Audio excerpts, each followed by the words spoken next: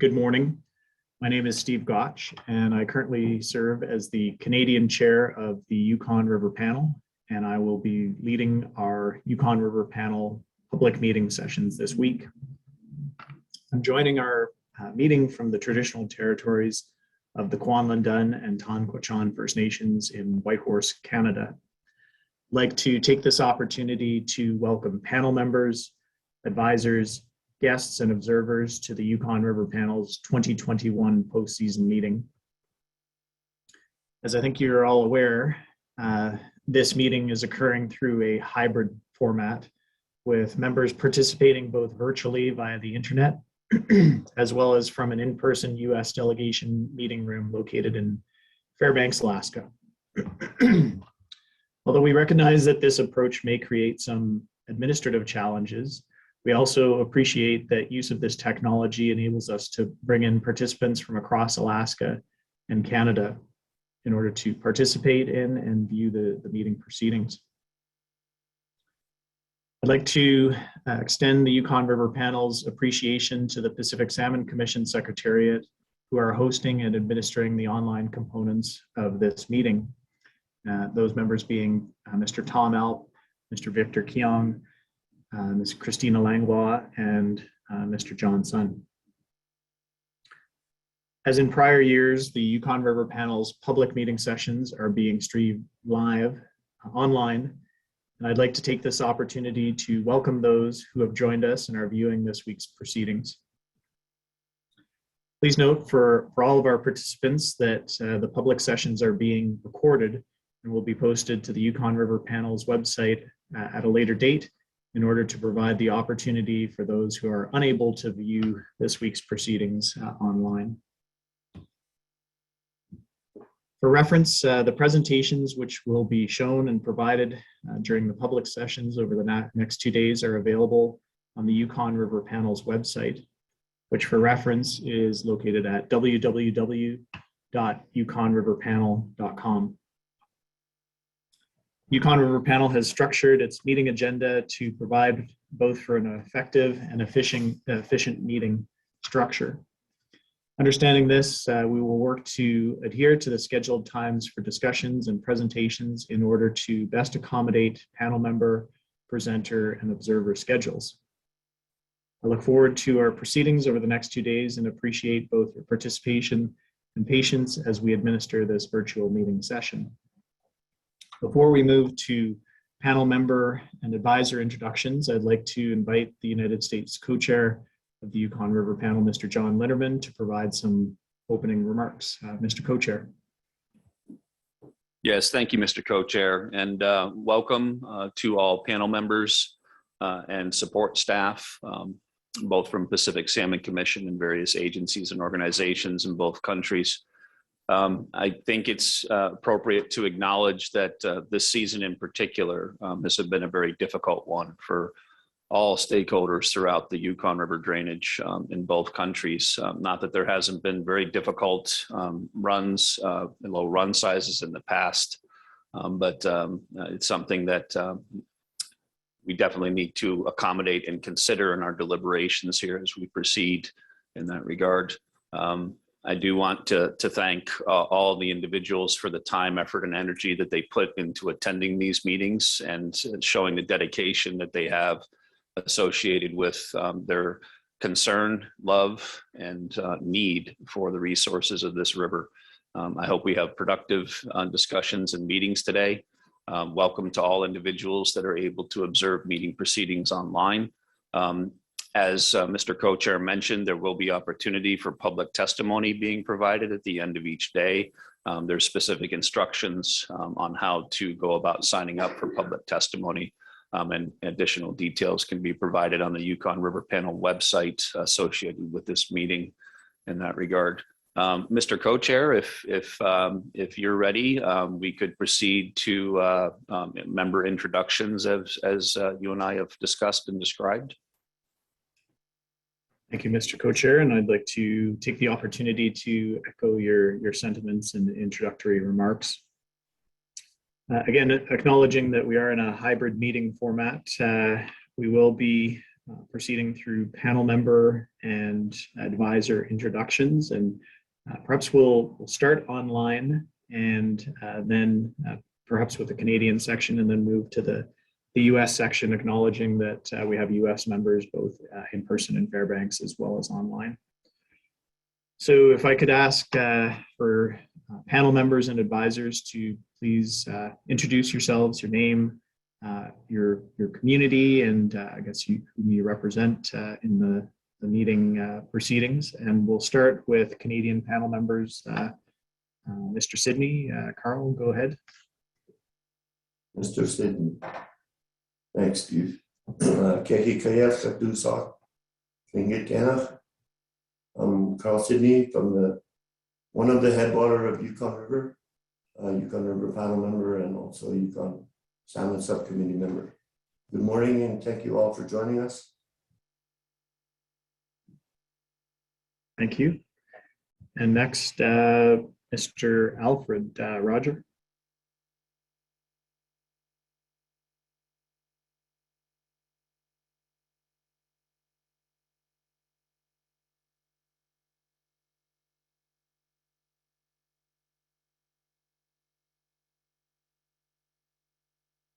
I believe Roger Alfred is online, but he may be having a challenge with Roger.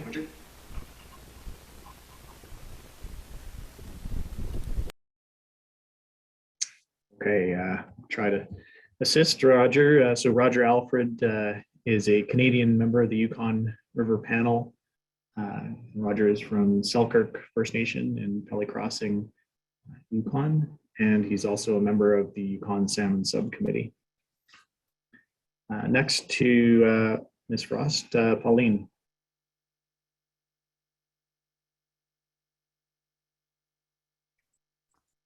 Van Queensy, everyone. Shoniki, it's good to be here this morning. Good to see everyone. I'm a member of the Vantabuchin First Nations. I'm from Oak Crow, but I am a member of Yukon River Panel as well. Thank you, Masi, and have a wonderful day. Thank you, Pauline. Next, we'll go to a Canadian panel member, Mr. McDonald. James, go ahead.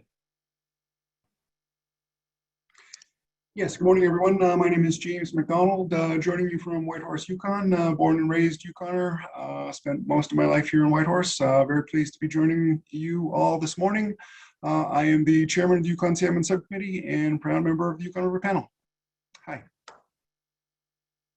Thank you, James. Next, Canadian panel member, Ms. Dawson Beatty. Michelle.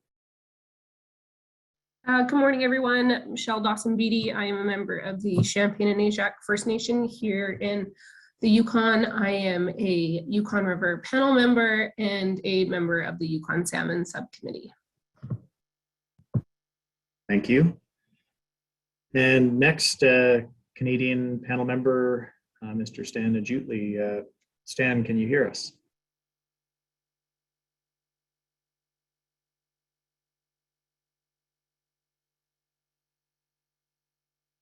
Can you hear me? We can hear you Good now, morning. Stan. Go ahead.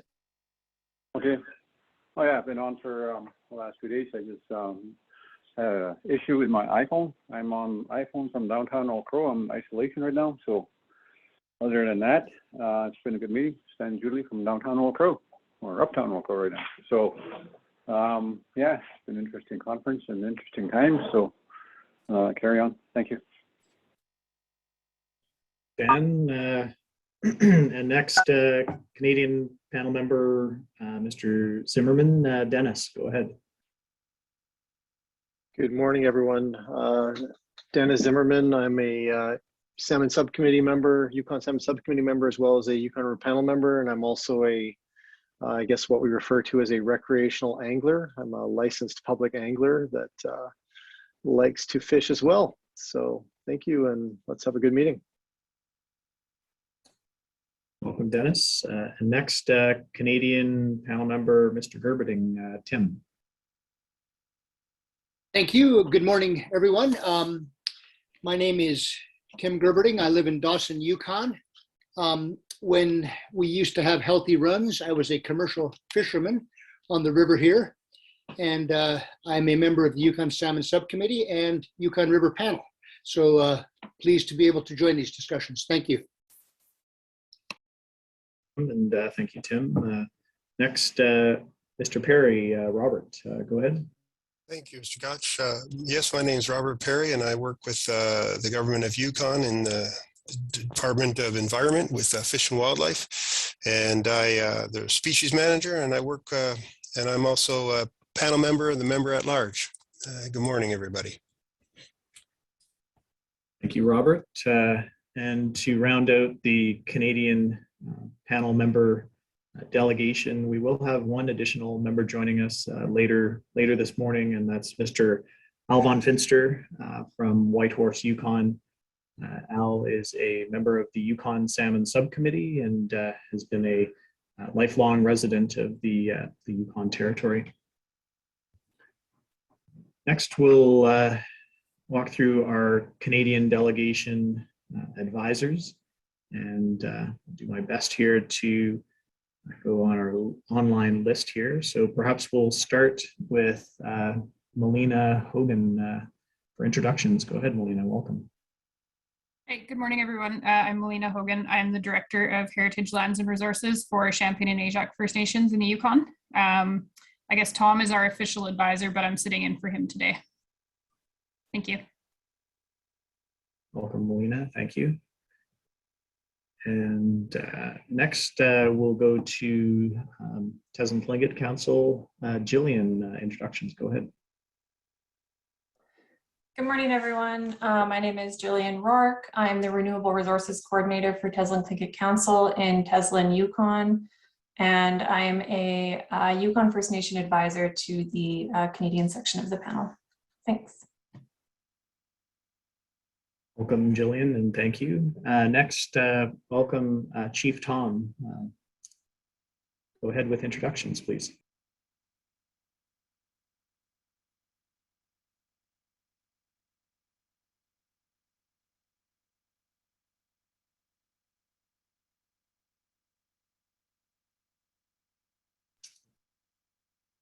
Okay, perhaps Chief Tom is having some difficulties with her microphone, but Chief Nicole Tom is the chief of the Little Salmon Carmacks First Nation, and she serves as an advisor to the Canadian delegation of the Yukon River Panel. Next, we have Jeffrey Peter. Go ahead with introductions. Wangwinzi, everyone. My name is Jeffrey Peter, and I'm First Nation advisor for Untitled First Nation in Old Crow, Yukon, and I'm calling in from Dakokata, Haines Junction, Yukon, where I live. Welcome, Jeffrey, and thank you very much for joining us. I believe we have a number of other Canadian First Nation government advisors who may not be connected online, and if you are, please feel free to speak up, but I'll do my best here to go through our list. We have Brandy Mays from Kwanlun Dun government in Whitehorse, Canada, and then Christina Beckman from Ta'an Quachan Council of Government in Whitehorse, Yukon, Canada. Ellie Marcotte from Selkirk First Nation government, Geraldine Pope from Kwani First Nation government, and Kate Andre from Carcross Tagish First Nation government. And I believe, Mr. Co-Chair, that concludes the Canadian panel member and advisor introductions. If I could pass the floor over to you to walk us through the US panel member and advisor introductions. Thank you. Yes, thank you, Mr. Co-Chair, and welcome to all Canadian section panel members to our proceedings here over the next couple of days. As Mr. Co-Chair mentioned, in the interest of time, we'll be focusing on introductions of just US section members during this section of the meeting. Those staff and support individuals will have an opportunity throughout the course of the meeting, either through presentation and or discussion, to introduce themselves at that time. So we'll start with our online U.S. section members. We'll start with panel member Andy Bassich, if you'd like to introduce yourself. Yeah, welcome everyone. Andy Bassich, panel member, living at Calico Bluff, which is just a little bit downstream of Eagle, Alaska. Nice to see everybody and looking forward to a good meeting. Thank you. Next, we'll go to Sven Pauken, panel member alternate. Good morning, everyone. My name is Sven Pauken, alternate panel member from St. Mary's on the Lower Yukon. Good to see everyone here. Hope we have a great meeting next couple of days. Thank you. Thank you, Sven. Next, we'll go to Ellen Yasumi-Ishii.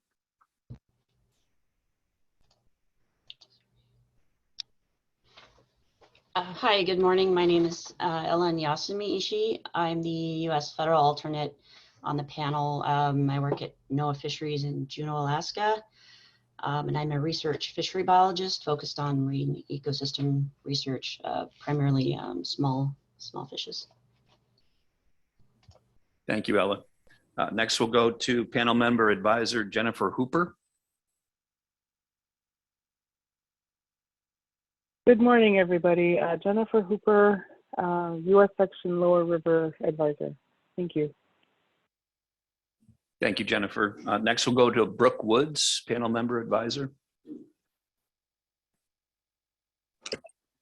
Good morning. My name is Brooke Woods. I am originally from Rampart and serve as an advisor on the Yukon River Panel, and I also serve as the chair for the Yukon River Intertribal Fish Commission and a fishery science student at UAF. Thank you, Brooke. So that is the number of individuals or U.S. section members online. Again, we do have several staff and support individuals online that will have an opportunity to introduce themselves over the course of our meeting proceedings. So we'll shift to our in-person meeting room here in Fairbanks. We'll start on this side of the table and work our way down, and again, focusing on just our U.S. section membership for introductions. Mr. Chairman, Ragnar Ahlstrom, I'm a panel member from Aleknuk. Born there, lived there all my life. Aleknuk's located about 7 kilometers from the Bering Sea, so I'm at the end of the river. Thank you. Jennifer Williams from Emonic, I'm a panel advisor, also from the mouth of the Yukon River.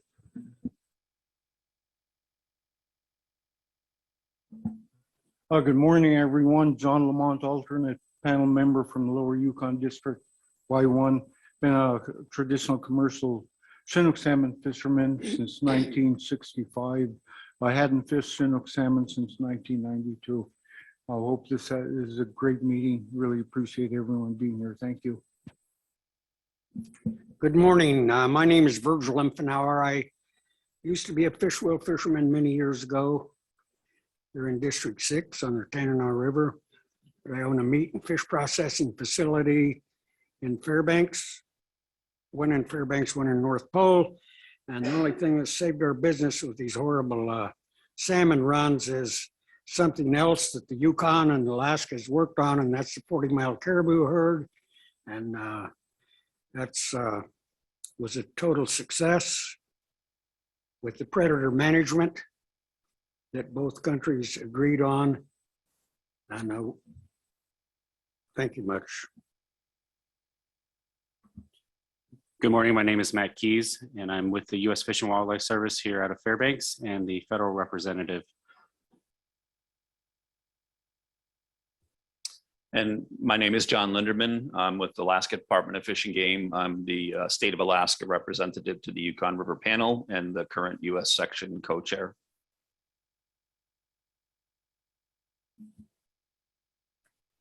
Good morning. My name is Caroline Brown. I'm the alternate U.S. co-chair and the statewide research director for the Subsistence Division for Fish and Game here in Fairbanks. And we'll go ahead and move down to Rhonda. Go ahead.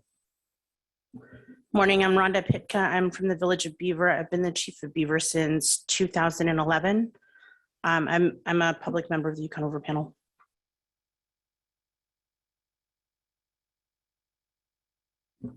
morning. Darcy Peter from Beaver, Alaska. I work as a scientist at Woodwell Climate Research Center in Cape Cod, Massachusetts, but I'm a permanent remote employee based out of Fairbanks, where my family is. Thank you. I'm an advisor. Okay, thank you, U.S. section members, for your introductions. Mr. Co-Chair, that concludes introductions for the U.S. section, and we can proceed with next agenda items. Mr. Chair. Thank you, Mr. Co-Chair, and welcome to panel members, advisors, and our support staff. From an agenda perspective, perhaps I'll call on Mr. Tom Alp. If you could bring up our public session agenda on screen for those that are viewing online. Thank you very much. So as I mentioned in our introductions, the Yukon River Panel has scheduled 2 days of public session today, Wednesday, January 26th, and tomorrow, Thursday, January the 27th. Our daily schedules from a timing perspective are similar, and I do acknowledge that we have members and individuals participating from both Alaskan and Yukon Canadian time zones, which are 2 hours apart, in addition to the Pacific Salmon Commission Secretariat, which is sandwiched in between in a third time zone. So we've certainly done our best to accommodate the different times that members are linking into the meeting proceedings in. From an agenda perspective, each of our days is structured following a series of sessions. Starting today, Wednesday, January the 26th, our first morning session is scheduled for 1.5 hours. It will involve some of the introductory procedures that we're currently working our way through, and then we will be transitioning into receipt of financial reporting, as well as some updates from the Yukon River Panel's Communications Committee. That will subsequently be followed by an update from the Yukon River Panel's Joint Technical Committee on their recent fall meeting and ongoing work and activities associated with the Chinook Salmon Escapement Goal Review. We'll break for 15 minutes following that presentation and resume for our second session of the day for approximately 1 hour and 45 minutes in duration, where we'll be starting off our postseason reporting with the Chinook Salmon summary presented by the U.S., so Alaska Department of Fish and Game. And then we will break for our lunch intermission for a period of 1 hour and resume this afternoon for our third and final session of the day, again, approximately 1.5 hours in duration, where we will be receiving the Canadian 2021 Yukon River Chinook Salmon Season Summary and Environmental Conditions presentation. This will be followed by the opportunity for panel member questions. As a final course of business this afternoon, we will be providing the opportunity for public testimony for a half-hour period, currently scheduled to occur between 2:30 and 3 Alaska time, and 4:30 and 5 Yukon time, respectively. Again, as Mr. Co-Chair outlined, if we do have members of the public or interested parties who would like to provide public testimony, please go to the Yukon River Panel's website, www.yukonriverpanel.com, for further information on how to register for public testimony. Public testimony will be provided online. Our session will conclude at approximately 3 p.m. Alaska time and 5 p.m. Excuse me, you can scroll down a little bit, Tom, 3:30 Alaska time and 5:30 Yukon time today. Tomorrow morning, Thursday, January the 27th, we will resume in bilateral public session at 8:30 a.m. Alaska time, 10:30 a.m. Yukon time, and we will continue with the 2021 postseason reporting. We'll be starting with main stem chum salmon reports presented by the United States, followed by the Canadian in-stem chum salmon season summary. That will be followed by the opportunity for panel member questions. We'll break for a brief intermission. In our second session of the morning, we'll focus on Porcupine River chum salmon season summaries, both presented by the Alaska Department of Fish and Game for the US and Fisheries and Oceans Canada for Canada. Those two sessions will be followed by the opportunity for panel member questions. And then finally, prior to our lunch intermission, the panel will be receiving a presentation on current and ongoing marine research, focusing on Yukon River Chinook and chum salmon.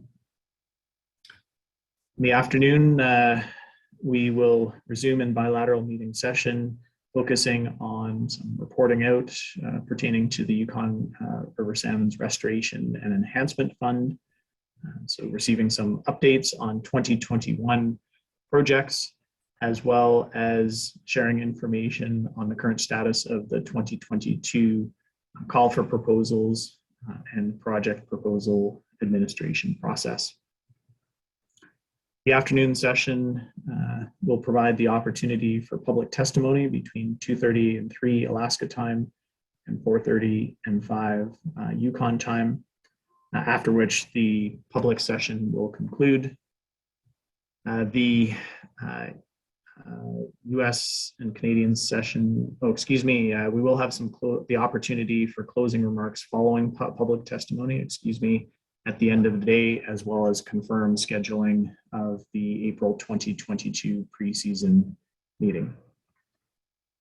So with that, Mr. Co-Chair, I just wanted to confirm your concurrence with the Yukon River Panel's schedule as laid out and invite the opportunity for any recommended adjustments or additions to the bilateral meeting schedule.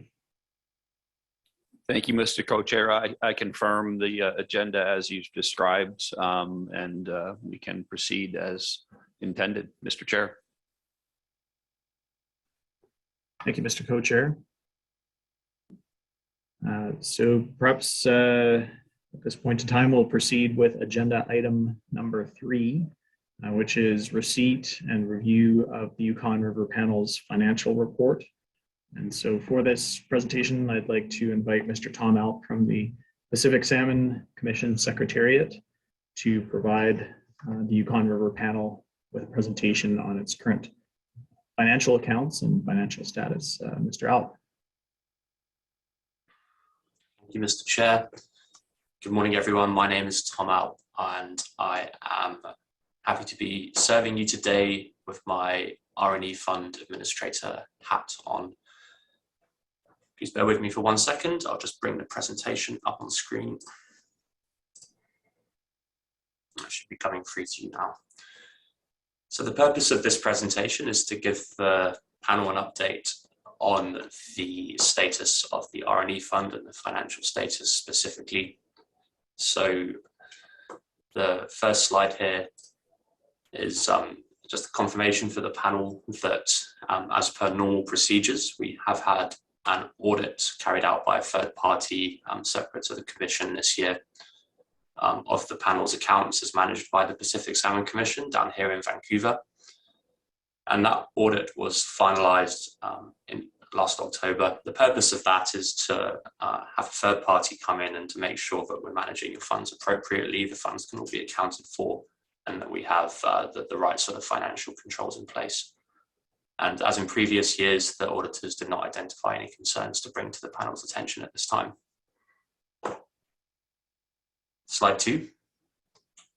Slide 2 is a screenshot of the financial statement that was produced as a result of the end of that audit, showing the fund's finances at March 31st, 2021, as signed by the 2 co-chairs. And the important figure really is the opening balance of the fund at 2021, just showing just where I'm highlighting with my cursor here, 480,000 Canadian dollars. For the first half of this presentation, all of the figures that I'll give you will be in Canadian dollars because that's the currency that the Pacific Salmon Commission reports in. And then in the second half, we'll convert that back to US dollars because that's the currency that the panel makes decisions in. Slide 3. The purpose of this slide is to tell the panel what we know about your finances now. And what we know is the financial position up to the end of last year, December 31st, 2021. The first figure here is the opening balance on April 1, 2021, which you saw on the previous slide of about 480,000 Canadian dollars.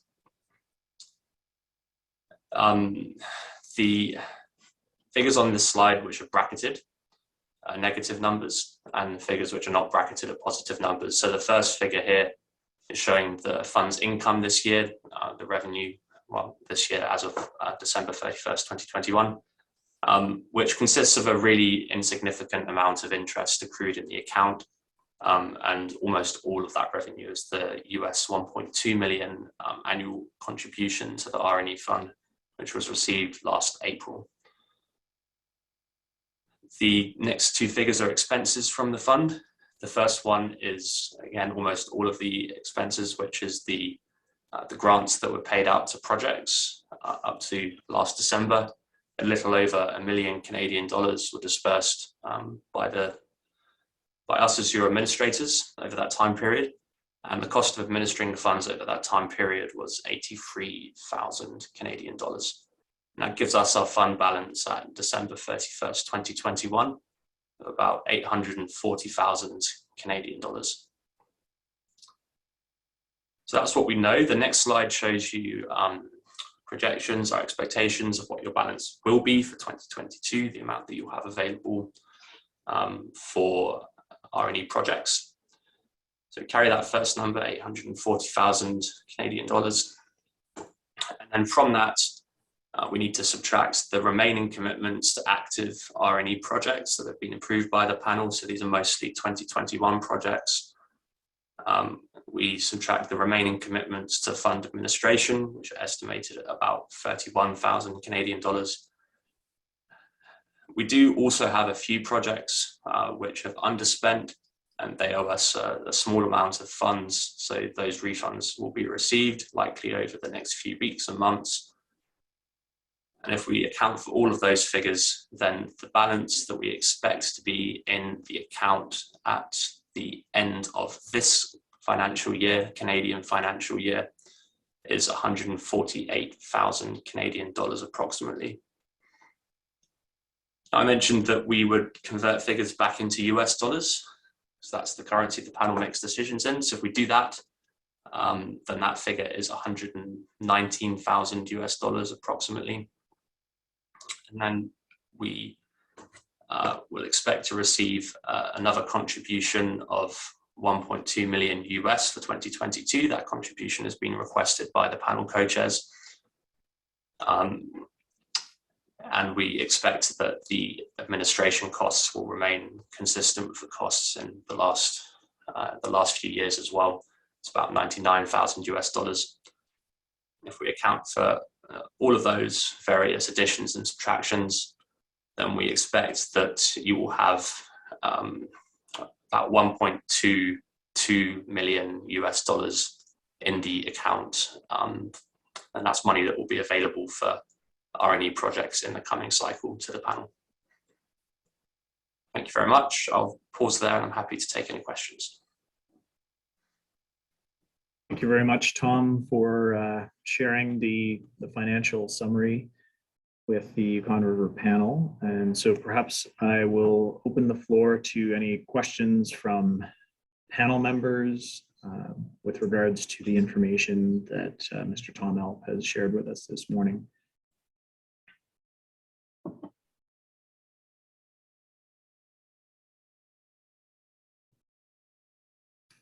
Okay, I believe we have a question from the U.S. delegation meeting room in Fairbanks. Go ahead, Mr. Co-Chair. Thank you, Mr. Co-Chair. We have a question comment from Virgil Umfenauer. What I'm kind of wondering about is how much the rate of inflation is affecting our fund and what we can get done with it. Thank you. Thank you, Virgil. Inflation doesn't affect the expenses that the panel has already approved. We don't increase budgets for approved projects to account for inflation at all.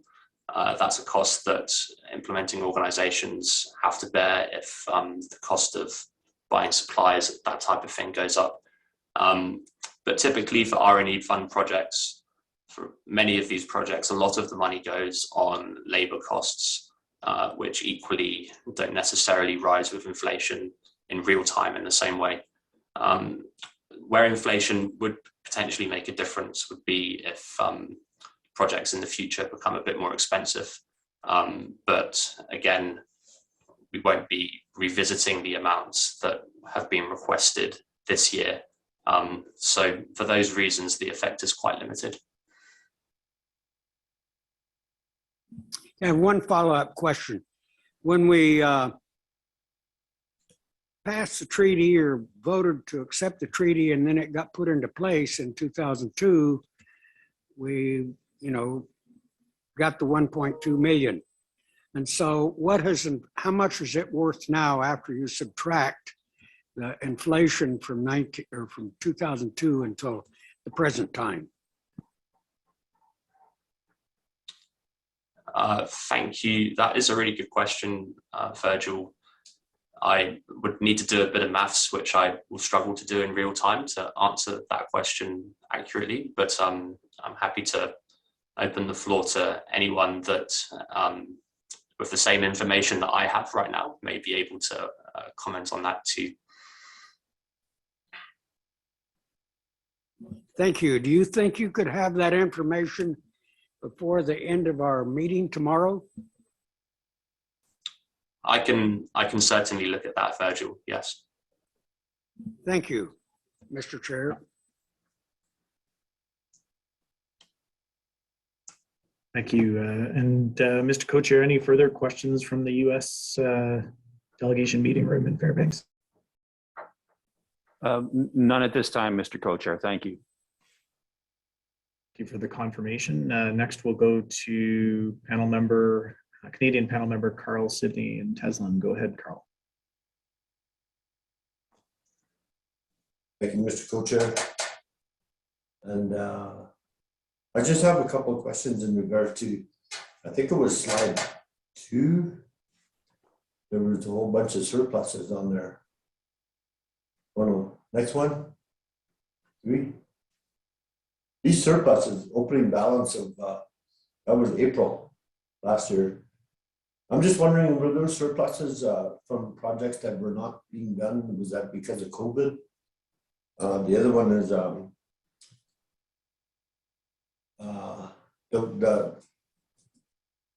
numbers that are in brackets, those are negatives, I understand. And the other question I have is the projected US funds into Canadian. Is that at today's rate or is that a projected rate for whenever?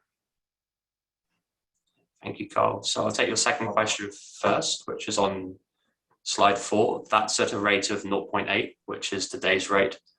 That exchange rate has been fluctuating a little, but it's been a reasonably good average to use over the course of the past year. So it doesn't mean that it won't change between now and the point of your meeting in April. So that's a very good thing to keep in mind, and you'll receive another financial update at that time to confirm the actual amount that's available. But I think it's a reasonable assumption to use at this point. Regarding your first question about the opening balance on April 1, the panel has had a surplus in its accounts for a number of years, and you're right, partly that's because some projects have been either haven't been able to go ahead because of COVID, or because of low returns, or they have been reduced in scope potentially as well, and end up spending a bit less than they're expecting to. But it's also normal for the panel to have some money in its account at the start of each financial year. And the reason for that is also that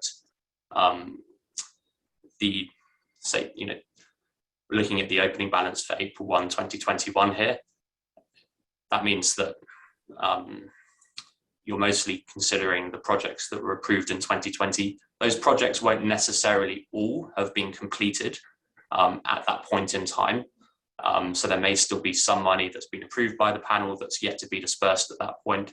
And that's why a little later on slide 4, we make sure that we account for those remaining commitments to active R&E projects at the top here, so that the panel doesn't end up out of pocket inadvertently in the future.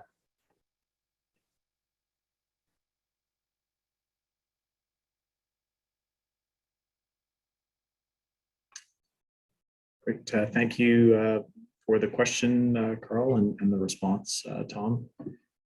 Next, we'll go to Canadian panel member Robert Perry. Go ahead. I might be able to shine some light on that dollar figure that was asked by, I think, Virgil. In 2002, a dollar compared to today is about $1.52 in its purchasing power. So we're down about 50% in terms of the overall funds value, give or take.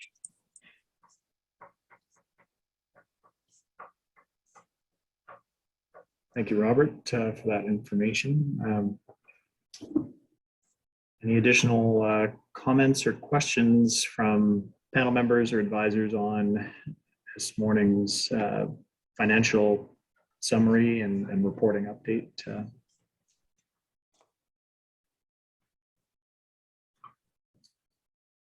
Okay, not seeing any further questions. Thank you very much, Tom, for the presentation. Very thorough and understandable. So we do appreciate your efforts in compiling that report for the panel.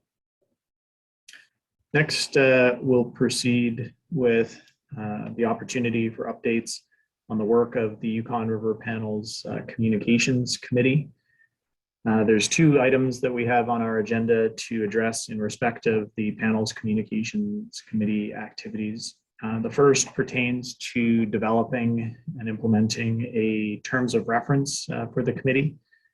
So this is an initiative that was undertaken by the panel approximately a year ago now in order to provide improved structure for the panel's Communications Committee and also provide greater clarity in respect of the Communications Committee's committee functions and initiatives and ultimately deliverables as it pertains to communications products developed on behalf of the Yukon River Panel. I'm pleased to report that the Yukon River Panel, through the respective co-chairs, have approved the implementation of a formal terms of reference for the Yukon River Panel's Communications Committee. And we will be implementing those terms of reference effective immediately, with the commitment to review the terms of reference in approximately 12 months' time to perhaps confirm and acknowledge that the terms of reference are functioning as designed and that are effective to enable the Communications Committee to deliver on the various communications initiatives that they've been tasked with by the Yukon River Panel. I'll perhaps pause there and ask Mr. Co-Chair, are there any additional items that you'd like to share in respect of the Yukon River Panel's Communications Committee terms of reference? Thank you, Mr. Co-Chair.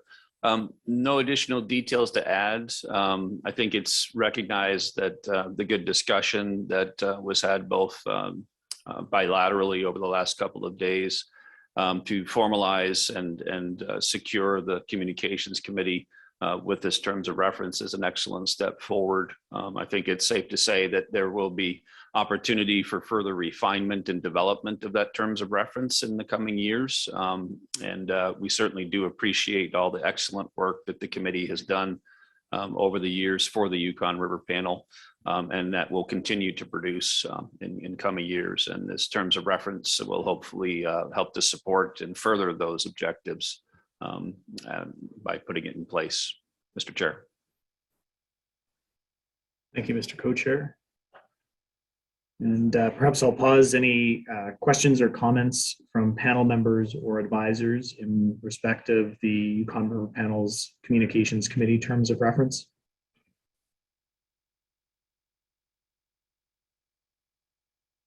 Okay, not seeing any. Perhaps we'll proceed to agenda item 4B. And this is the opportunity for the Yukon River Panel's Communications Committee to provide an update on activities and highlight any particular initiatives that the Communications Committee has been working on over the course of the past 10 months or so. Perhaps I can pass the microphone over to Mr. Tom Alp, who provides secretarial services to the Communications Committee, to start with the report, and obviously then provide the opportunity for Communications Committee members to also share perspectives on various activities underway. Mr. Alp.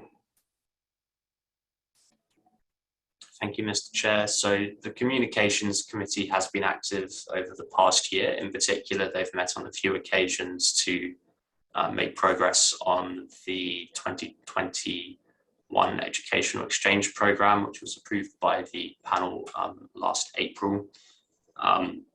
That said, with ongoing COVID restrictions and with various support staff and participants being available sometimes and others moving to new positions, there have been limits on what that program has, or the scope of that program this year. And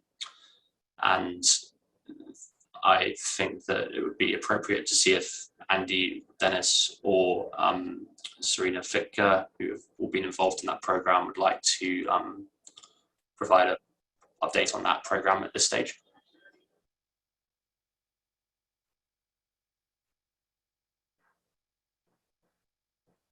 Yeah, this is Andy.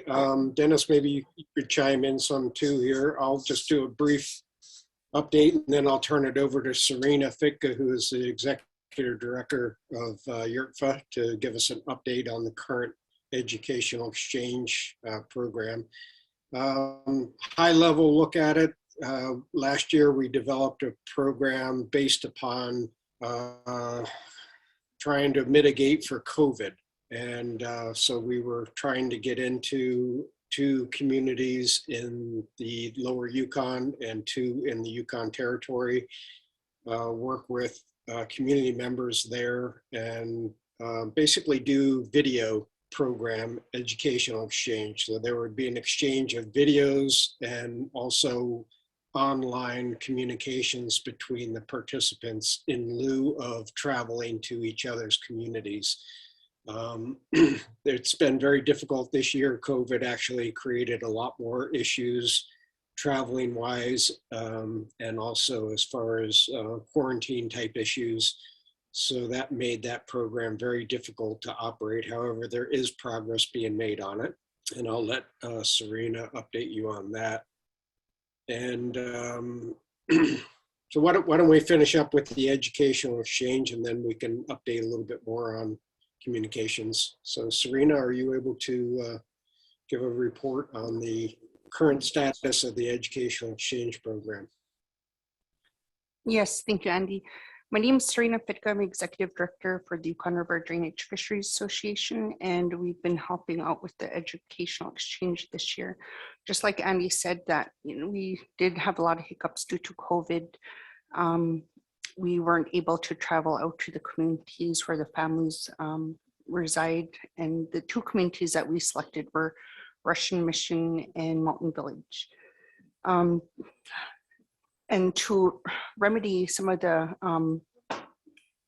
travel situation, what we did was we sent out some smoked salmon bellies and created a pamphlet explaining the educational exchange and the benefits of creating the relationships cross-border. And we've delivered those to the communities to hand out on their own.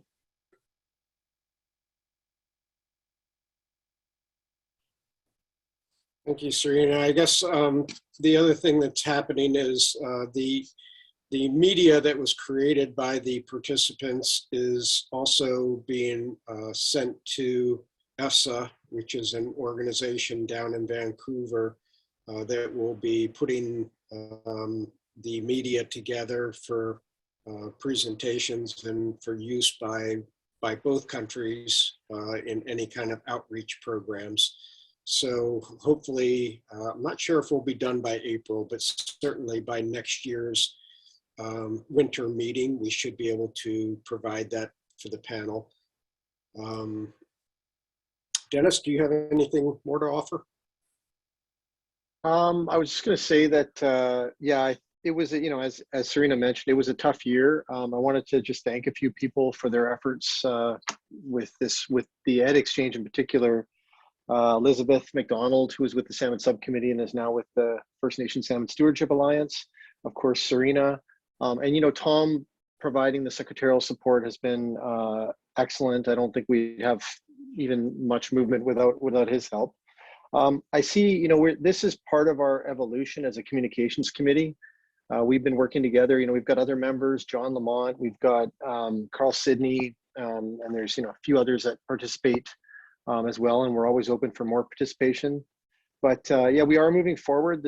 Thank you for supporting the terms of reference. Yeah, I think we just have to figure out how we can make this a continued part of the panel process, and because we are having a hard time doing it somewhat off the side of our desk without sort of consistent resourcing. So we're working on that.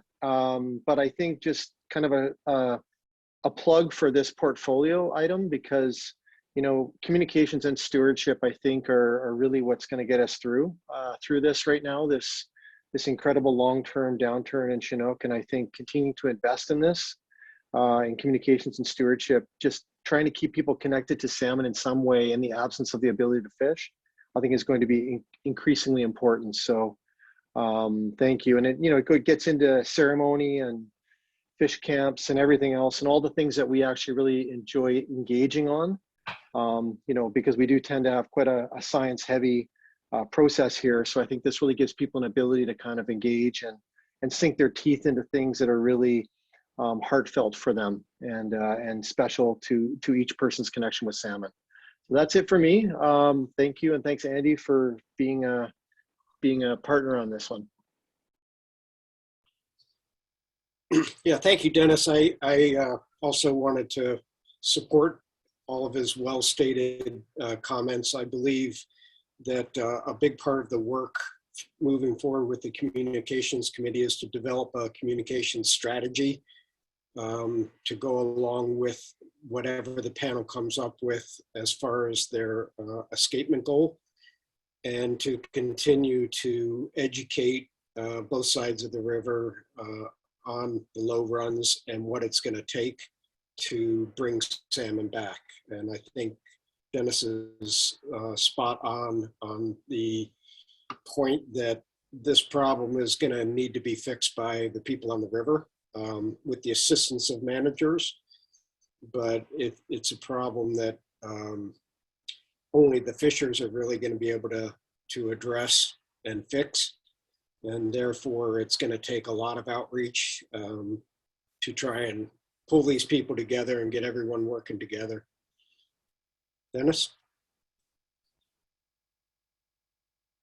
Okay, and so I guess the final update would be that we will be, since the terms of reference have been adopted, we will be working to formally get our new membership. We will be bringing in other members from agencies into the communications committee. We'll begin to work on strategies, and hopefully we'll be able to do a little bit of reporting back to the panel in the next meeting, and certainly be well under our way by this time next year. And then I guess the final communications committee update is there were some projects that were completed in 2019, a series of 4 videos, basically outlining the Yukon River Panel, the Joint Technical Committee, the Educational Exchange, and some of the other function of the Yukon River Panel. We're hopeful that we're going to be able to release that for public viewership and also use in outreach to educate people not only on the river but outside the realm of the Yukon River on what the Yukon River Panel does, its functions, and what some of its goals are. And I believe that's all we have, Mr. Co-Chair. Thank you very much for the updates, Andy, Dennis, Tom, and Serena. I guess on behalf of the co-chairs and by extension, the Yukon River Panel, I did want to acknowledge your ongoing contributions to the Communications Committee process, including the contributions from panel members Carl Sidney and John Lamont.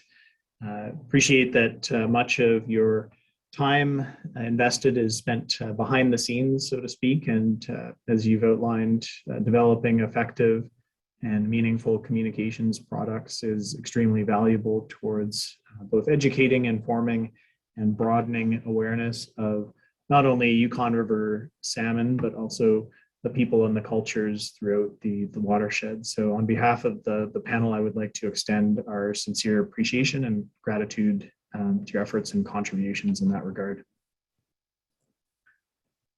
I would also like to provide the opportunity for panel member or advisor questions or comments to the Communications Committee on any of the updates that they've presented to you this morning.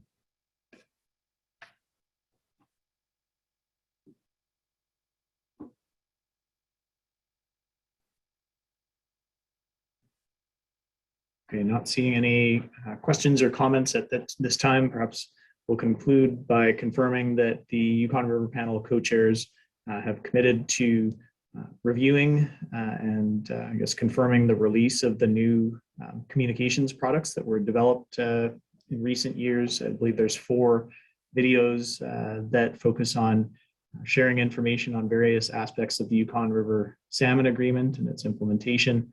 And those videos will be posted to the Yukon River Panel's website shortly. So again, thank you to the Communications Committee for facilitating and advancing that important project. And we'll look forward to seeing those materials on the Yukon River Panel's website shortly. Okay, so with that, thank you very much. We will proceed to our 5th agenda item of our morning session, which is an update from the Yukon River Panel's Joint Technical Committee. So I'll call on the Joint Technical Committee co-chairs, Mr. Zach Liller and Mr. Steve Smith, to provide your update to the panel at this time. Welcome. Great, thanks, Mr. Co-chair. Yeah, good morning, everyone. My name is Steve Smith. I work for Fisheries and Oceans out of Whitehorse, and I'm the Canadian co-chair of the Joint Technical Committee. I'm here today with Zach Liller, who's the U.S. co-chair of the Joint Technical Committee. And we're going to present to you on items 5 and 5A in the agenda. Just before I move on, just to confirm that folks can hear me okay. Again, yes. Okay, thank you. All right, thanks. Slide 2, please. So the Joint Technical Committee held its fall meeting from November 17th to 19th of 2021. And as is the case these days, the meeting was held virtually over, in this case, it was the Microsoft Teams platform. And attendance included participants on the US side from a number of US agencies and one member from the Bering Sea Fishers Association. And on the Canadian side, we had a number of agency staff. And in addition to the members, we had a number of guests to support the various discussions that we had. A good number of the guests this go around were related to the Escamiko work, which, as expected, occupied the majority of our meeting time this session. Slide 3, please.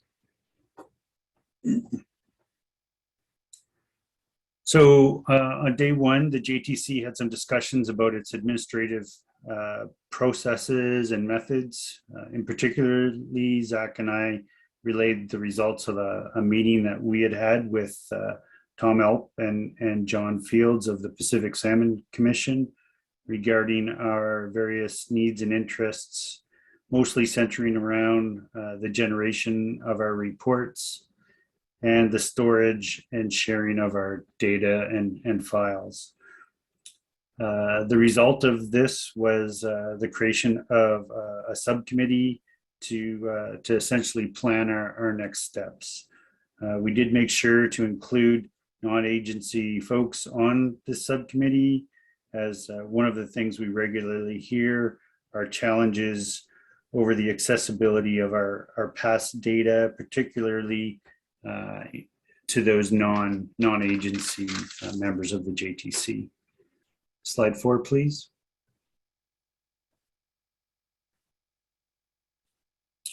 So day 1 continued with the reporting out of our subcommittees. The report subcommittee are not expecting any substantial changes, with the exception of adding a treaty report card table for chum salmon, and that'll be similar to the one that we currently have for Chinook salmon. That's already in the report we generate.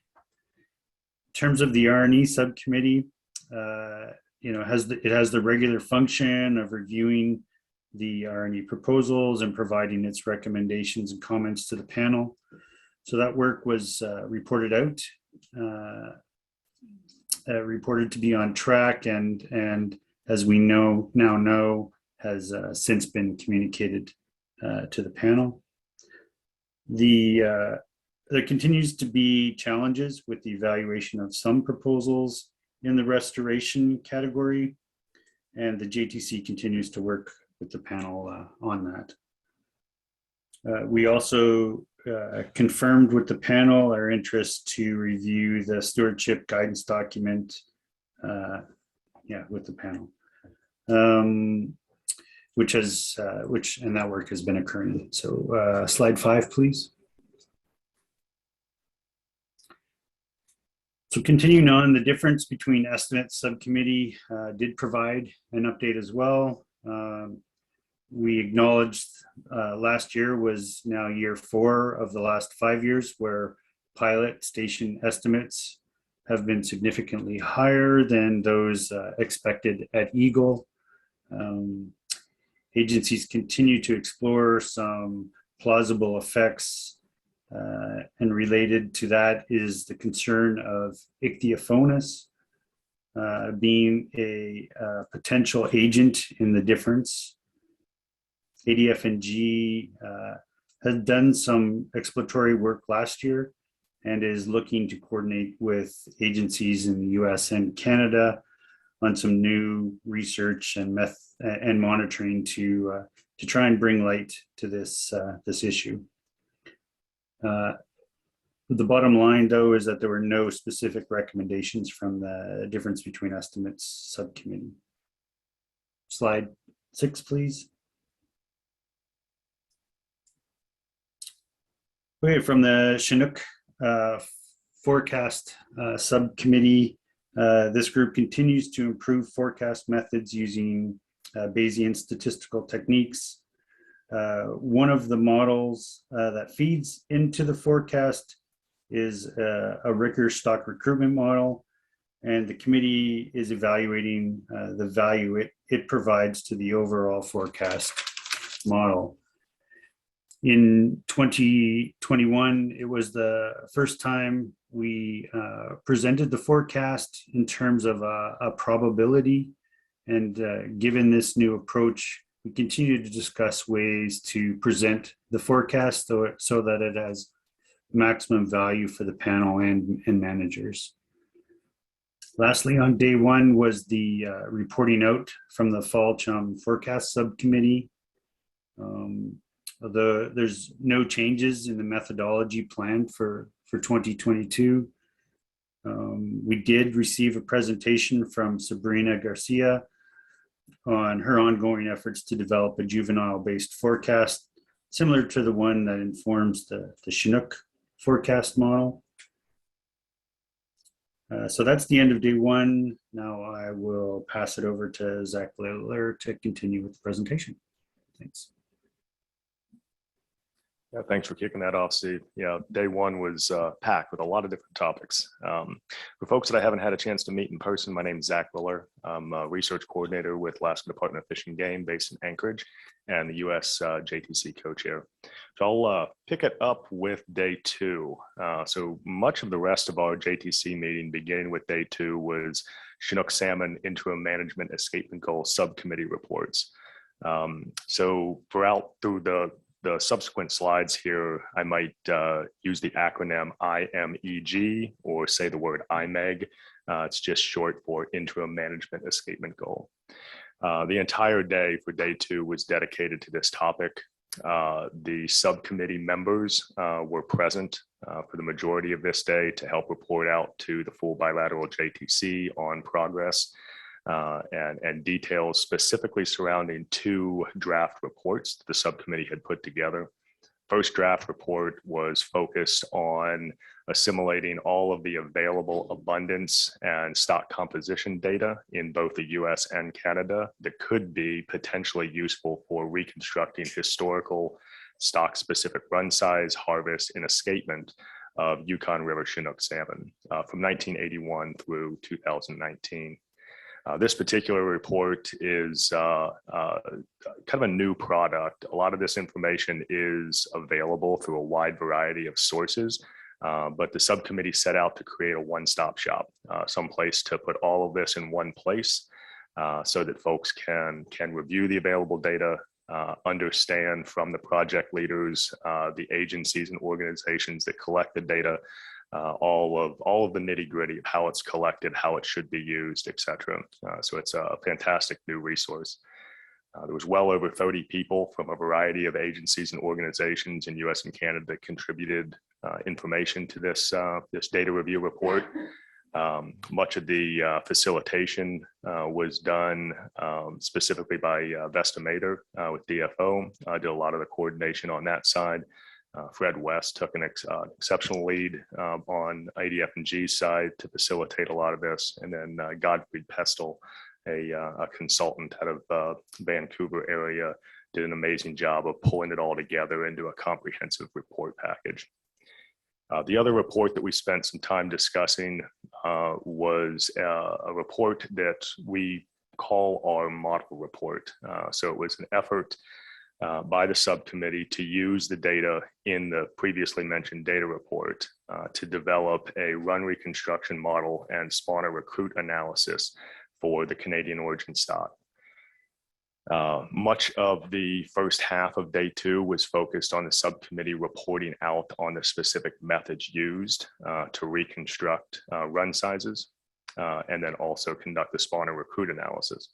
And then in the afternoon, much of the conversation was centered around the preliminary results of that effort. And at this point, they were considered preliminary because they had not yet gone through peer review. Slide 8, please, Tom. So day three, we continued engaging with the Chinook Salmon Interim Management Escapement Goal Subcommittee. We kicked off day three with a presentation from DFO staff associated with the Canadian Science Advice Pacific peer review process. This particular process is exemplary.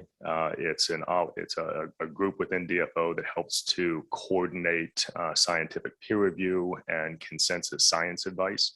So we had submitted our model report to this particular group, and through that process, we had independent peer reviewers and a multi-day meeting focused on discussing the quality and the scientific rigor of this particular report. We also had discussions about how JTC and other appropriate experts could be involved in this peer review process. We then spent some time discussing how the JTC will move, like what our steps, what our order of operation is following peer review, to provide some context around the peer review findings, the model results, and turn that into meaningful recommendations for the panel in time for your April 2022 meeting. Then we wrapped up day three with what we call our parking lot items. Basically, these were anything that came up either off agenda that warranted some conversation or agenda topics where we needed some more time to finalize. So through this afternoon session on day 3, we achieved a consensus approach for how we will work together to develop the 2022 Canadian origin Chinook salmon forecast. We formalized what Steve indicated earlier, the formation of a new JTC administrative subcommittee. With that additional subcommittee, there's now 6 active subcommittees that are doing work for the JTC through the JTC process to help benefit the panel. And we took some time to confirm and update all the membership associated with those subcommittees. And then we also extended our discussion about the ichthyophonus reality of the last 2 years. And so we heard from agency staff about the sampling that they were able to coordinate specifically in 2021, and the information that was graciously volunteered by fishers along the river. Had a discussion about that, and given that the JTC has a lot of interest in this particular topic, its relationship to the difference between estimate subcommittee and the potential value to management agencies, we decided to add some time on our spring meeting agenda to further discuss the pending ichthyophonus investigations and how the JTC might be able to assist. Slide 9, please.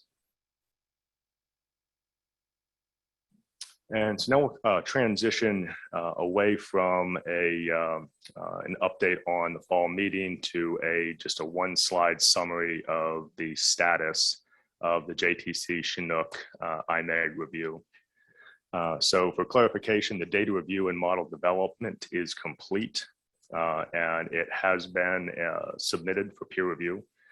That peer review meeting was facilitated through the Canadian Science Advice Pacific Group with DFO. That meeting transpired January 18th through 20th, so very recently.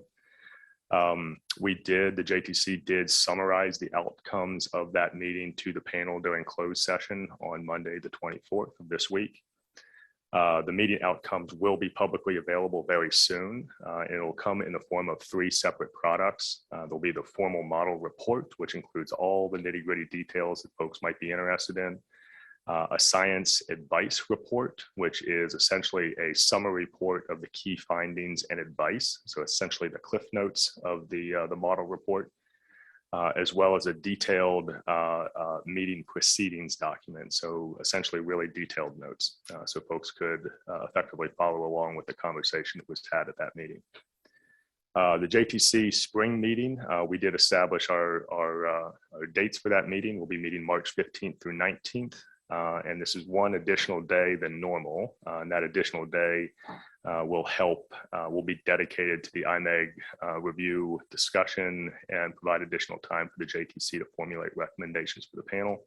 And as I mentioned before, the JTC is on schedule to provide recommendations to the panel at your April 2022 meeting. Slide 10, please.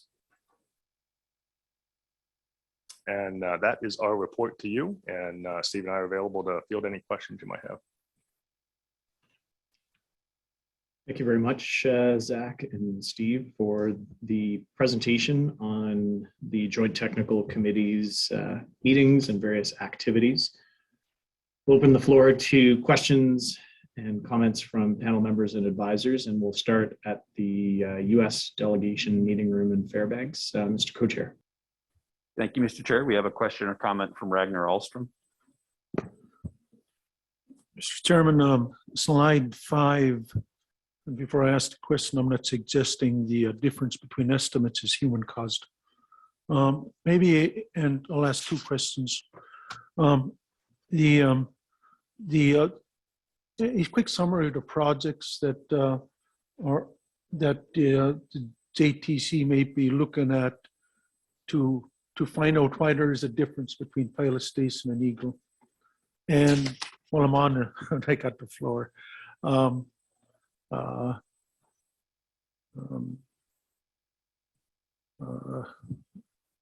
Maybe I'll just leave it with that. Radio tag and what projects that you might suggest, Mr. Chairman.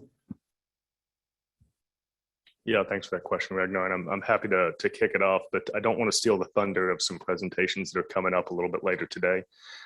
Much of the work that is being done to address the difference between estimates is being led by agency staff, both ADF&G, Fish and Wildlife Service, and conversations with DFO as well.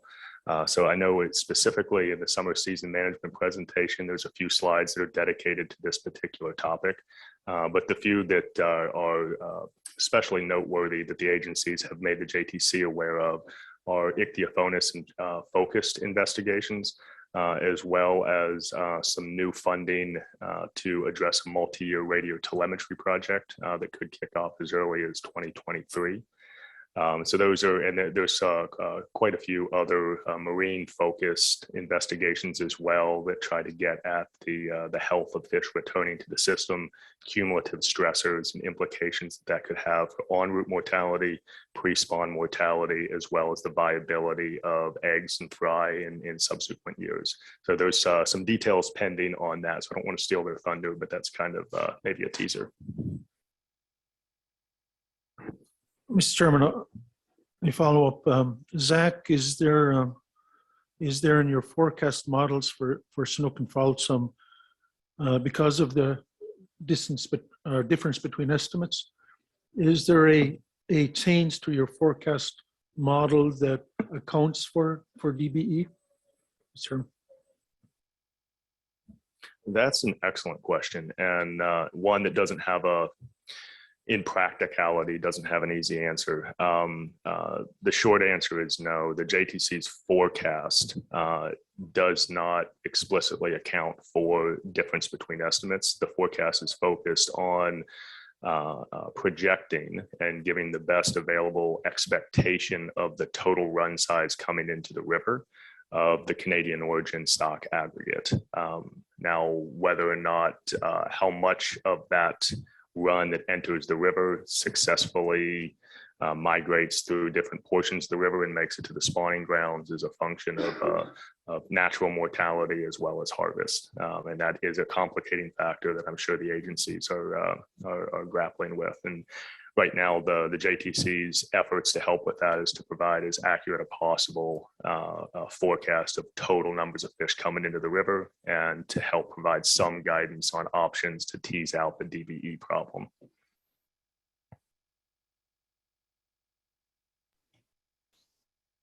Thank you.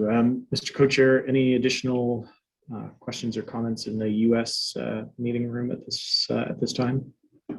None at this time, Mr. Co-Chair. Thank you.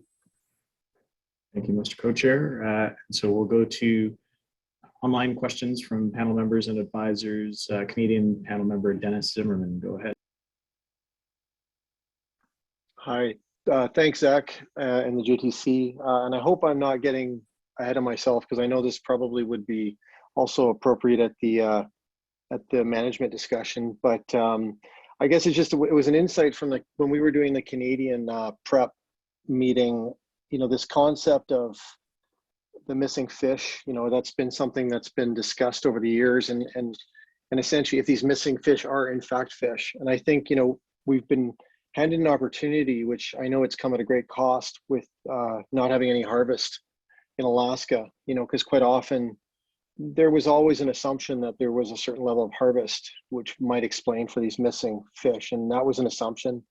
I guess I'm just trying to get a sense, does the fact that, you know, if we have multiple years of no harvest in Alaska, given the state of the runs right now, does that provide an opportunity to kind of hone in the, I guess, the effectiveness of pilot as just becoming more, I guess, a more realistic or a better assessment tool? Is there dialogue around there? And I guess the second part is I just kind of wanted to throw this because we had some discussion around the missing fish, and I just wanted to kind of throw that out early because I think it was sort of challenged because, yeah, we shouldn't be referring to them as missing fish when they may not actually exist because of a you know, statistical error or whatnot. But yeah, any sort of insight on that, or help me understand, because I feel like it was an opportunity to maybe hone in this tool a little bit.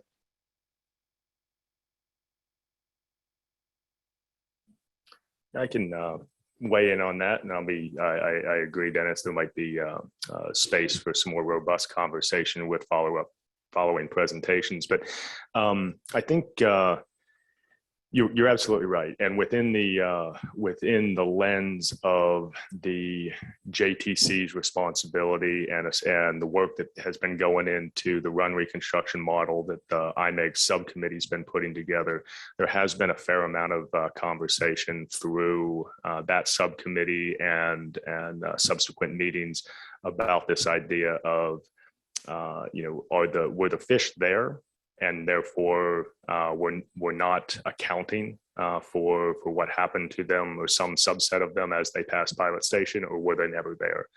So that question certainly has been raised, and those are lines of inquiry that are both equally reasonable to investigate.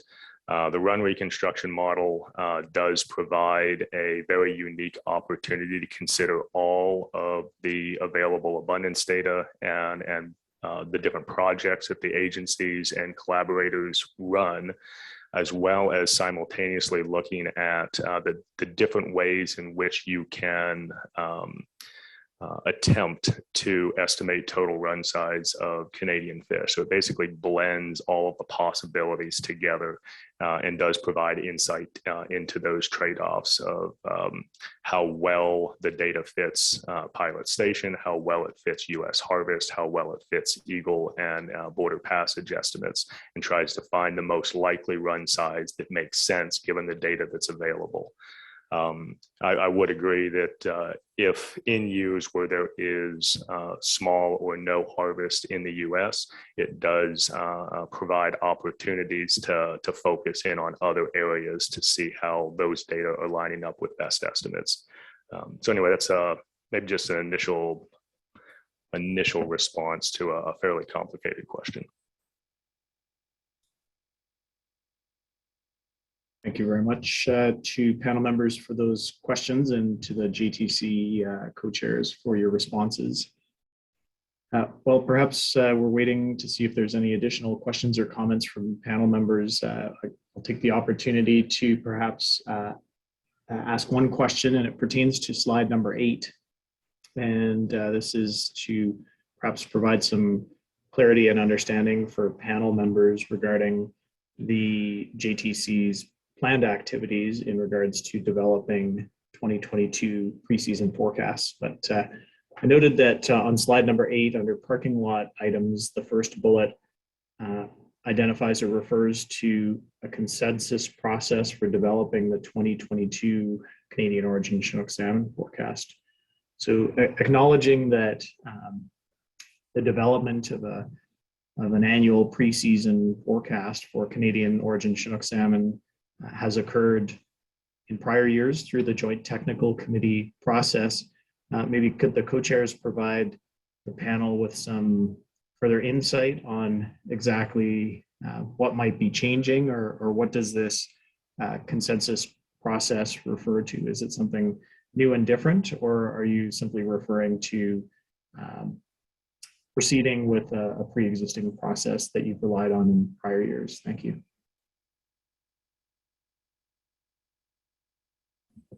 Appreciate that question. I know I can be a little hot on the mic sometimes. Steve, did you want to field this one, or I'm happy to if you would like to go that way? Yeah, you might have some more insight, but I mean, my recollection and understanding of the topic is really around recognizing that last year was the first year we presented the forecast as a probability, taking advantage of some new methodology that was used previously in developing the forecast.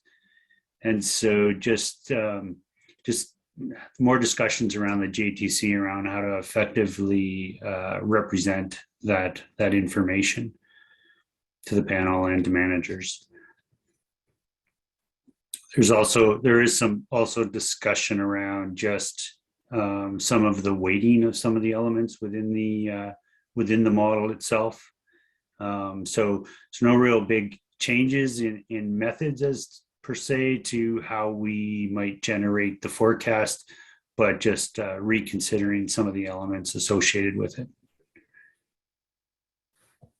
Yeah, that's a great summary. Thanks, Steve. And as far as little extra background, and one of the reasons that these fall meeting summary update presentations, we often use this term consensus process, has to do with the way in which the JTC organizes our thinking around forecasting with respect to the timing of our meetings. So for our fall meeting, we hear from our forecast subcommittees, and the forecast subcommittees are tasked with presenting at least a framework for the methods that they plan to use to develop the forecast, which will be reported out on at the spring meeting. And so Steve's absolutely right. The methods that the JTC Chinook forecast subcommittee planned to implement this year are consistent with what we did, generally consistent with what we did last year, and consistent with a multi-year approach that we've reported out to the panel on to improve forecasting methods. So we're just kind of following down that roadmap, and we just simply agreed at this fall meeting to keep moving in that direction. Thanks. Appreciate that clarification. We have a question or comment from Canadian panel member James McDonald. Go ahead. Yes, thank you, Mr. Chair. Just on slide 5, the last bullet there refers to ichthyophonus. And just trying to refresh my memory of ichthyophonus. I know there have been a few presentations provided to the panel over the years. And it seems to imply that there's a mortality rate attached to infections with ichthyophonus. So I just wondered, Zach or Steve, if you could expand on what you mean by coordinating options for annual monitoring and what that new research might entail. Yeah, thanks for that, James. And I'll lead it off, and then Steve, if you want to add anything else, that'd be great. So just a really brief recap. Ichthyophonus is an infection that salmon, but in this case, Chinook salmon, can get through their marine diet. So they eat in the ocean to get big. If what they eat is infected with ichthyophonus, they too can become infected with ichthyophonus. And then they come back into the freshwater environment as they're on their adult upriver migration. And just like any infection in, say, humans, that infection can either be benign and cause no problems, or it can progress into disease and can be across a range of problems, everything from relatively minor to severe, and even cause mortality. So in the ichthyophonus disease, so its infection and its progression in Yukon Chinook salmon was a focus of many years of investigation throughout much of the 2000s. A lot of collaborative work between the Department of Fish and Game, Fish and Wildlife Service, Dr. Kosan in the lower 48, with assistance from many fishers along the river. So it was a heavy line of inquiry for quite a while. Much of the annual monitoring that was occurring to facilitate that work was occurring near the rapids, so a middle Yukon area, and facilitated by local subsistence users and researchers. Since the 2011-12 era, there has been no consistent annual monitoring of ichthyophonus. However, we have benefited from the knowledge and willingness to share observations of ichthyophonus and subsistence caught fish from throughout the river. So we have had some minor insights into ichthyophonus prevalence and its in the population from folks that are willing to share their observations. In 2020 and 2021, there was a combination of voluntary information shared from subsistence fishers, specifically in the rapids area. And there was also some opportunistic sampling done on spawning grounds and at the pilot station sonar. And what we've tried to capture in this bullet is that Ichthyophonus is not necessarily predictable, but it is cyclical. So sometimes it's very prevalent in the population. There's other times where it's not. It appears to have reemerged, and it appears to have reemerged with a vigor. So we are seeing large percentages of the fish that are being sampled, not only infected with Ichthyophonus, but the disease has progressed to a level of severity that is, for lack of a better words, pushing the chart. It's almost off the chart at locations low enough in the river that we wouldn't normally see it progress at this level. So it is a concern. And so the types of investigations that we're talking about here is reestablishing an annual monitoring program that capitalizes on already existing and fully funded projects, and then developing relationships between the data collected at those types of locations low in the river with our understanding of a disease threshold that would be associated with mortality. So the idea is to move beyond simply documenting that Ichthyophonus exists. We know that.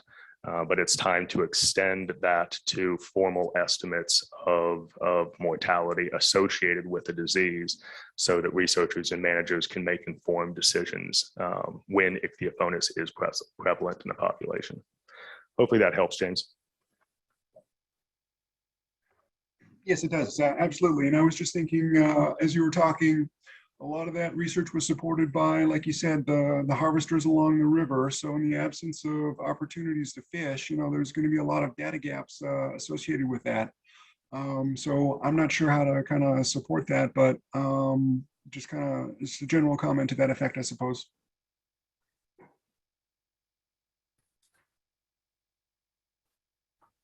Just thinking I can add a bit to James's inquiry. So ADF&G did approach DFO early in November with this idea of exploring options around monitoring and research for Ichthyophonus.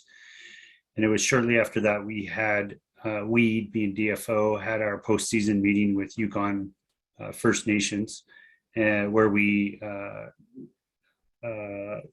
mentioned this idea or the approach that ADF&G had approached DFO with interest in exploring this item. And so we had indicated to Yukon First Nations that we were interested in understanding their interests or concerns around this activity or this research and potential opportunities for them. And what they had decided at that time was to look to the Yukon First Nation Salmon Stewardship Alliance to lead or support their interests in that. And so since then, we have had some communications back and forth with that group, with the hope of continuing those discussions later this month and beyond. So that's from the Canadian side of things and involving Yukon First Nations. That's kind of where things are at. Thanks. Thank you for the questions and comments from panel members and from our Joint Technical Committee co-chairs for the presentation. Just looking at our time, it's a couple minutes past the hour and we are moving into a scheduled break. So we will be breaking at this point in time until 10:15 Alaska time, 12:15 Yukon time. And we will resume shortly thereafter with the initial 2021 postseason Chinook salmon presentation provided by the Alaska Department of Fish and Game. With that, we'll pause our proceedings for our initial break of the morning. Thank you.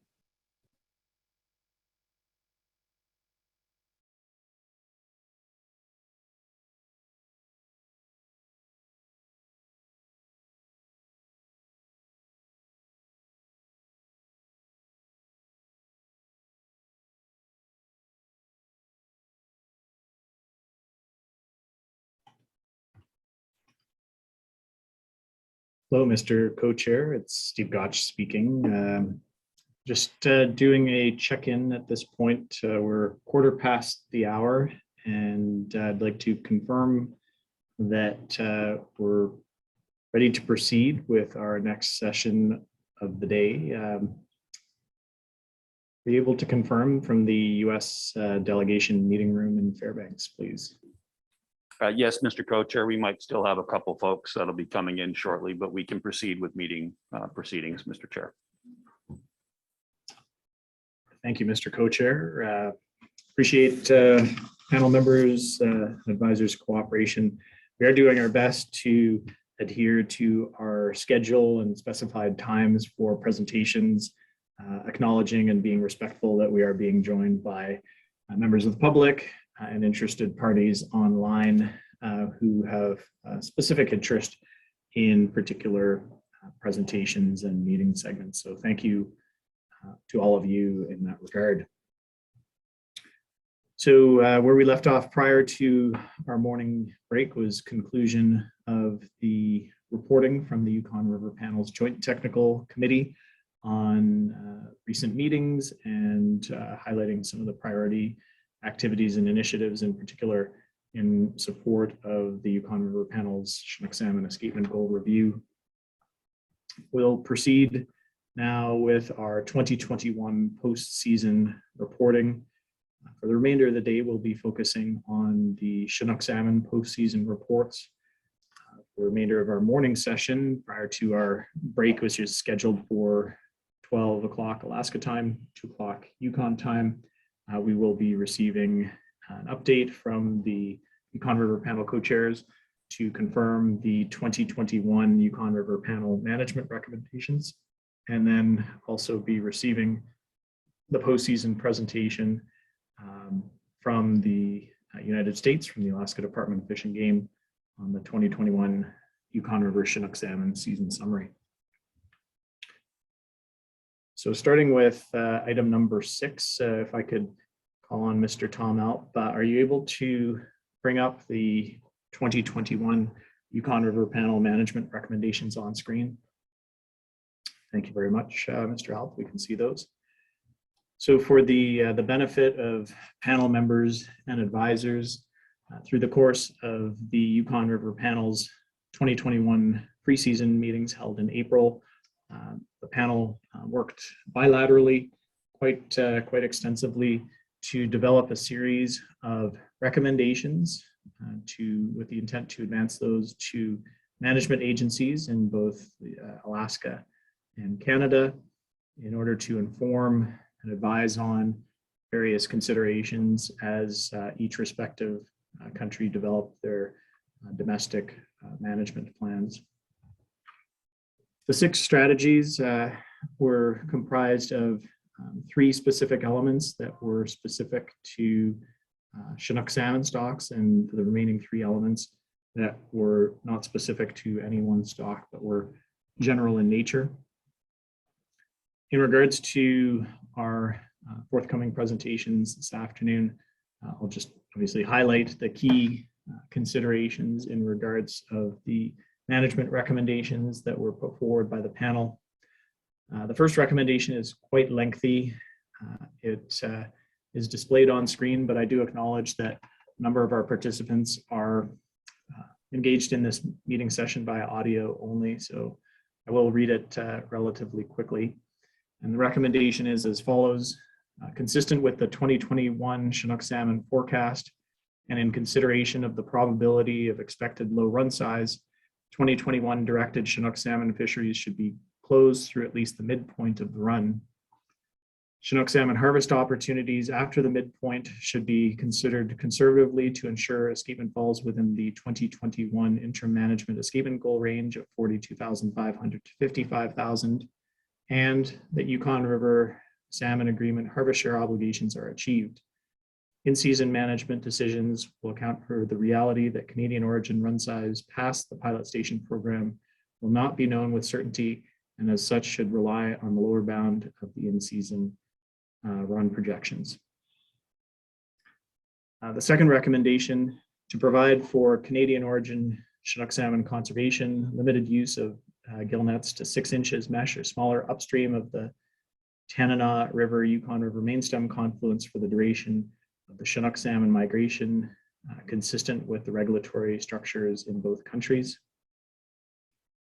Recommendation number 3, contingent on the status of border passage and achievement of treaty objectives, restrictions on Chinook salmon fishing should be maintained into the fall season through the approximate 95% point or greater of the Chinook salmon run timing. As I mentioned previously, the 3 additional recommendations were non-specific to Chinook salmon management considerations, but were relevant in a more general nature. Recommendation number 4, environmental conditions, in particular extreme events, should be considered in season to inform fishery management measures implemented and resulting harvest opportunities. Recommendation number 5, in the event that in-season assessment programs are unable to operate in 2021 due to circumstances beyond agency control, fishery harvest opportunities should be provided conservatively based on the 2021 preseason outlook and associated total allowable catch and harvest share allocations.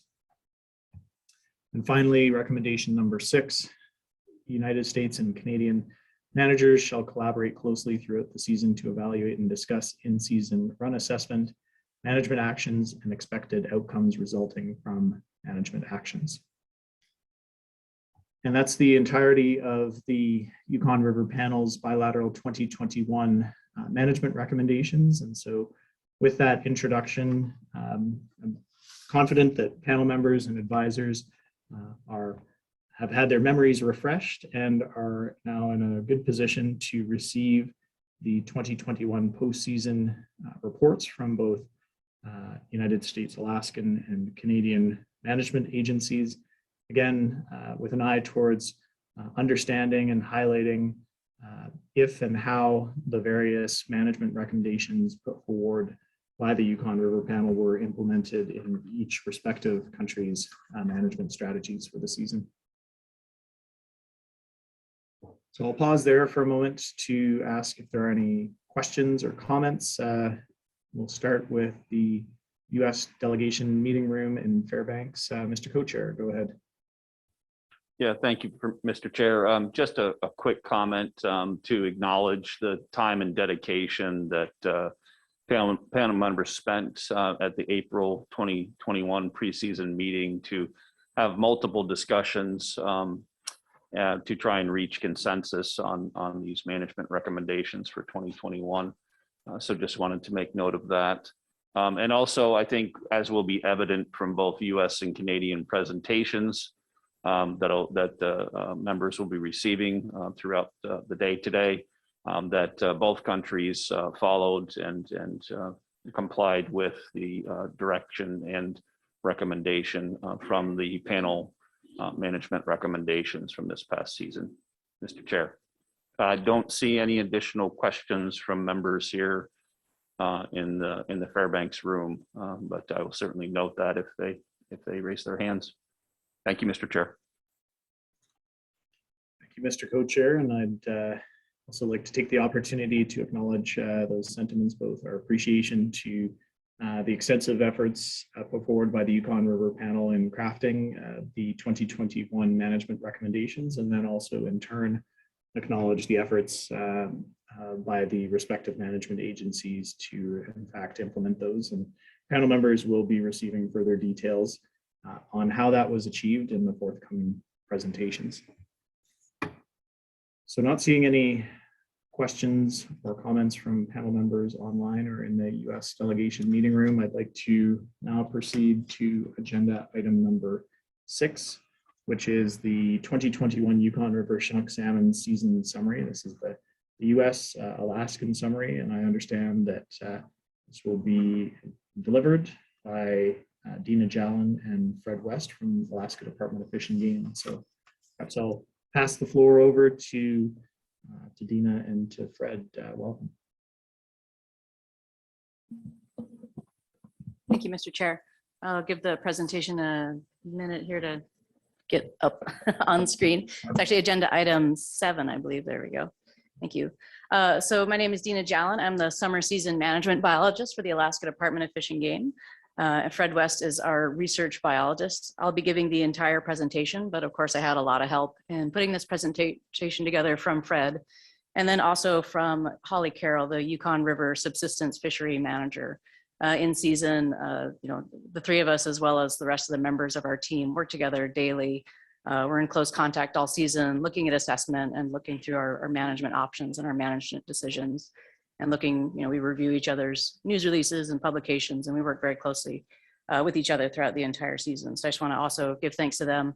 I'll be giving this entire presentation, but yeah, absolutely, Fred will be available to help with any discussion, and he helped with developing this presentation.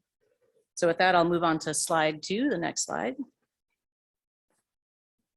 So slide 2 is just a brief summary of the 2021 preseason outlooks.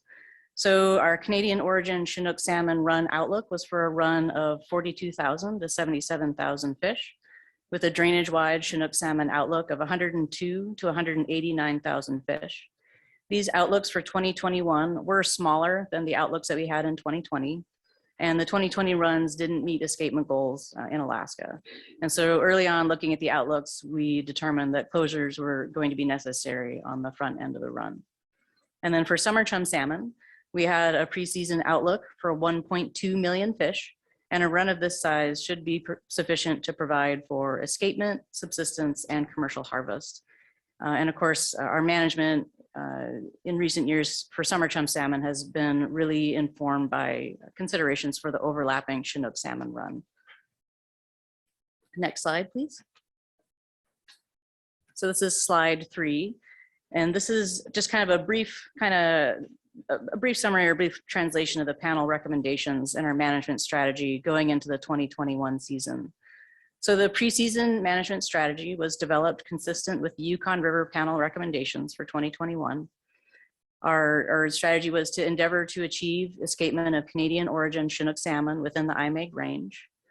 And some of the ways that we were planning to do this was to close subsistence fishing as the Chinook salmon run entered the river, to maintain closures until the midpoint of the Chinook salmon run, when we could assess what the run size was actually coming in, to reduce the length of 4-inch or smaller mesh whitefish nets to 60 feet or less, and to consider the impacts from extreme environmental conditions on management measures and harvest opportunities. And this was largely looking back to 2019 when we had really hot water throughout the drainage, and that turned out to not be a consideration in 2021. Our fishery outlooks and our strategy were discussed at preseason teleconferences and mailed out to households in the form of the Outlook flyer that goes out as like our very first news release of the season. And that also gets printed and mailed to households throughout the Yukon River drainage. Next slide, please. So this is slide 4, and it's a map showing the Yukon River drainage with our assessment projects marked with little various colored symbols. So sites with normal operations in 2021 are marked with the green circles. The lower Yukon test fishery has a yellow and red circle, and that's because it had modified operations in 2021. These modifications included not operating the middle mouth set net sites. And so this is slightly different from operations in previous years.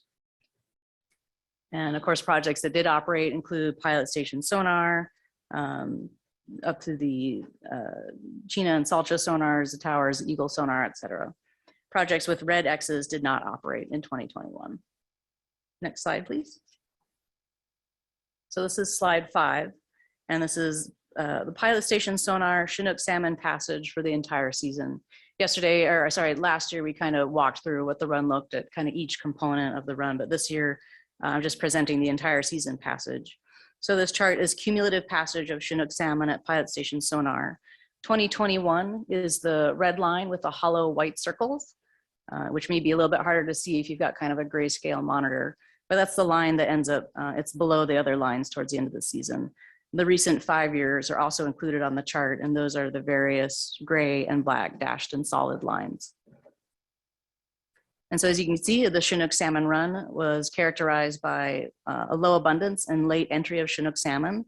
It ended up coming in very similar to the 2020 run, and that's the line with the black dashed line. However, our in-season projection at the average midpoint of the run on June 23rd showed a late week run with no harvestable surplus based on the size of the run. Our run timing ended up being about 6 days later than average based on the pilot station midpoint passage. And our season total counts were 124,874 fish, and that's below the recent 5-year average. As you can see, the season total counts are below the other years shown on the chart. Next slide, please. So this is slide 6, and this is the pilot station sonar summer chum salmon passage. So a similar chart. Summer chum salmon is the green line with the diamonds, and that's the very low line on the chart. And the recent 5 years are similarly black and gray dashed and solid lines. So this chart is the total season passage of summer chum salmon at pilot station sonar up until it switches to fall chum counts. So this 2021 was characterized by low abundance and late entry of summer chum salmon. They came in kind of very similarly to 2020 and 2019, where we didn't really see, in those 2 years, we didn't really see summer chum numbers pick up until late June. However, in 2021, those summer chum salmon numbers never really picked up at all. And you can see the counts remain very, very low throughout the entire season. These are cumulative counts, and it barely gets above, barely gets above 0 and doesn't get up to any of the previous 5 years shown on this chart. These are the lowest counts in the history of pilot station sonar operations for summer chum salmon. And the season total count was for 153,497 fish, which is a very, very low number of summer chum salmon. Next slide, please. So slide 7 shows the Eagle sonar Chinook salmon passage. And this is the whole season counts. Takes fish about a month to get from pilot station sonar to Eagle. So this chart starts a little bit later. We start counting Chinook salmon around June 30th. And again, the 2021 line is the red line with the hollow white circles. And that tracks pretty closely to 2020, which is the black dashed line, but ends up being slightly lower. And again, the recent 5 years are included on the chart in forms of gray and black solid and dashed lines. So at the midpoint of the run for late years, which up at Eagle is on July 28th, the cumulative counts for Chinook salmon were 16,000 fish, and the run was projected to not meet the border passage goal. And our season total count up at Eagle sonar ended up being 31,796 fish. So very similar to 2020, but again, lower, and certainly lower than the IMEG. Next slide, please. So this is slide 8. And this is just kind of a brief summary of our management actions that we took in 2021, seeing that we've got the preseason outlook that helps us to give us an idea as to what we should expect in the season that's going to come. But then we really manage based on in-season assessment. And so kind of based on our preseason outlook, we knew that runs were going to be low. And so we took very proactive measures, and we closed subsistence fishing on June 2nd. In District 1 in the coastal district. So this was meant to coincide with the first entry of Chinook salmon coming into the river. And these restrictions extending down the coastal district to the south coastal area, including the communities of Hooper Bay, Scammon Bay, and Cheevac, which is a new restriction. These communities typically only have gear restrictions in the summer. They're typically only restricted to 6-inch or smaller mesh gill nets, but remain open. So to have these areas closed in 2021 was really just kind of as part of our just wrestling with and helping to address these low runs that we expected to come in. All Yukon area districts and tributaries were closed based on salmon travel timing and remained closed all season. So typically tributaries and areas further off the main stem, like the Anoka, the Kayakuk River, the Upper Tanana River, normally these areas would be open 24/7 all season. However, this year they were closed for salmon fishing all season based on run timing. And the low summer chum salmon abundance did not allow for selective gear fisheries to open. We had hoped that we would get summer chum salmon numbers coming in later in the season, to where once we got a greater abundance of summer chum salmon compared to Chinook, we could have opened selective gear fishing and allowed for harvest of those species, for that species, but that of course did not happen in 2021. The summer chum salmon numbers remained incredibly low all season. And of course, there were no commercial fishery openings for summer chum salmon. Additional action was to allow fishing with 4-inch or smaller mesh gear for non-salmon species. However, these nets were restricted to 60 feet or less in length, so it's 10 fathoms or less. And other gear was allowed for non-salmon species all season, and these non-salmon gear types included pike nets, hook and line, spears, etc. Next slide, please. So slide 9 shows the preliminary 2021 subsistence salmon harvests. Chinook salmon are in the chart on the left with the red bars, and summer chum salmon are on the chart on the right with the green bars. Harvest for the recent, going back to 2011, are in the solid bars, and then the 2021 harvests are in the white and the hashed bars. The recent 5-year and 10-year averages are shown on the charts in the black line and the dashed line for the recent 10-year average.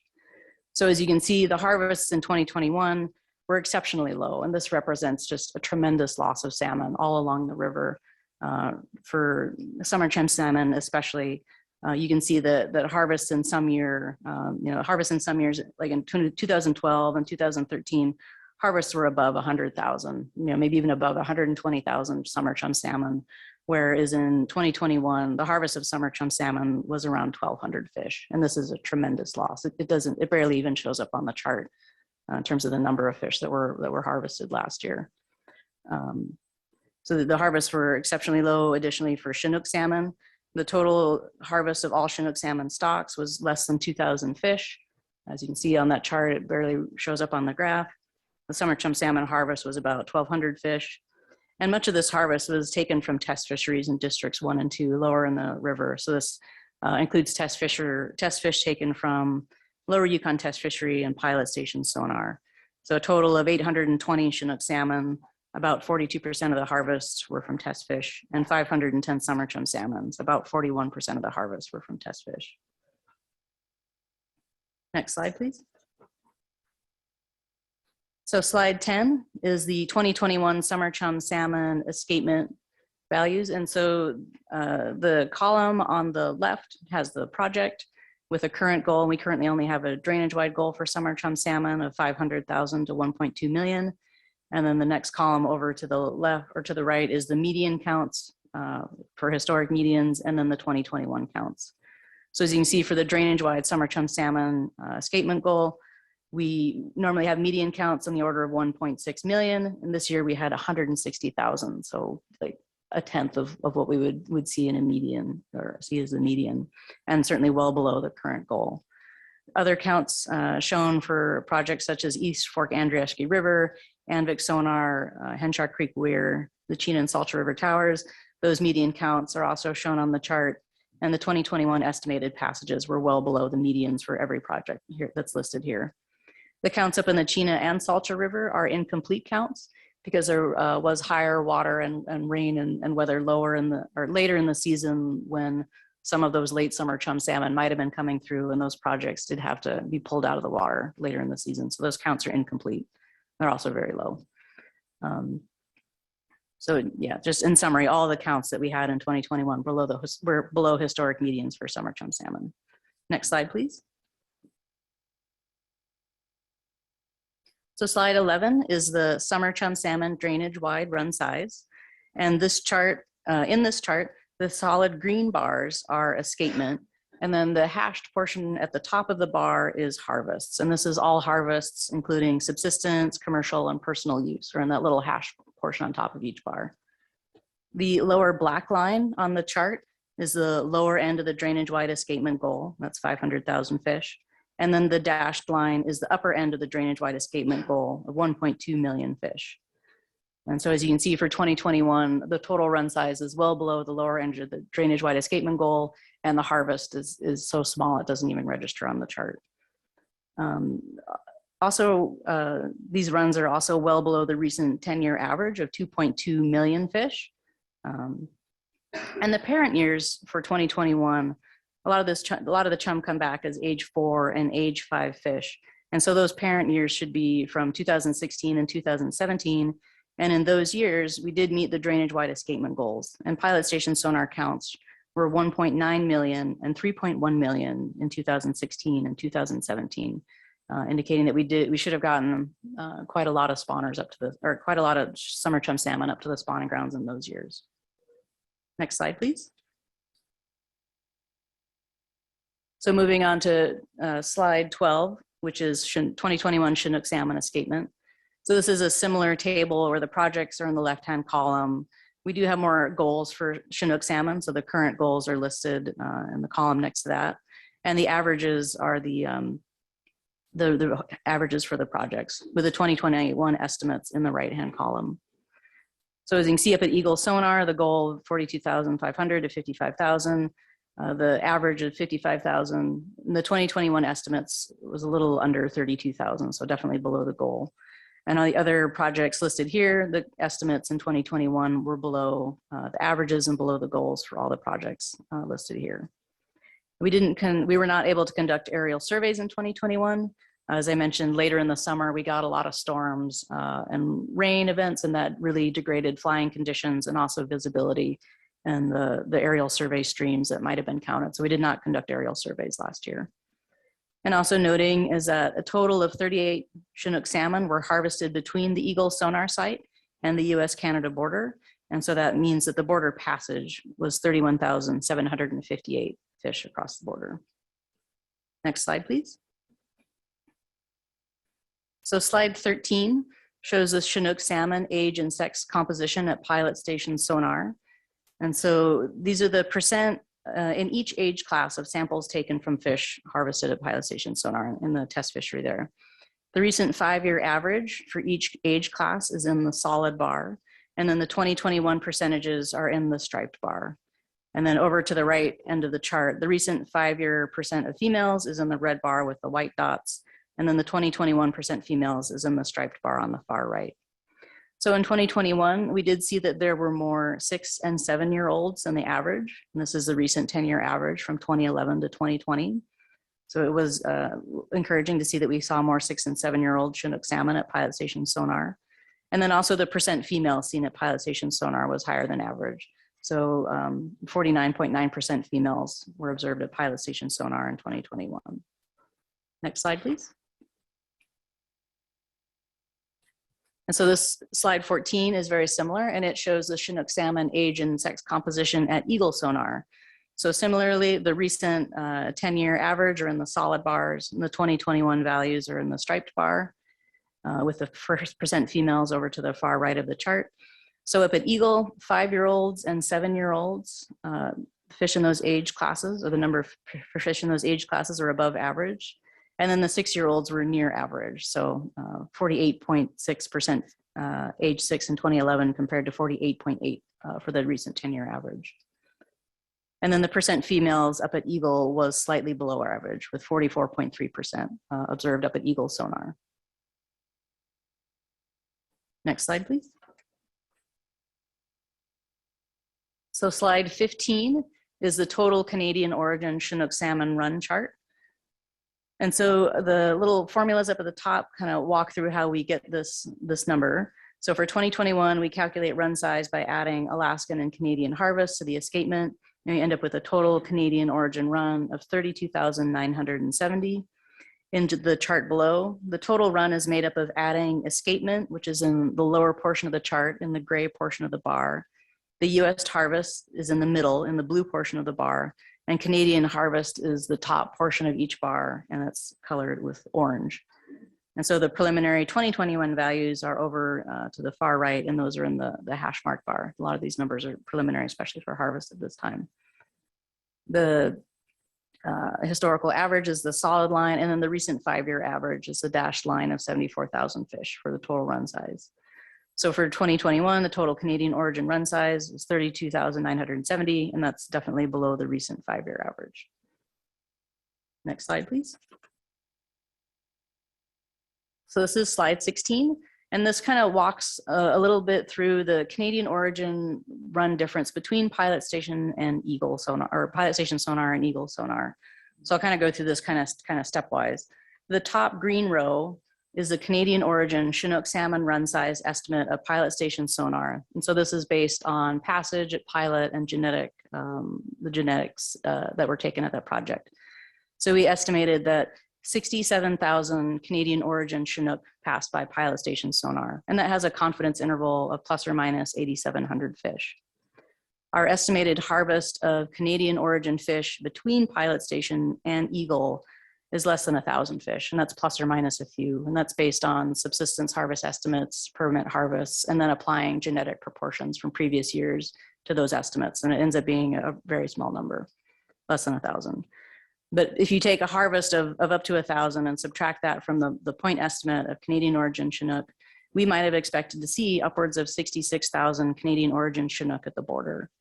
However, the next column down, our Eagle sonar counts of Chinook salmon were closer to 32,000 that were seen up at the Eagle sonar. And that gives us a difference of around 34,000 fish, plus or minus the confidence intervals, and you can kind of, yeah, plus or minus some 8,000 fish. The confidence intervals in this case are well larger than any harvest estimate that we've got.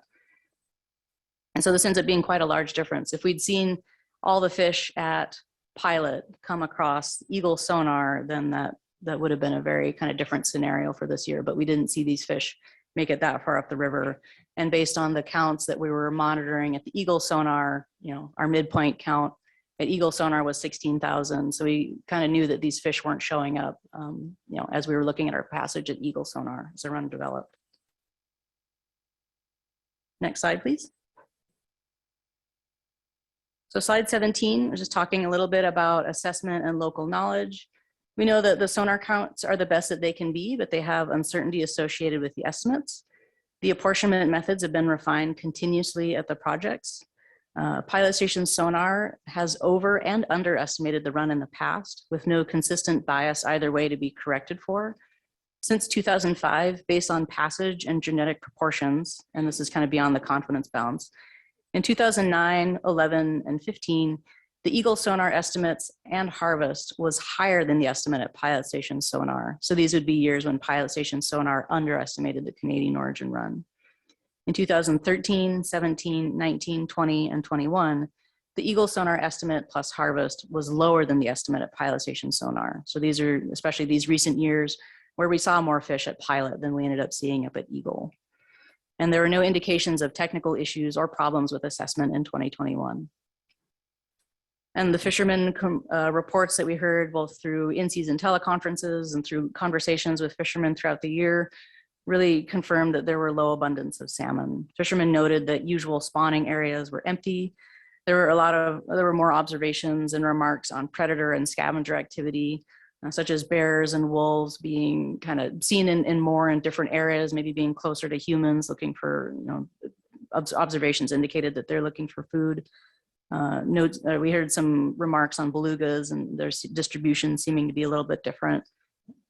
And then also remarks on scavengers such as seagulls and eagles. I know when we went to go do summer chum carcass surveys, not this year, but the previous years, we went up the Salcha trying to find any summer chum salmon carcasses, and we saw more eagles than we saw summer chum salmon carcasses. It was really kind of spooky, kind of eerie to see so few fish around. And we also heard reports from fishermen that there were small streams observed with fewer or no salmon fry. So it looks like there may be just kind of lower abundance in general. Next slide, please. And so slide 18 I've got in here is kind of a summary slide to kind of summarize this first part of the presentation before I move into some of our upcoming plans that we have for research.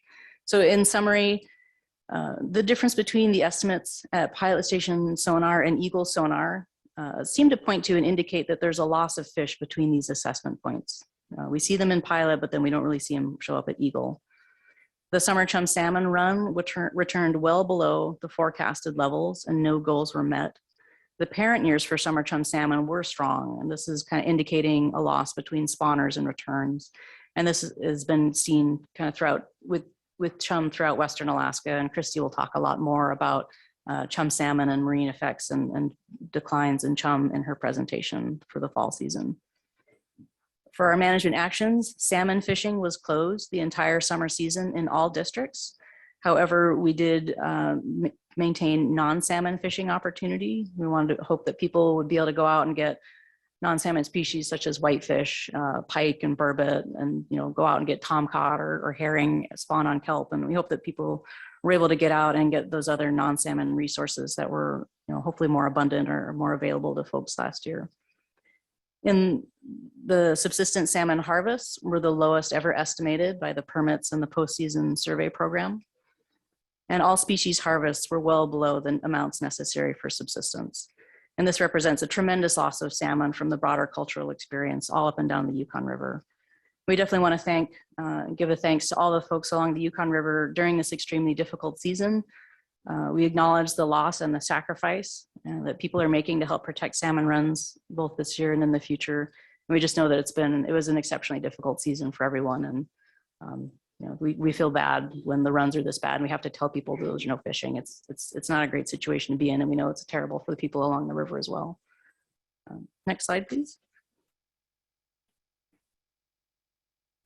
So in slide 19, I move into talking a little bit about the research to address the in-river management uncertainty. And so there's a lot of things that we're kind of looking at both in the department and with various partners. We're collaborating on future investigations, including looking into the marine environment, looking at salmon survival and distribution. You'll hear a presentation tomorrow by Sabrina Garcia and Jim Murphy talking about some of the work that they do out in the ocean. We're looking at the differences between in-season estimates of Canadian origin run size at pilot station sonar versus the post-season estimates of run sizes. I'm looking at potential factors that could be causing en route mortality of salmon. The current data and past studies we're looking at to prioritize and propose any necessary research in these areas that can improve our assessment and management, and coordinating with experts on these topics from Fish and Game, Fish and Wildlife Service, NOAA, YRDFA, tribes, DFO, the JTC, et cetera, to make collaborative, well-reviewed products such as papers, presentations, and project proposals. Next slide, please. So slide 20 is just a brief rundown of treaty implementation funded projects in 2022. And new summer season projects include the Chinook Salmon Enhancement Outreach and Chinook Salmon Research and Assessment, which is in its startup. And then research and assessment for 2022 includes Chinook Salmon Coastal Western Alaska Genetic Baseline Expansion, salmon shark tagging. Salmon sharks are an important predator out in the marine environment. Salmon hormone biochronology investigations, Chinook salmon thiamine investigations, and ichthyophonus investigations, which are starting off year 1 of 3. Next slide, please. So slide 21 talks a little bit about exploring the linkages between changing climate and Yukon River Chinook salmon productivity. And I'd like to thank Sabrina Garcia with Alaska Department of Fish and Game and the Salmon Ocean Ecology Program, the SOEP or the SOAP program for this slide. They provided the information in the bullets on the slide. So this is a project that has been proposed to test the idea that Chinook salmon productivity is depressed due to changes in marine diet and heat stress. And so objectives of this study include assessing prey quality, that's energy density and thiamine, from stomachs from salmon collected at the Lower Yukon Test Fishery, assess the thiamine and lipid contents of females at the onset of migration, so lower in the river, early in the run, and then assess egg thiamine, egg lipid content, heat stress response, and egg retention of females at multiple spawning sites. And then evaluate whether egg retention, egg lipid, and egg thiamine levels are higher in females with evidence of lipid deficiency, thiamine deficiency, heat stress, or a combination of all 3 variables. And so fortunately, this slide is a little bit kind of hard to see, but some of this work is kind of determining if fish are able to have enough energy to have good, healthy, fatty eggs, or if they're needing to take that energy and maybe take those lipids into their body to help migration, and just kind of figuring out what is the condition of these fish, and are they, do they have enough energy and on board to make it up to where they get and actually put nice big fatty eggs in the gravel. This project is going before the North Pacific Research Board in January of 2022. It's led by Katie Howard with the Alaska Department of Fish and Game with collaborators at USGS, NOAA, YRDFA, and in Canada. The heat stress component may be funded in 2023. However, the preliminary setup and sampling is starting in 2022. Next slide, please. This is slide 22, and this is the first of a couple slides about ichthyophonus sampling, and this is some of the background. So in 2020 and 2021, subsistence fishermen reported concerning levels of ichthyophonus infections in Yukon River Chinook salmon. These concerns were further supported by Alaska Department of Fish and Game, U.S. Fish and Wildlife Service, and partners throughout some limited sampling and laboratory analysis in 2021. At pilot station sonar, from samples taken caught in the sonar test fishery, the prevalence of Ichthyophonus in US stock was 47% infected, and Canadian stock was 45% infected. And these fish were sampled from all mesh sizes. And the preliminary estimates of intensity indicate high level of infections in these fish. And at Ichthyophonus, there was some opportunistic sampling from the small mesh gear, and 39% of the fish that were sampled had Ichthyophonus. The intensity of Ichthyophonus in 2021 may be unprecedented or higher than previously documented for this system. And these photos and the captions are from an Ichthyophonus outreach flyer that's been developed to help kind of spread the word about this project. Next slide, please. So slide 23 is the Ichthyophonus sampling project plan. So this is a collaborative project between ADF&G, U.S. Fish and Wildlife Service, DFO, and other stakeholders. And the goals are to better understand if the magnitude of Ichthyophonus associated mortality is large enough to explain the difference between the abundance estimates from pilot station and Eagle sonar, and to establish an Ichthyophonus monitoring program at a long-term annual funded project at pilot station sonar. And some of the steps to do this include sampling in several key locations. So lower in the river, which is early enough in the run to use as a potential management tool. In the middle river, where Ichthyophonus in the past has been at its peak, and then upper river near the border to sample and see if disease severity and prevalence detected there may indicate mortality of fish along the river. Sampling may begin as early as 2022 after consultation and outreach has been completed. And we're hoping that learning more about a possible source of Chinook salmon mortality along the Yukon River will provide a more comprehensive accounting of what happens to Canadian origin Chinook salmon as they migrate upriver. And this could improve our assessment program and increase our ability to predict the number of Canadian origin fish to reach the border in future years. Next slide, please. This is slide 24. And so this talks about a Chinook salmon tagging study that's proposed to start in 2023. And the goals of this project are to better understand the difference between what has been observed in season at pilot station sonar. Preliminary objectives include determining the fate of Canadian origin Chinook salmon to address the question of difference between estimates. So are Canadian origin fish reaching the border as expected, and is en route mortality occurring, and if so, where? And then to determine the percent of successful upstream migration by river section of all three stocks. And then hopefully to determine if one section of the river sees a higher level of mortality than expected. And with that, I'll move on to the last slide, which is our slide 25. Thank you. And this is our acknowledgement slide. So I want to thank the communities that we have our test fishing projects in, and the other organizations that we work with. And then also the summer season management team, including myself, Fred West. Sam Decker is the new assistant area manager for summer season. Josh Clark is the assistant research biologist. He'll also be heavily involved in the tagging study. And then on our U.S. Fish and Wildlife side, we of course have Holly Carroll, who's a subsistence manager for the U.S. Fish and Wildlife Service. And with that, that is the end of my presentation. Thank you.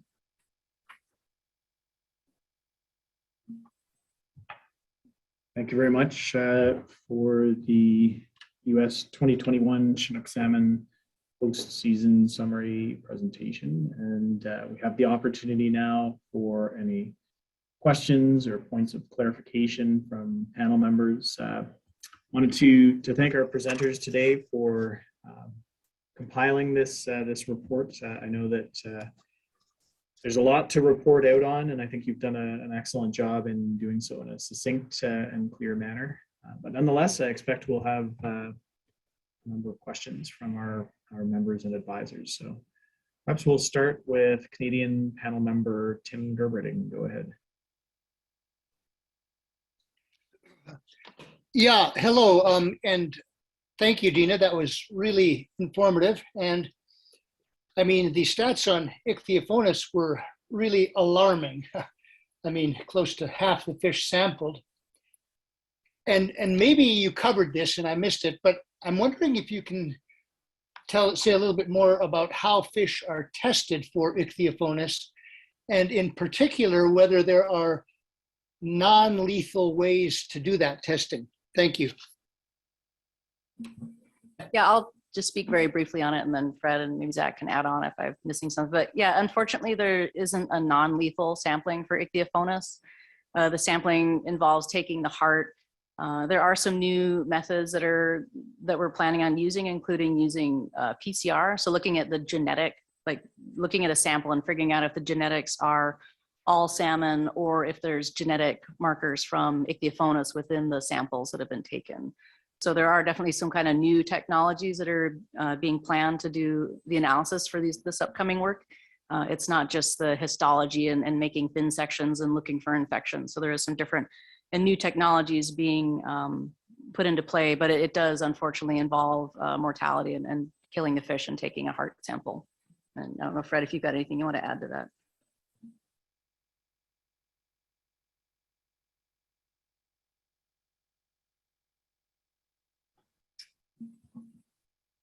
Okay, nothing further from Fred, I take it. So with that, thank you. We'll move to the U.S. delegation meeting room in Fairbanks. Mr. Co-Chair.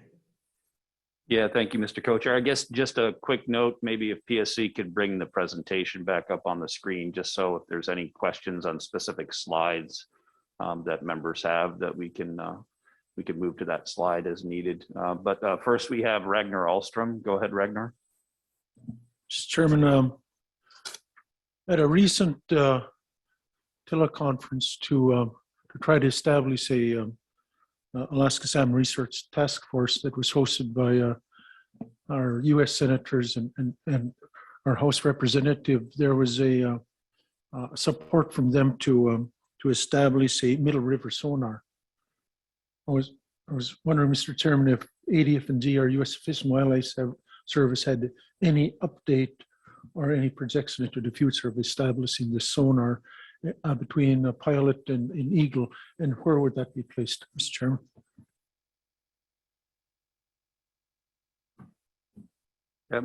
Through the chair, I guess I can take a stab at that. So there has been ongoing discussion for the past several years about the development and operation of a kind of middle river sonar. The general location of what that middle river means is probably somewhere between the Kayakuk and the Tanana River drainages, perhaps going in the main stem, going a little bit upstream of the Tanana confluence as well as a potential option in that regard.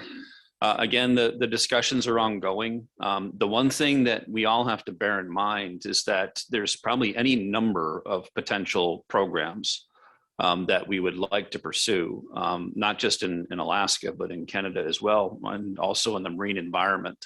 And so we have to think about this in terms of priorities of limited funds and capacity or staffing resources, and what is the best bang for our buck with respect to a variety of different questions and research programs. So I think that there would be value to such a program of having a middle river sonar. I think the primary focus would be, it would have value towards managing fisheries from that location upstream within Alaska. It perhaps would also give more of a timely heads up, for lack of a better term, of those salmon that are heading to the Canadian border, both for Chinook salmon and for fall chum salmon in that regard. But again, we have to balance that with other priority programs and what would be the best bang for our buck. But by no means am I saying that a mid-river sonar would be is a program there's not interest in. It would have value in that regard, and we'll continue to have ongoing discussions with TCC in particular, who's expressed quite a bit of interest in this program, and we've already had several meetings with them to discuss this with the intention of further developing the idea. Certainly securing funding is always going to be an issue, but perhaps that won't be as big of a challenge as it may have been just a few short years ago. So again, it's something that we're talking about, and it's ongoing discussions and development or pursuit of implementing a program. Thank you, Mr. Co-Chair, and thank you, Ragnar. Are there any further questions from the U.S. delegation meeting room in Fairbanks at this point, Mr. Co-Chair? Not at this time, Mr. Chair. Oh. Virgil Umfenauer, go ahead, Virgil. Right. My question is, the fish were sampled at Pilot Station for Ichthyophonus. And so my question is, did they send the hearts in or what did they do? Were any of the fish filleted?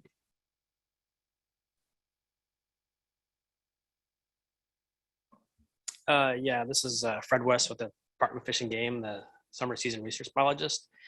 And the samples were collected from the test fishery samples at Pilot Station. And the, as far as I know, the samples were taken from the heart tissue, and then the remaining fish was donated to the village of Pilot. And so we don't know, you know, if they were able to observe Ichthyophonus within the tissue or the meat. So the information we got was from the different sampling techniques, such as the qPCR and the histology, is how we observed or got the results from the Ichthyophonus. Thank you. Because the slide has a picture of a fillet with Ichthyophonus in it, and I've seen lots of those in my processing business. And I know I don't think the Canadian people have seen many of them with what looks like pockets of pus in the fillet, because I think they die before they get there. That's what I think. Because I've seen, well, I'll just give something real fast. In 1999, I had a customer, I think it was Doyon, was going to have some kind of a convention or something, and they wanted a bunch of king salmon filleted for their banquet they were going to have. Anyway, I took out 29 king salmon from my freezer that were caught in 1999. We started filleting those fish, and they were like the picture you see up there, except that the pockets of what looks like pus were about the size of a pea, about a 1/4 inch across, all through the fillets. And out of the 29 fillets, 15 of them were like that, so that they had to be totally rejected. And because I bought fish from the rapids to the bridge on the Yukon, and then also in the Tanana River. I never saw any of that in Tanana River fish. My conclusion was they died before they got to Nenana, because most of the fish I get were caught in Nenana. And so that's why I was wondering whether any of the fish that were caught that low down in the river had the Ichthyophonus advanced enough where it looked like they had pockets of pus in the fillet. That's the reason I asked the question, and I guess we don't know that. We'd have to ask the people in Pilot Station that the fish got given to. Thank you. Yeah, thanks for that question, Virgil. I guess I should clarify. This is a photo that I actually believe is from the pathology book. There's a handbook. I think that's where that photo is originally from. So it's not from Pilot Station, not from this year, but yeah, you'd have to ask someone from Pilot if they did notice the infections in the fish, or if the infections were fish were infected, but maybe not kind of visually, grossly infected at that point.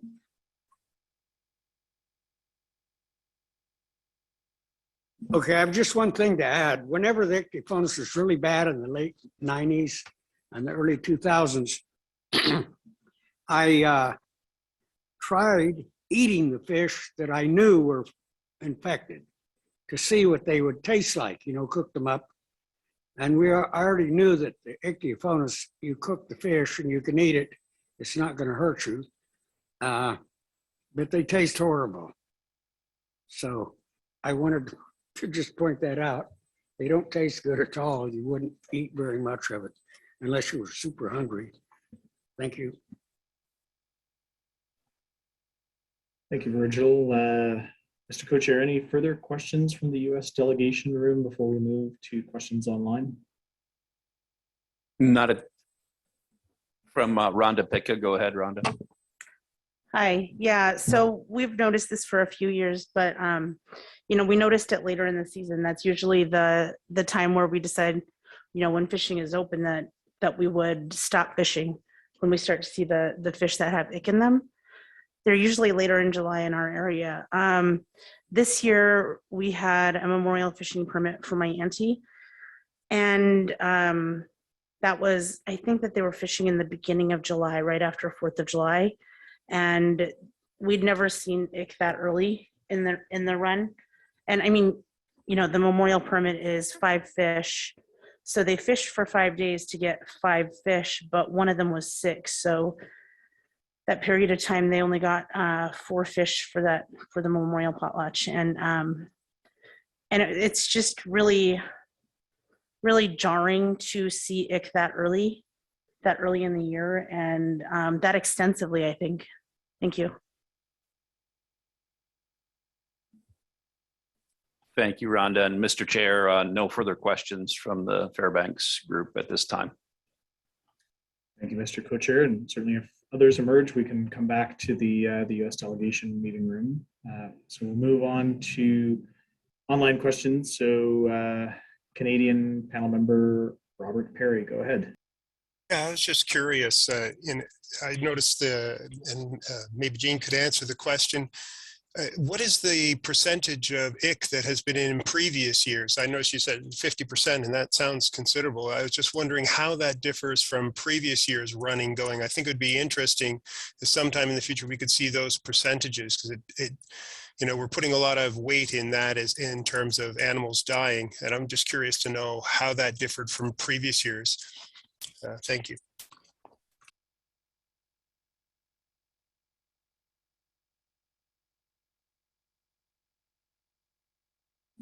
Yeah, I'm afraid I don't have the kind of historic percentages on hand. I think it's been kind of looked at pretty continuously or pretty intensively, especially up in Rapids with Stan's Array and with Cosan, and I don't have their numbers in front of me. It's certainly something that from Stan's observation, it was more notable this year. Ichthyophonus can kind of be cyclical. So some years it will have really high infections and other years it'll kind of decline. And so we do seem to be in kind of a ramped up higher infection string of years right now. But yeah, it's not something that we have part of this project is hoping to address is to get a consistent kind of annual estimate of percent of Ichthyophonus infections. So just a quick follow-up. So that you're saying we don't have a long-term running data set on the percentages of Ichthyophonus in the fish?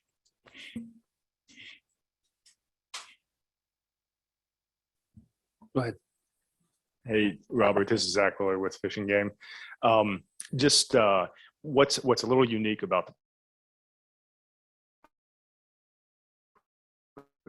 percentages that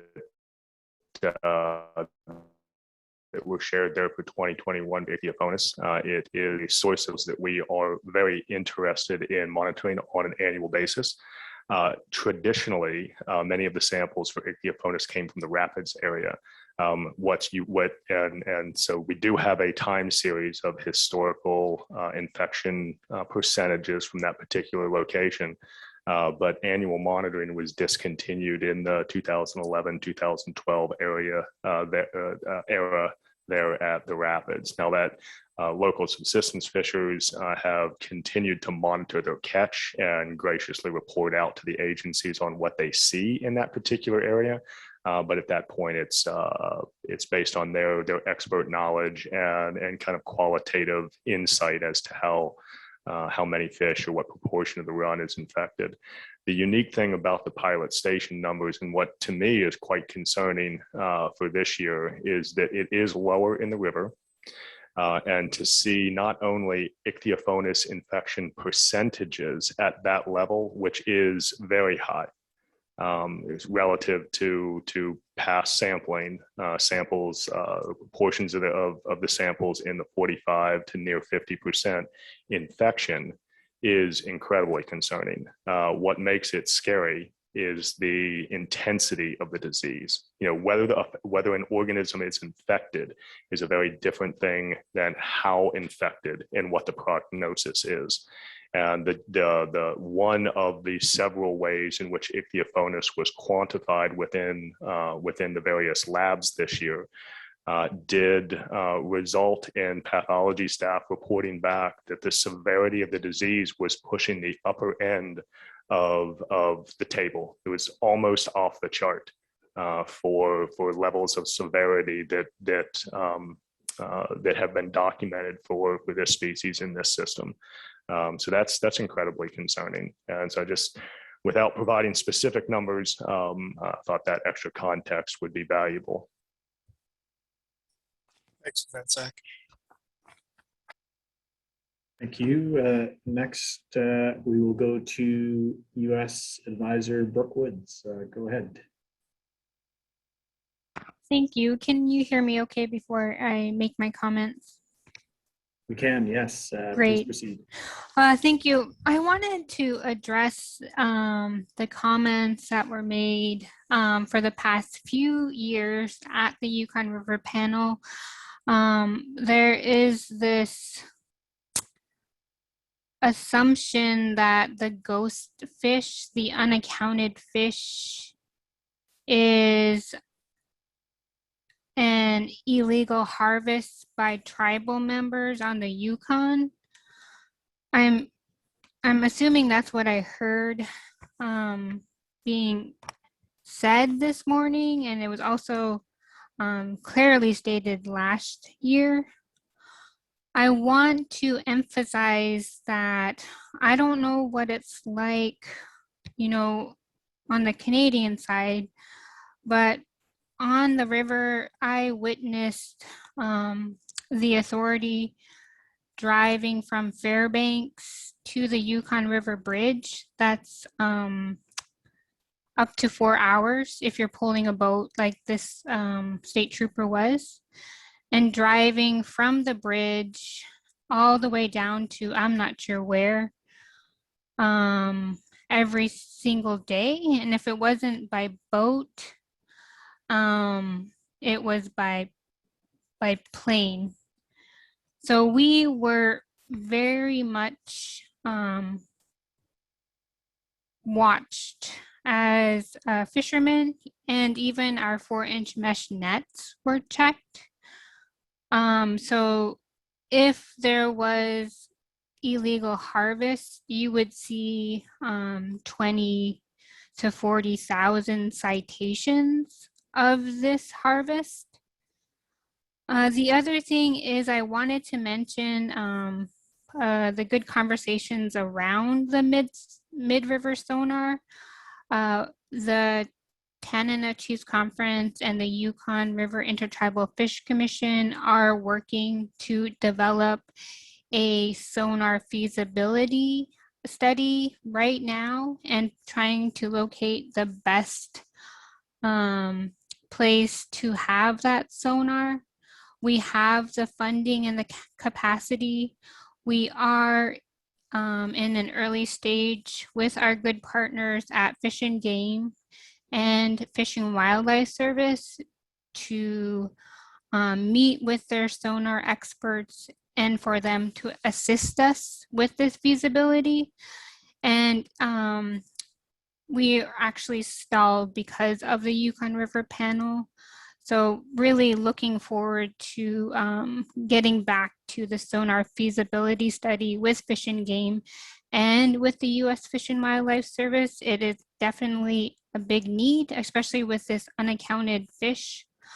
And the two sonars, you know, one at the mouth of the river and one at the border. So you have this large data gap that we would like to help the agencies fill. That sonar will be owned and operated by TCC, and what we'd like to do is that we would be training and providing educational programs to our local tribal technicians, experts, and youth.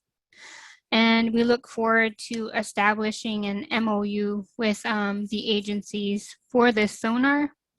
It also helps provide for more equitable management decisions, because when you see this number come in at Eagle And by the time the managers better understand the strength of the run, oftentimes between Tanana and Eagle, the fishing opportunity just does not exist. So it really creates this fair management decision. It's a tribal inclusion into the scientific capacity and the data. So this sonar is very important for our river. Those are my comments. Thank you so much. Thank you very much for those comments, Brooke, and extremely insightful and helpful to the Yukon River panel. If I could ask maybe just one follow-up question in regards to your comments. You had mentioned that work to advance the sonar initiative project was perhaps being delayed because of the Yukon River panel. Can you clarify that? Do you mean something Yes. that you're waiting for from the Yukon panel? Yes, the agency staff were at capacity and could not meet with TCC and the Fish Commission. So we are waiting for a rescheduled meeting and good conversations on developing this sonar. We do need the guidance of the sonar experts as we move forward with the sonar. Thank you very much for that clarification, and certainly from a Yukon River panel perspective, we'll continue to follow, if you will, the development and implementation of that initiative very closely. So appreciate the update. Next, we'll go to, I guess it's a comment, maybe a response to a prior question from Holly Carroll, U.S. Fish and Wildlife Service. Holly?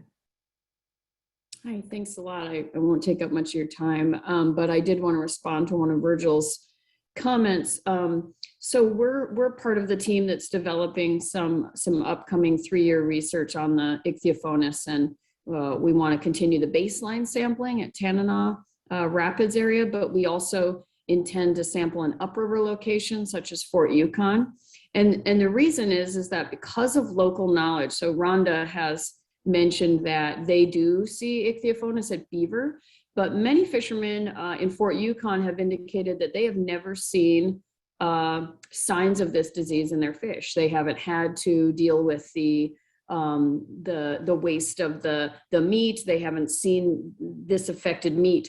And so, you know, that local knowledge does kind of back up some previous research that indicated exactly what Virgil was getting at, that if we do effective enough sampling and we have credible sample sizes where we can compare between communities, then we should be able to see if the amount of ichthyophonus prevalence and intensity that we see at Tanana or Rapids area, if we see that decrease when we sample in the upper river, it could indicate that mortality is occurring, i.e. we are only seeing fish left in the population without the disease.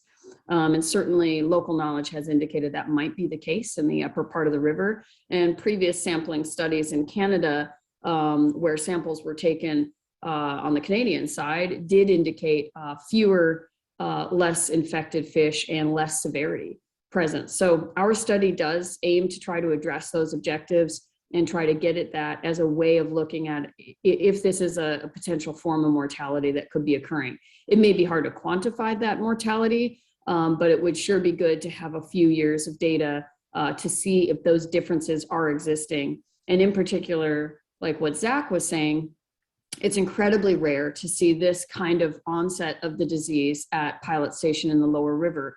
It could be that if fish are coming in late, like they did this year, they have a lot more time of milling around and becoming more diseased or more clinical, as it were. And so the more data that we can get for the next few years to see if that's a common thing that's occurring that never had occurred before, I mean, all of that information is going to be really helpful. So, and obviously we do need to probably present on some of this. There's a lot of background research that's been done. We could easily summarize that for the panel. We can show historical percentages, places that sampling has occurred.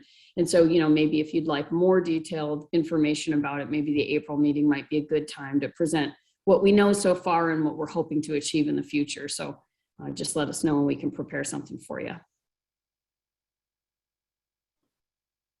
Thank you very much for your response and comments and offer, Holly. Next, we'll go to Canadian panel member Carl Sidney. Go ahead.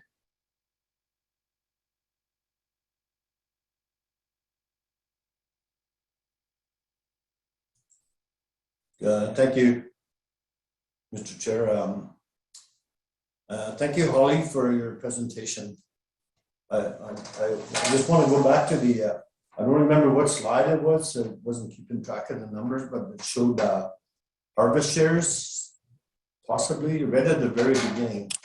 What I want to address is the missing fish between Pilot Station and the border.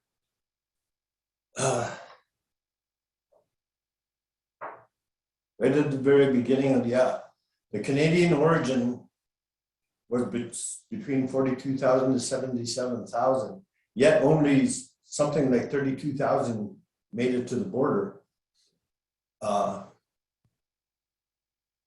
With the drainage wide run of 102,000 and nobody fished, there is a heck of a lot of missing fish here. I just wonder if there was any kind of survey or anything that counted fish and any other tributaries from Pilot Station, between Pilot Station and the border, or Eagle. That fish seemed to have gone missing from after Eagle up to the border. I was wondering if there was how many other tributaries there were that the salmon could possibly have gone to. Ragnar did mention sonar between Pilot Station and somewhere else, but I forgot where. I think it's more important to have a sonar between Eagle and the border that we've been advocating, and it seemed like we had a lot of money left over from year to year in the last couple of years, mostly due to COVID, I think. Some of the project didn't go ahead, and I think some of that money could possibly be used. My recommendation would be anyway. And nobody seemed to listen anyhow, but yeah, we need I think we need a sonar between Eagle and the border more than anywhere else. Thank you. Thank you, Carl, and maybe just to assist Deena, I believe, I think what Carl's looking for is maybe slide 12 in the presentation. Is that right? Yeah, thank you, Mr. Chair. So this shows some of the estimates that we did get at projects and tributaries along the river in 2021. So we did count fish at these projects, and the accounts are all below average. And we've certainly heard this comment before that maybe fish are going someplace else. Maybe these Canadian origin fish are not going to Canada. And I don't know if anyone has any kind of local knowledge or if they've seen more fish showing up kind of unexpectedly. I don't know if that's been the case. I don't think that's been something that fishermen have reported, seeing more fish showing up someplace. The tagging study that is going to start in 2023 will help to show where fish are going. So presumably Canadian origin fish are still going to Canada, or perhaps suffering on mortality along the way. But at the other assessment projects that we did operate in 2021, just the numbers were pretty low across the board. So not only was the Canadian origin run low, but these other Alaskan stocks also had low returns to their spawning areas.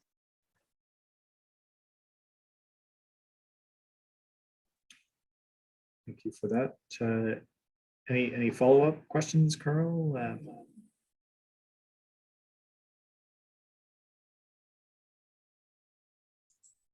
No, thank you. Mr. Chair, if I may. Please, Mr. Co-Chair, go ahead.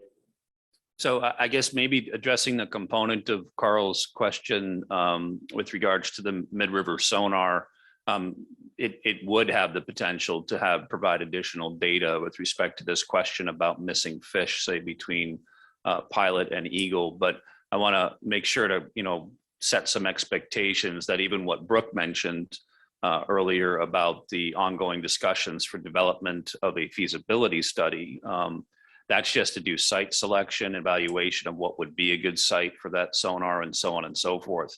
Even after that component of sonar program development is complete, we're still talking about multiple years of actual operation of the sonar project to determine how well it's actually accounting for and counting fish of various species, able to apportion, and so on and so forth. So it's a little unclear of how successful the I guess accuracy of such a program would be until we complete the feasibility aspect of things. But even after that's done, we're talking several more years of full scale sonar operations and evaluating it against Pilot Station, against Eagle, against all the other different sorts of assessment programs we have in place to determine how accurate it's actually counting fish. So again, the value and the interest that panel members have on both sides of the border is accurate in what it could provide in that regard, but just trying to put a timeline, I guess, associated when we might start to be able to take advantage of any data that a mid-river sonar project could provide. Mr. Chair. Thank you, Mr. Co-Chair. Next, we'll go to Canadian panel member Dennis Zimmerman. Go ahead. Thank you. Thanks. Yeah, I just had a few comments and questions and various things here I've written down. I guess firstly, I felt like it was a great year in terms of upholding the treaty and the sort of the work that both sides, both agencies in particular, did to sort of, I guess, adhere to the treaty and really manage. And it wasn't easy. I was part of some of those URDFA teleconferences in Alaska when people were not fishing. And I guess I would just best characterize what I experienced on those calls as grief. I think there was grieving happening in Alaska for not having the ability to fish. And those that were on the call know exactly what I was talking about, because there were some very heartfelt, passionate testimonies on those calls. I guess I really appreciated Deena's presentation. I thought it was really, we're making a lot of progress with this panel over the few years I've been involved, and I really appreciated the local knowledge observations. It just provides that extra context with the numbers, and I would encourage more of that, I guess, from both sides of the border. I think that's also a really good spot to bring in traditional knowledge as we're really trying to work on supporting the intersection with traditional knowledge and Western science. So if there could be a slide every year accompanying these agency presentations to support with local knowledge or traditional knowledge, I guess, comments, stories, etc., that would be great. So I really applaud you for that. I did want to kind of just, I want to point out a few things Brooke had mentioned, and I really appreciated her comments, because this is the dialogue that we need to have in order to make sure that, we're dispelling myths and perceptions when, we can't see, and, people are quite often informed by Facebook and things like that, which don't really help. So, number one, there was the comment around the presumption that there was illegal fishing by, I think the word used was sort of native fishers or whatnot. I can't recall. I apologize. Or tribal fishing. And I want to make sure that was not the assumption. I think whenever there's missing fish, and we have had missing fish over the years, as you know, it's natural to sort of try to figure out where those fish are going. And we're getting more and more information around, ick.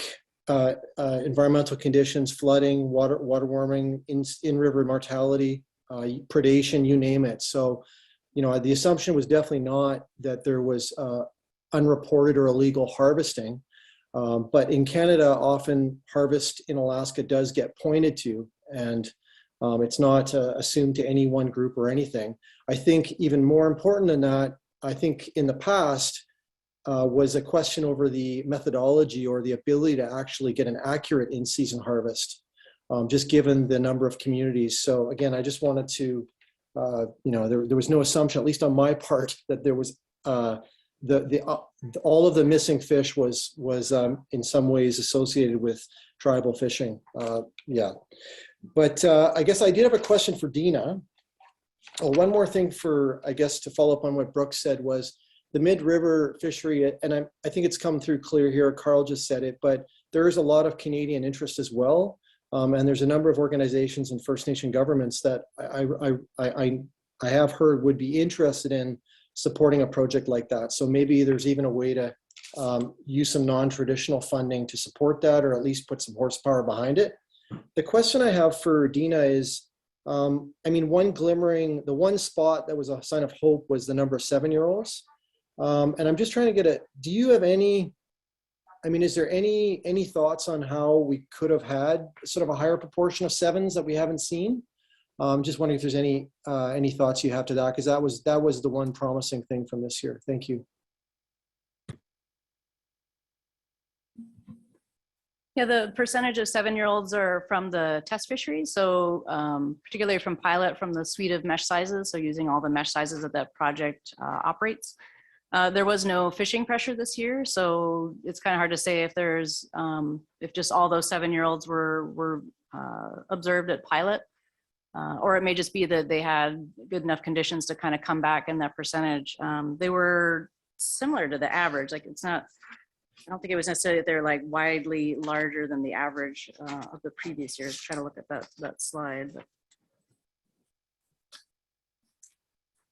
I don't know if you can pull up the slide with the age percentages on it. So the age 7-year-olds, it's typically a pretty, it's slide 13. And also keep in mind that this is a smaller number of samples, just it was a smaller run, and so fewer samples were taken at pilot. So these are percentages based on the smaller number that were assessed at pilot station sonar. And so it's a difference of 4.6% of the smaller number of fish compared to 1.8% in the recent 10 years average. So yeah, there definitely did see a few more 7-year-olds, but maybe not necessarily a hugely more number of 7-year-olds. But at least it's encouraging that the fish that were coming back were above average 6- and 7-year-olds and above average females at pilot.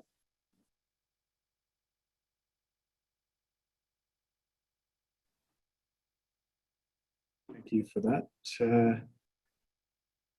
Next, we'll go to the U.S. delegation meeting room in Fairbanks, Mr. Co-Chair. Thank you, Mr. Chair. We have Virgil Umfenauer. Go ahead, Virgil. Thank you, Mr. Co-Chair. I'm going to talk about Ichthyophonus just a little bit more. Stan Zaray, we funded his fish wheel project for many years, and a lot of research has been done at that location by both U.S. Fish and Wildlife Service and Alaska Department of Fish and Game. A lot of projects have been run out of there.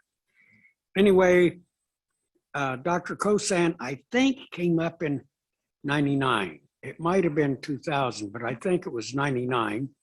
Some of the people on the Canadians, well, some of the people on our side too, probably don't even know who he is. He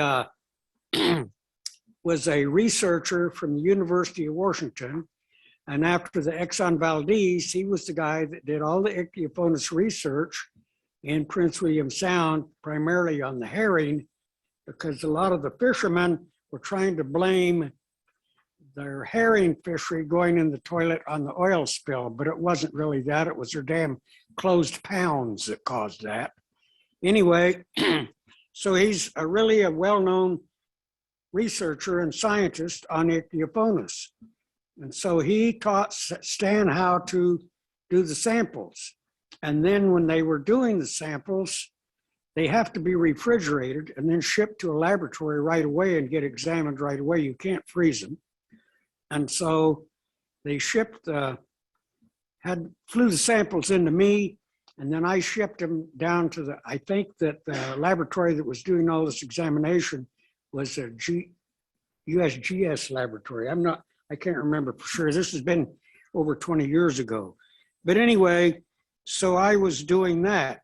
And what Stan did, because I've always bought fish down there for years, what Stan did is he learned how to do all this stuff.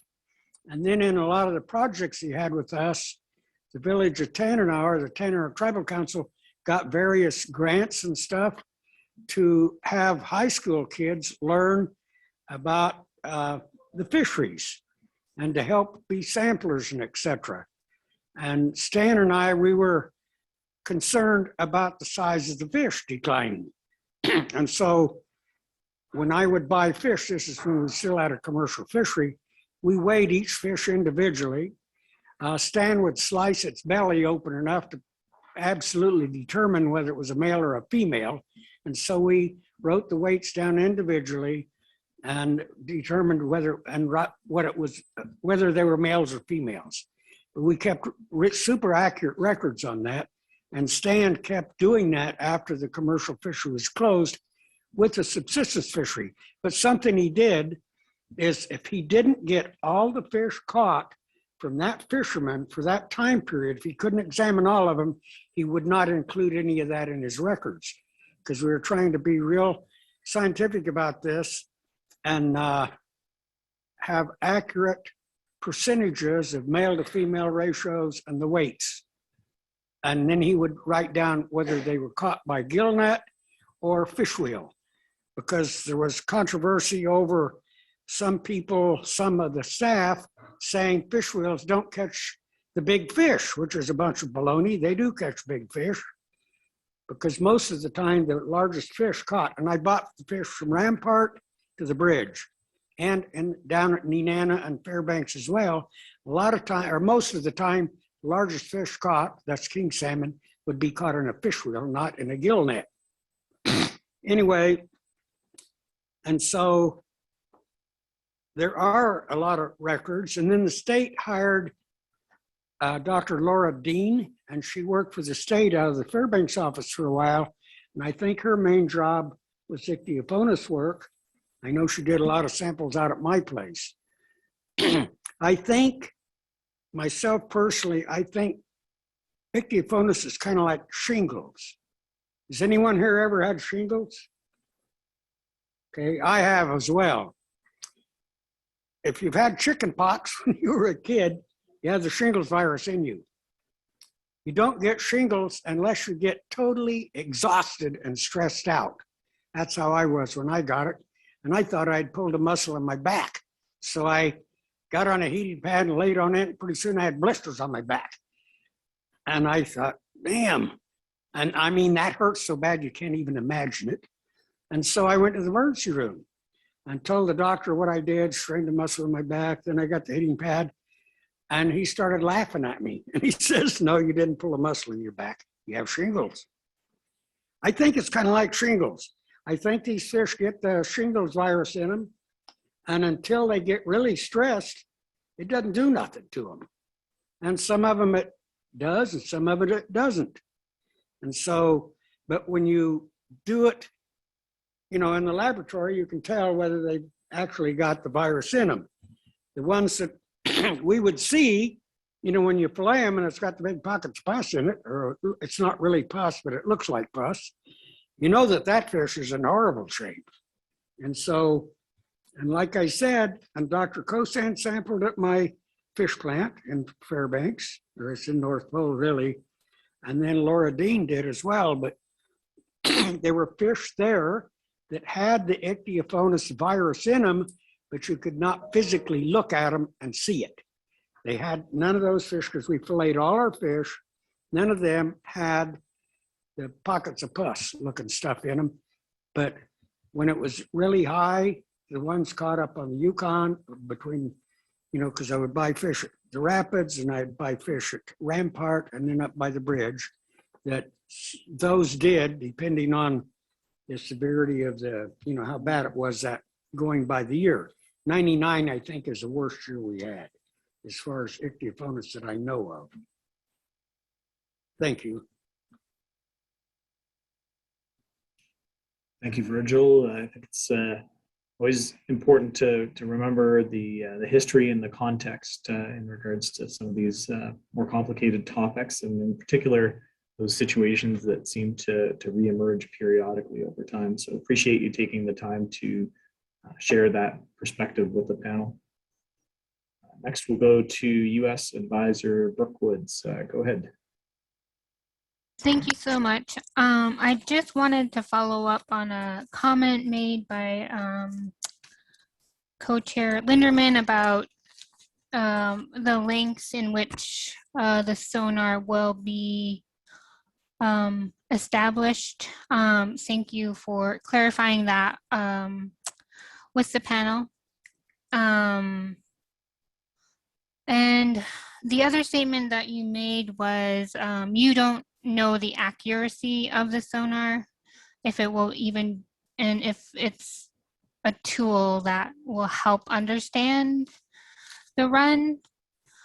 Looking at my packet, it's very clear that reasons for the decline are unknown.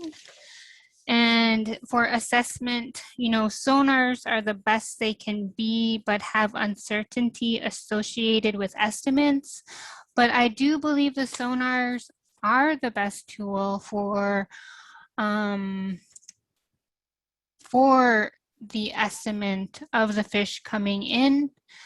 And I would like to hear from the managers on their perspective on the sonar that would be between Eagle and the mouth of the Yukon.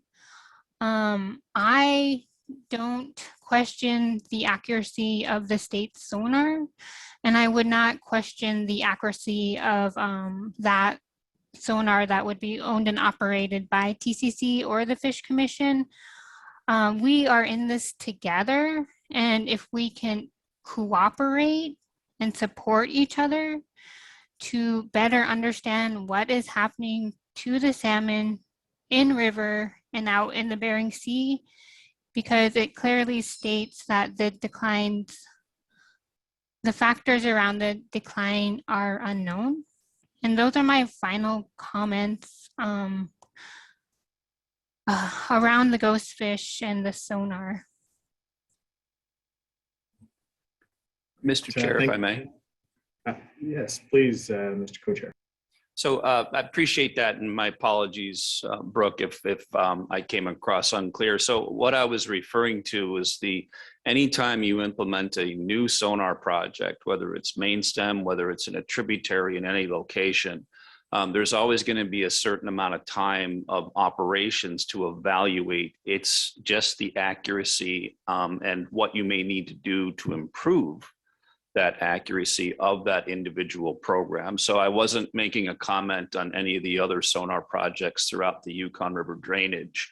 Those have been in operation for that adequate number of years to have confidence in their accuracy. But any new program, new sonar program, there's always going to be a time period of development to assess its accuracy and then adjust operations as needed to improve that accuracy as best you can.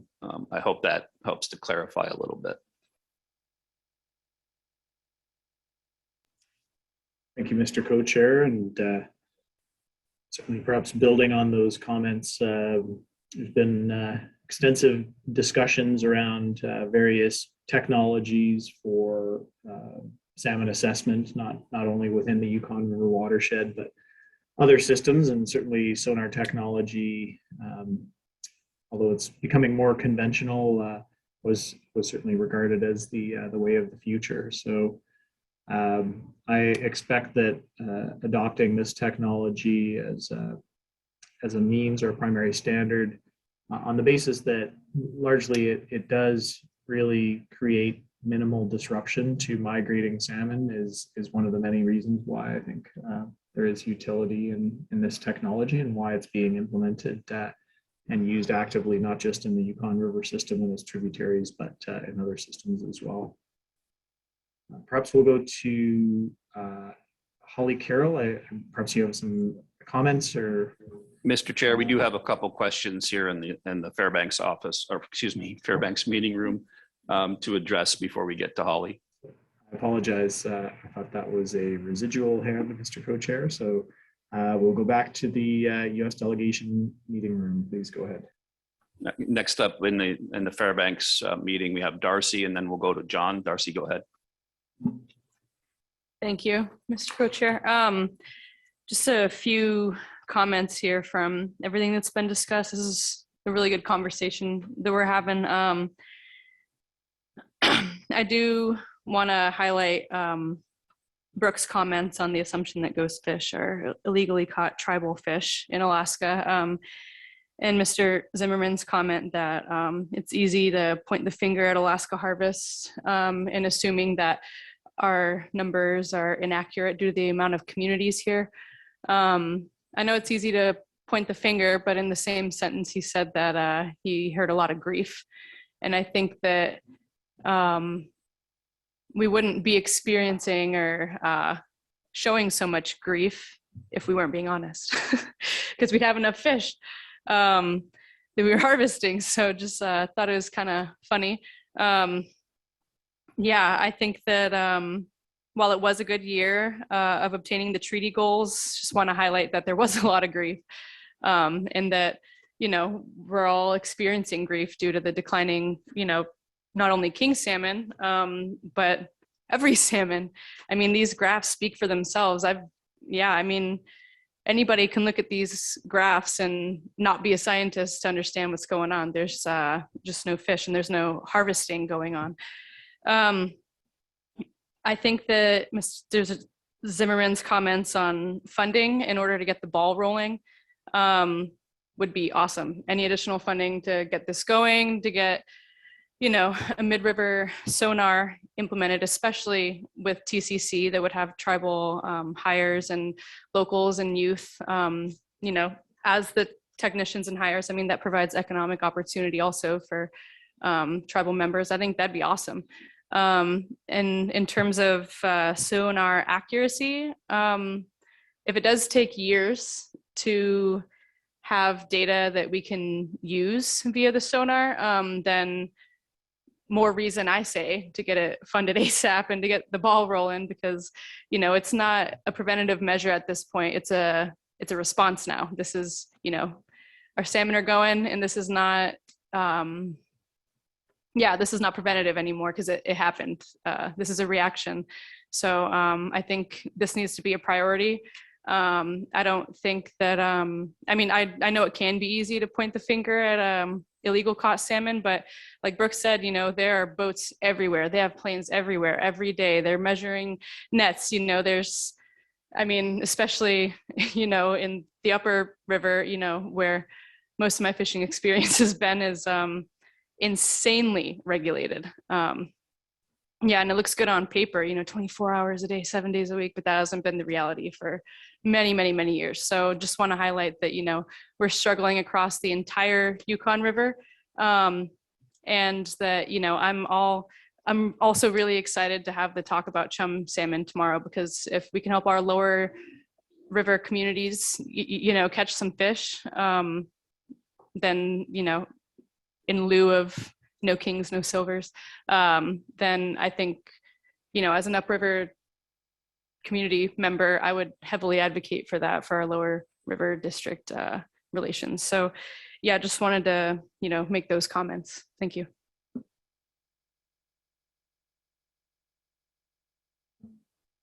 Yeah, thank you, Darcy. Appreciate all those comments and well said. John Lamont, go ahead.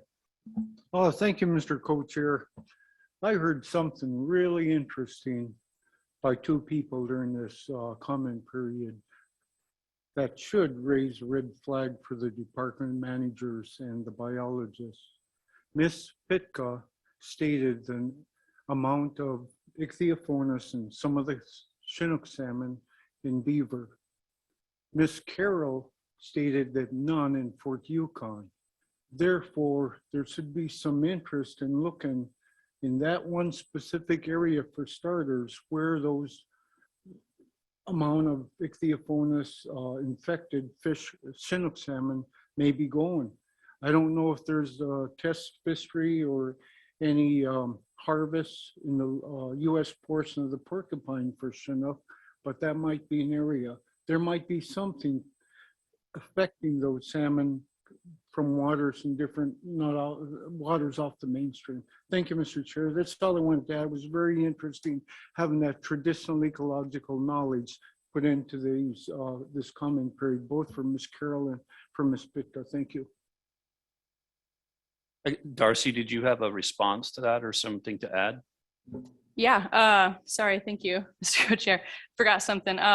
Yeah, also wanted to highlight, Chief Pitka's comment that, in terms of grief, we're having to receive a permit to catch sick fish. Just wanted to highlight that and amplify that and maybe, put it into perspective that we're now having to get a permit for ceremonial purposes and we're catching, 20% of the fish we catch are sick. So wanted to amplify that. Thank you. Yeah, thanks.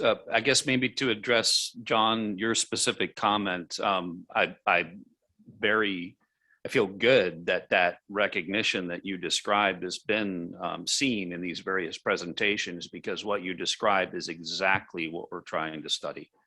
And it's pursuing the aspect of whether or not, if you're not seeing highly infected, ichthyophonus infected fish from as you get further up the main stem towards the border in any community in that regard, including all the way up to eagle, then that's indicative of a die-off in that regard, that those fish did not make it, or you don't see those infected fish that far upstream because they died in river. It's not necessarily, you can say that with as a 100% conclusion, but it's a strong indicator of that. So the work that's been described in both presentations, what Zach Liller spoke to, that is one of several different aspects that that program is focused on. Mr. Chair, that's all we have currently in the Fairbanks room. Thank you, Mr. Co-Chair. And so we'll go online to our members, Canadian panel member Tim Gerberding. Go ahead. Hello, everyone. Thanks. I think this ichthyophonus discussion is a very important one, and I think we need to do additional work. I haven't fished Chinook salmon for 20 years, so I certainly don't have any recent information to contribute, but I will say this. I fished about halfway between the communities of Eagle and Dawson, Yukon, and we did see ichthyophonus, and it was certainly worse in some years than others. We certainly noticed the white spots in the heart. We also noticed the ichthyophonus, the pustules that Virgil is describing in our fillets. And so I was surprised when Holly reported that the fishers in Fort Yukon aren't seeing it and haven't seen it. Now, again, my information is somewhat dated, but I would be very surprised if, fish caught in Canada or fish migrating to Canada didn't have that. I mean, unfortunately, we don't have data recent, but in the past, we absolutely saw ichthyophonus. And I mean, maybe some of these fish are dying en route. I don't rule that out, but I don't think we should think for one moment that all of these fish are dying and that this isn't apparent at the headwaters, because certainly in my experience in the past, it was abundantly apparent. Thank you. Thank you for those comments, Tim. Much appreciated. So we're just coming up to the top of the hour, and just doing a quick check. I don't believe we have any further questions or comments from panel members. So Mr. Co-Chair, what I would suggest is that we're right on time and on track with our agenda, that we break for 1 hour and resume at 1 o'clock Alaska time, 3 o'clock Yukon time. And we will continue on the topic of 2021 postseason reporting for Chinook salmon and receive the Canadian postseason summary, as well as environmental conditions report in our final session of the afternoon. Mr. Co-Chair. Yes, thank you, Mr. Chair. I concur. I think we've had some real good discussion and question and answer. Look forward to the Canadian presentation on Chinook salmon after we return from lunch. Thank you, Mr. Co-Chair. So we will resume in 1 hour.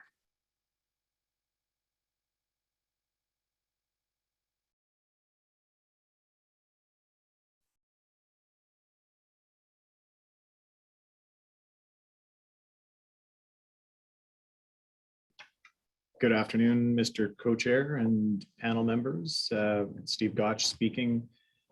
Noting that we're just at the top of the hour, 1 o'clock in Alaska, 3 o'clock in Yukon, which is our scheduled time to resume the Yukon River Panel's bilateral meeting session. For those that are joining us via the live stream feed, I'd like to confirm that we are currently on schedule and we have completed our 2 prior sessions of the day, concluding prior to our lunch break with the US presentation of 2021 Yukon River Chinook salmon, the season summary. It was number 7 on our agenda for Wednesday, January the 26th. For the remainder of this afternoon session, we will be receiving a presentation from Canada on the 2021 Yukon River Chinook salmon season summary, along with the Canadian Environmental Conditions Report, followed by panel member questions. At the end of the day, we will have the opportunity for the panel to receive public testimony. That's currently scheduled for 2:30 to 3 o'clock Alaska time, 4:30 to 5 o'clock Yukon time, and we do have a number of individuals who have registered for testimony this afternoon. As a brief reminder to those who would like to provide testimony to the Yukon River Panel, instructions on how to register to provide testimony are available on the Yukon River Panel's website at www.yukonriverpanel.com. Mr. Co-Chair, perhaps I will check with you just to confirm the US delegation meeting room in Fairbanks and any questions or comments you might have with regards to the agenda for the remainder of our bilateral meeting session today. Thank you, Mr. Co-Chair. No additional questions or clarifications on the agenda as you've described. That's our expectation, and look forward to hearing additional presentations and public testimony at the end of our proceedings today. We do still are waiting a couple of US section members here in person. I'm sure they'll be coming and joining us shortly. And I believe most of our online participants are online and awaiting further proceedings. One quick clarification, we will have some of our US section membership that have other conflicts and appointments or brief meetings that they need to address during our afternoon session, but we'll be rejoining the meeting as soon as they possibly can. But given all that, I think we are ready to proceed with the afternoon's agenda. Thank you, Mr. Chair. Thank you, Mr. Co-Chair. And so with that, we will proceed with agenda number 8, the 2021 Yukon River Chinook salmon season summary and Canadian Environmental Conditions Report.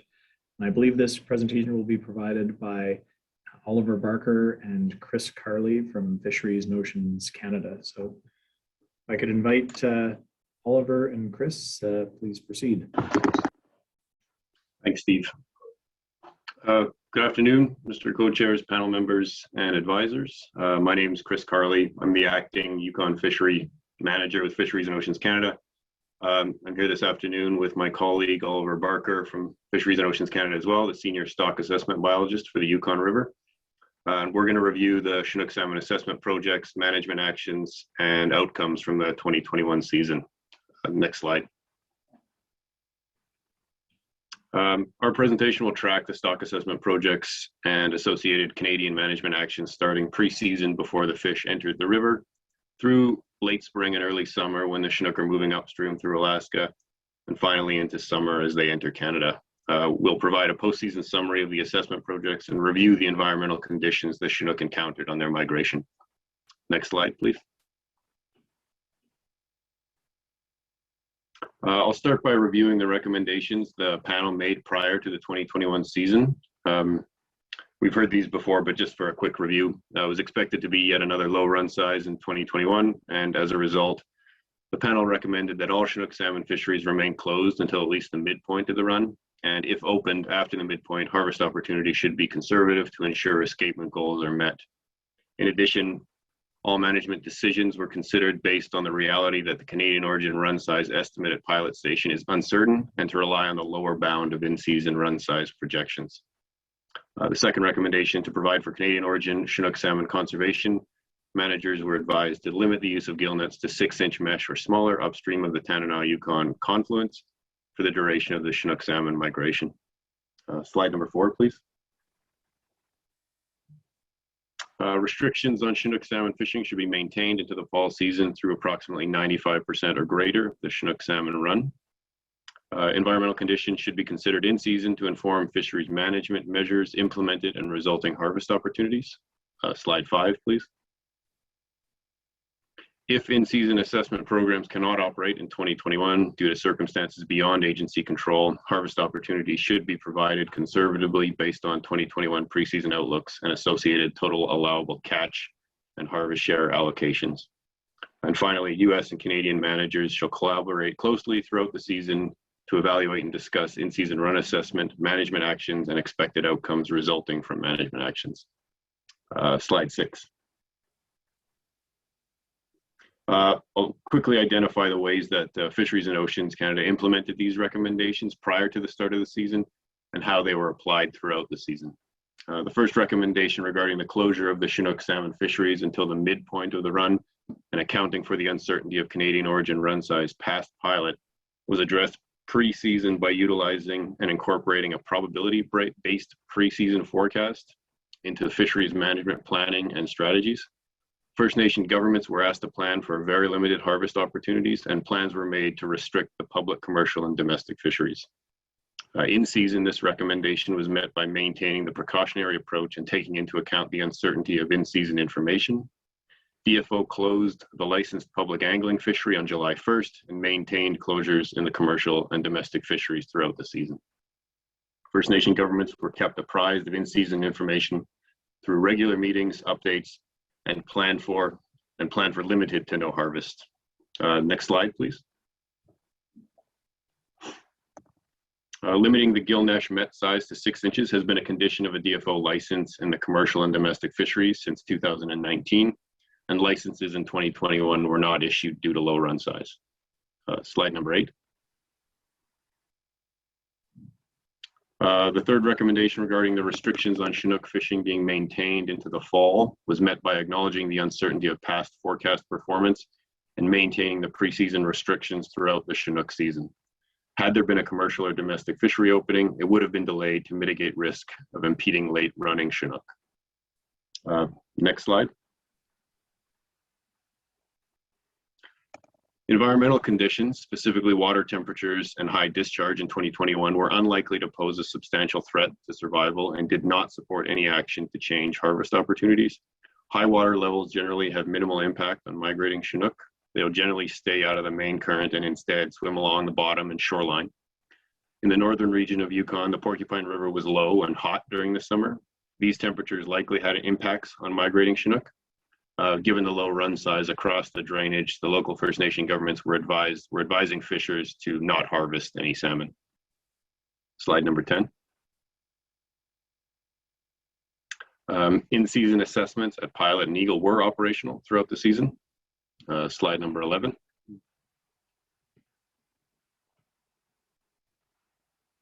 And prior to the start of the season and continuing throughout the season, DFO fisheries managers and Alaskan management agencies met weekly to share and discuss stock assessment information and management actions. Next slide. Thanks. So for reference, we'll be looking at numbers from these projects. So we'll start with the pre-season forecast, and that's developed while the fish are still in the ocean. Moving up for early season management, we'll use numbers from Pilot Station. For in-season adjustments and border passage, we'll look at numbers from Eagle Sonar, and then we'll give a summary of Canadian assessment projects: Porcupine Sonar, Klondike Sonar, Pelly Sonar, Big Salmon Sonar, Tahini Sonar, and Whitehorse Fishway. Slide 13, please. But to start, a reminder, this past year's Chinook preseason forecast was different than in past years. over the past couple of years, we at DFO have been working with Alaska Department of Fish and Game, National Oceanographic and Atmospheric Administration, and U.S. Fish and Wildlife Service to develop a new forecast method. And this is based on probabilities or answering questions like, what chance do we have of seeing a particular run size? So some examples for 2021, the run was forecast to be slightly lower than average. But in terms of likelihoods or probabilities, it looked like there was about a 50% chance or a 1 in 2 chance of the run being at least 57,000 Canadian origin Chinook. But perhaps about a 75% chance or a 3 to 4 chance of being at least 48,500 and a 90% chance or 9 out of 10 chance of being at least 42,000. Now, this forecast also provided the more traditional range that we've been used to over the past many years of this number to this number. This forecast, for instance, could provide an 80% confidence interval of 42,000 to 77,000 Canadian origin Chinook as a preseason forecast. Slide 14. As Oliver mentioned, each probability has an associated run size outlook, as well as an associated harvest share. Canadian managers needed to consider which probability and associated run size they were comfortable planning for and managing to in the early season, while considering the uncertainty of pilot estimate and relying on the lower bound of in-season projections. DFO managers selected a 75% probability of the run size being at least 48,500 Canadian origin Chinook as the preseason outlook. This outlook would result in a Canadian harvest share of 0 to 1,400 fish.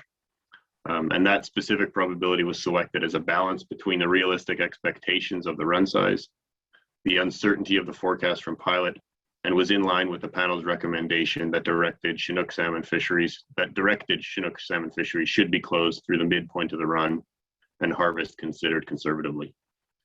Because the Canadian harvest share was anticipated to be low, the public, commercial, and domestic fisheries were closed before the start of the season. First Nation governments were informed of the limited harvest share and planned their fisheries accordingly. Prior to the start of the season, DFO met with First Nation governments as well as the Yukon Salmon Subcommittee and stakeholders. Next slide. So slide 15. As the run got underway, we watched Chinook numbers coming in at pilot station. So in this graph, the blue bars are the passage estimates of Canadian origin Chinook past pilot station sonar, and that's estimated by daily counts and in-season genetics. So examining whether these fish are US or Canadian origin using genetic samples. And then total passage, and that includes US origin fish as well as Canadian origin fish, is in light gray. So by 19th of June, that was the run's first quarter point, with about 21,000 estimated Canadian origin Chinook passed by that date, out of a total of 34,000 Chinook by that point. And that's the 34,000 includes US fish. Now this suggested a below average run, but it was at this point pretty consistent with the preseason forecast range. Slide 16. Moving through the season, by the 29th of June, pilot station Chinook numbers had reached the midpoint. Now, Canadian origin fish, it was looking were a higher proportion of the run than usual. And the Canadian origin passage estimate of almost 40,000 Chinook was below average still, but staying consistent with that preseason forecast range. Slide 17. As the run started to wind down, the passage estimate was still consistent with that preseason forecast, with just under 60,000 Canadian origin Chinook estimated to have passed by the 6th of July, but moving closer to what looks like a more of an average Canadian origin Chinook passage. Slide 18. And then looking at this is the end of the run. The total estimated passage of Canadian origin Chinook at pilot station was just over 67,000 fish, and several days later than average. Remember, though, that pilot station numbers had resulted in an overestimate of Chinook entering Canada in 2017, 2019, and 2020. Though we had this pilot estimate by mid-July, we didn't have excellent confidence in it for harvest management. We really wanted to see more evidence of what the Canadian origin run size actually was before making any changes. and that meant waiting for eagle sonar numbers to start coming in. So eagle sonar being just downstream of the Canada-US border. Slide 19. So this is eagle sonar, and again, just downstream of the Canada-US border on Yukon River main stem. Now, by early July, the first Chinook had started to arrive at Eagle. Fish began arriving a little bit late, but this was expected based on the late run timing at Pilot Station. Slide 20. The management overview for July. DFO management actions began with closing the public fishery on July 1st. And then a week later, acknowledging the uncertainty of the pilot estimate, past forecast performance, run timing, and the pilot Eagle discrepancy experiences from 2019 and 2020. On July 8th, the run size projection was adjusted and an updated projection was issued, explaining that spawning escapement goals would not be met. On July 5th, the Yukon Salmon Subcommittee recommended that Yukon First Nations plan on not harvesting any Chinook. Next slide. So keeping a close watch on eagle numbers, by mid-July, it was clear that the run was going to be well below average and very unlikely to meet spawning escapement. As in the past number of years, eagle numbers weren't matching expectations based on Pilot Station. Slide 22. And then as the run peaked and started to decline by late August, it was clear that border passage would not meet the interim management escapement goal range of 42,500 to 55,000. Slide 23.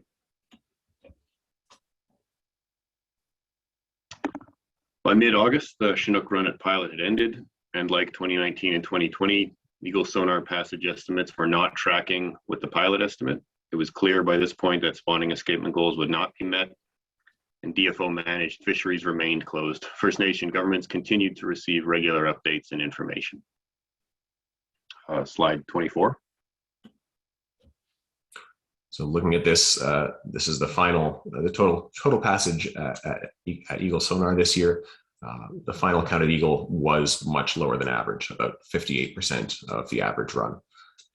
Now, there's more to discuss about the difference between Pilot Station and Eagle numbers, and we had a bit of that in the previous presentation. I'll come back to that at the end of this presentation. Slide 25.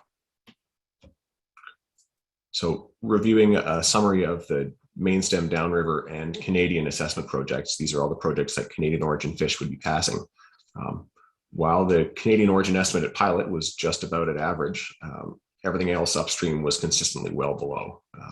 And then also, as you saw in the US presentation, this included assessments on American tributaries as well. Many of those were in the 25% of average range.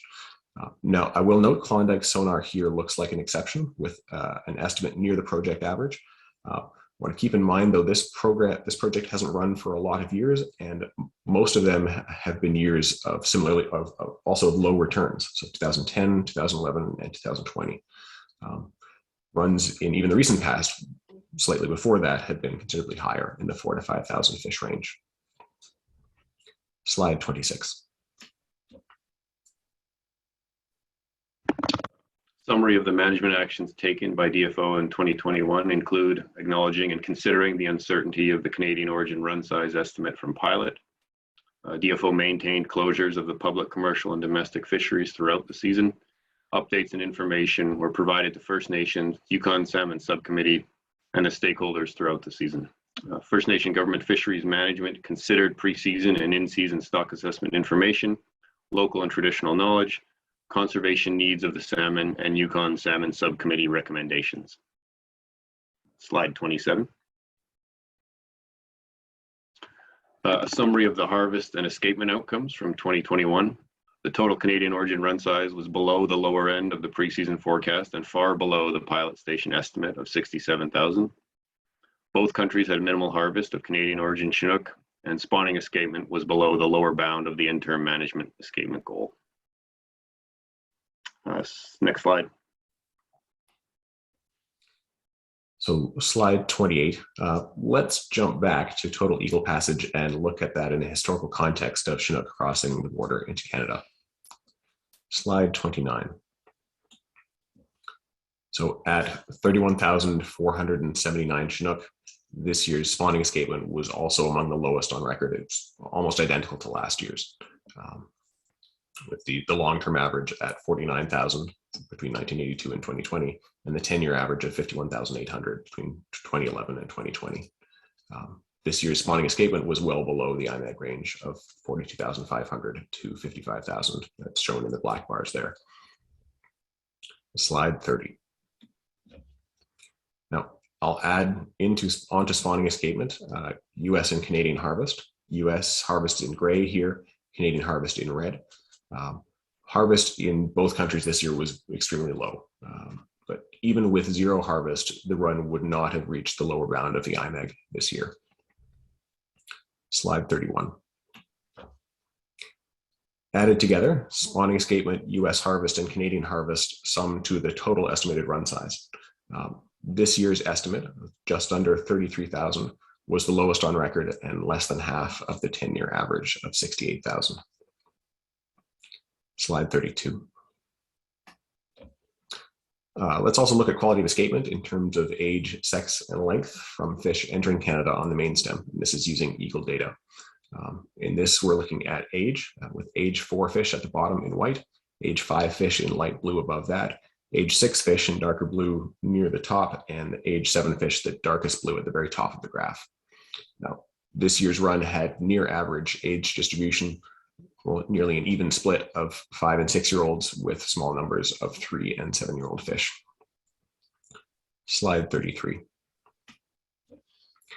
Taking a look at sex ratio with females below and males above on this graph. This year's sample at Eagle was 44% female, and like age, that's very close to the average sex ratio at that program. Slide 34. Looking at length separated by sex, with females on the top and males below. Male fish were smaller than average at Eagle this year, but females were near average size, somewhat larger than last year. Slide 35. So let's return to what I described previously and what we've discussed a bit in the previous presentation, that fewer Chinook arrived at Eagle sonar than expected based on pilot station estimates. So there are, to understand, to get a head around how this could be the case, there are several potential reasons for Chinook numbers to decrease between pilot and Eagle. So I'll go through these. They are fish headed to the Porcupine River, fish harvested on their way to the border, measurement error, and non-harvest mortality. So starting with porcupine fish, Porcupine River Chinook leave the main stem at Fort Yukon and don't cross the border at Eagle. However, these fish are counted as Canadian origin at pilot. They just don't arrive at Eagle. This happens every year. This year's estimate of Porcupine Chinook and Old Crow was just over 400 fish, considerably lower than average. What that means, this is a very small proportion of the Canadian origin run, not a significant factor this year. Then looking at harvest, US harvest removes a certain number of Canadian origin Chinook along the river between pilot and Eagle. As we've seen a number of times here, US harvest estimate for Canadian origin Chinook, roughly 1,200 fish this year. That's historically low. Also not a significant driver of this difference this year. So considering measurement error, this includes uncertainty that we know about. For example, the uncertainty around the estimate from pilot station. This year, the 90% confidence interval for Canadian origin Chinook passage was between 58,500 and 75,700. That's something that we can assign a value to. Measurement error, though, also includes uncertainty that you don't know about. So fish, for instance, can be missed from or included in account in a way that isn't noticed and you can't account for.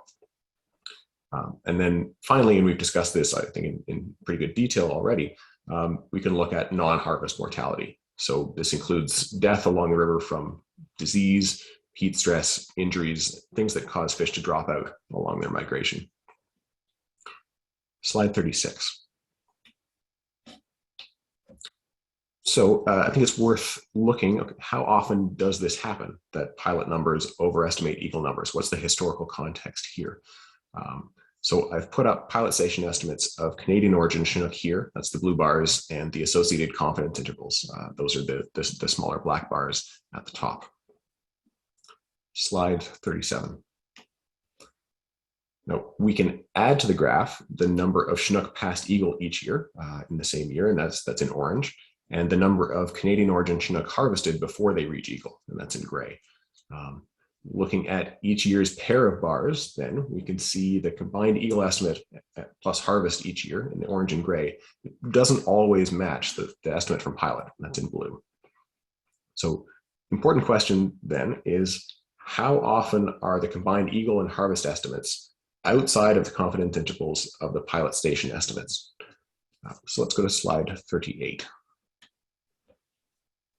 So looking at this, we can see that pilot station estimates were higher than combined eagle and harvest estimates in 2013, 2017, 2019, and 2020, as well as 2021. I've circled these in red. However, pilot station has also considerably underestimated the combined eagle and harvest estimates in 2009, 2011, and 2015. I've circled those in black. What that means is the estimate from pilot ended up being lower than the number of fish that were accounted for at eagle and plus harvest. So we've seen this a number of times. These discrepancies in either direction make management really difficult. So we're continuing to look at this in a number of ways, and we've discussed some proposed studies on the U.S. side, looking at telemetry and looking at ichthyophonus. The JTC has also formed a subcommittee to examine these discrepancies between estimates and looking at ways to address them, and these have certainly been part of our discussions. And that subcommittee will continue bringing the best possible science forward for the panel's consideration and help to inform the proposals for these projects that have been put forward. Slide 39. And finally, I'd like to review environmental conditions encountered by migrating and spawning adult Chinook this year. And I'll note here, these are two photos, one in southern Yukon and one in northern Yukon on the Porcupine, taken the same day. And I'll note their error here. This should say 2021 for both of these photos. So the common theme across the Canadian Yukon drainage this past season was higher than average air temperatures. But what that meant for river conditions really was highly variable across the territory, and it depended a lot on winter snowpack. And that was record high in the southern Yukon, near average in the central part of the territory, and below average in northern Yukon. Slide 40. So really what that meant is the most notable environmental conditions this year were the record high water levels in the upper Yukon watershed and record lows in the Porcupine. So going through this by region, in the upper river, winter snowpack this past winter was more than double the average in southern Yukon. That combined with high June temperatures led to rapid water level rise. All that snow turned to water and ran downhill, and the lakes and rivers really jumped.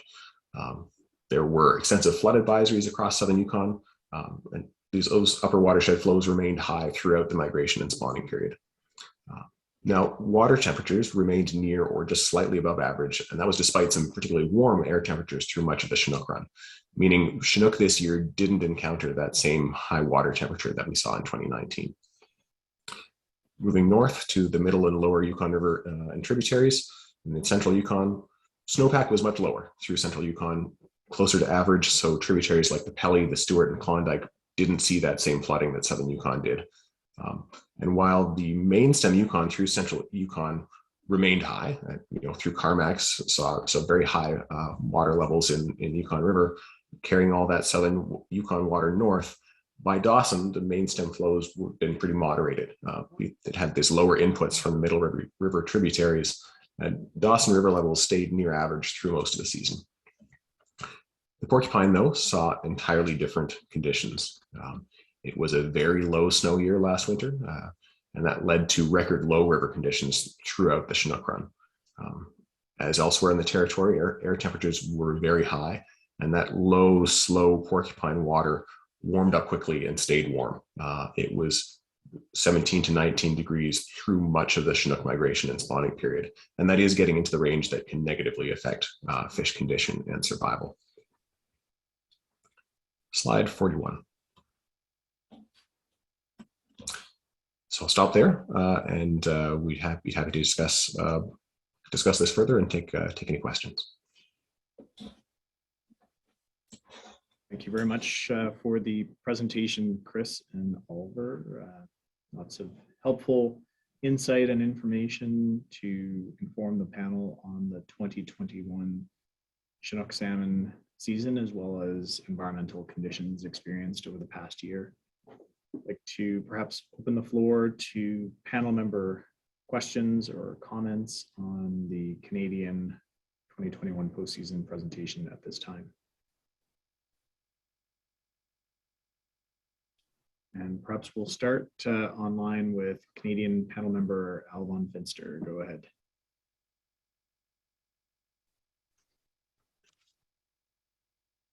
Yeah, hi Oliver and Chris. Thank you very much for that presentation. And I agree with you entirely that water temperature was not an issue for the Yukon River Chinook this summer. I think if you take a slightly more holistic view though, and this is backed up by scientific work done from University of Alaska on the Salcha and Chena rivers, is that if you have high water, particularly late in the season, after the eggs are in the gravel, it can have a quite negative effect on the incubating fry. And they wrote a scientific report on this that I'll send you the reference for. So I think that if you, as I said, if you look at more holistically, when we start getting past just the upstream migration of the salmon, get into the spawning, get into the incubation, then issues may appear, even though it is still within the open water period for the spawning year. Thank you.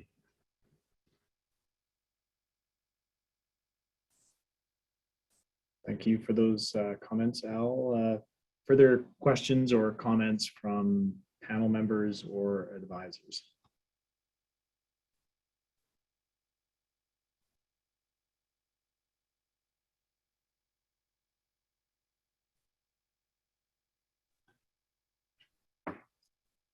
Okay, not seeing any, I guess. Mr. Chair. We'll check in. Oh, yeah, with Mr. Co-Chair. Any comments or questions from the U.S. delegation meeting room in Fairbanks?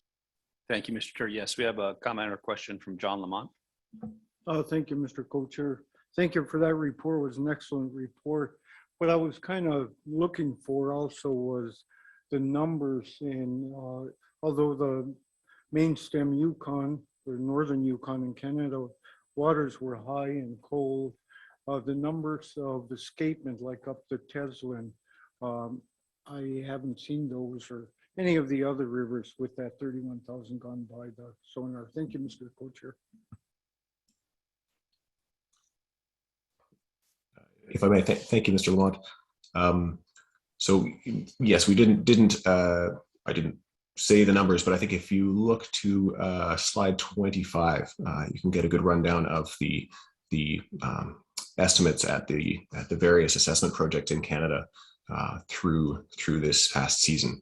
And again, I'd say consistently well below average, particularly in the further upriver sections of the main stem and in the Porcupine.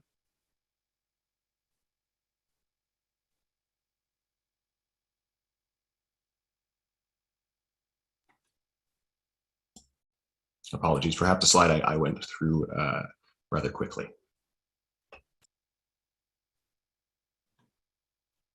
Thank you for that, Oliver. And I think while we're considering the information on slide 25, just in light of some of the higher water conditions for the benefit of the panel and advisors of the assessment programs that are listed on slide 25.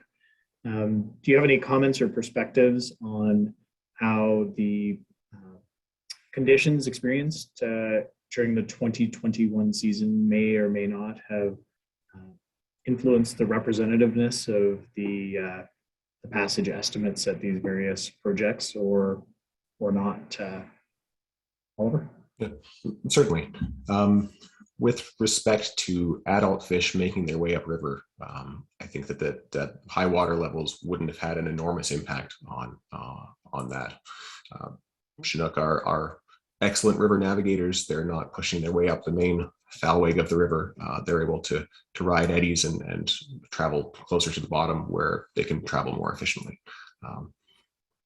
So I don't foresee that being the case in the main stem Yukon projects. The exception, I would say, would be Porcupine River. Conditions there, water levels were very low. Temperatures were quite high, and in that range, that can start to have negative impacts on adult fish returning. Thank you for that. And maybe more specifically, as far as the operations, so to deliver the projects themselves, were they reduced in duration or not by any of the conditions experienced? And I acknowledge that a number of these projects are delivered by First Nation government organizations in Yukon. So acknowledge that you'd be generalizing, but that's the commentary that I was hoping you could shed some insight on. Thank you. Thank you, I understand. Yes, I'm happy to generalize if asked. Many of these are sonar projects. Those typically, as long as you stay on top of water level changes, can operate pretty well, even when river levels are high. Where some of these projects did struggle was in test netting. One, because if waters were warm, for instance, on Porcupine, test netting didn't happen with respect to fish not being impeded. But also that, particularly low numbers combined with high water meant test netting was difficult this year for a lot of these projects. There were some periods that were where high waters may have meant a pause in sonar operations, but nothing that was out of the ordinary. Thank you for that clarification and confirmation. And perhaps we'll go to the U.S. delegation meeting room, Mr. Co-Chair. Thank you, Mr. Co-Chair. Ragnar Ahlstrom. Mr. Chairman, in an earlier presentation, I believe a presenter talked about pre-spawning mortality, which I assume is a fish were dying fairly close to their reds or to this where they're going to spawn. Did you observe any pre-spawning mortality in Canada? Thank you. Thank you. The projects, the DFO projects that we ran, there wasn't any observation of that, nor did I hear of any from any of the communities. We did have regular discussions with First Nations throughout the season. That wasn't reported. It doesn't mean that it did not occur, but I think it would indicate that it wasn't observed in any significant way. Yeah, no indications of that provided to us or observed by us this year.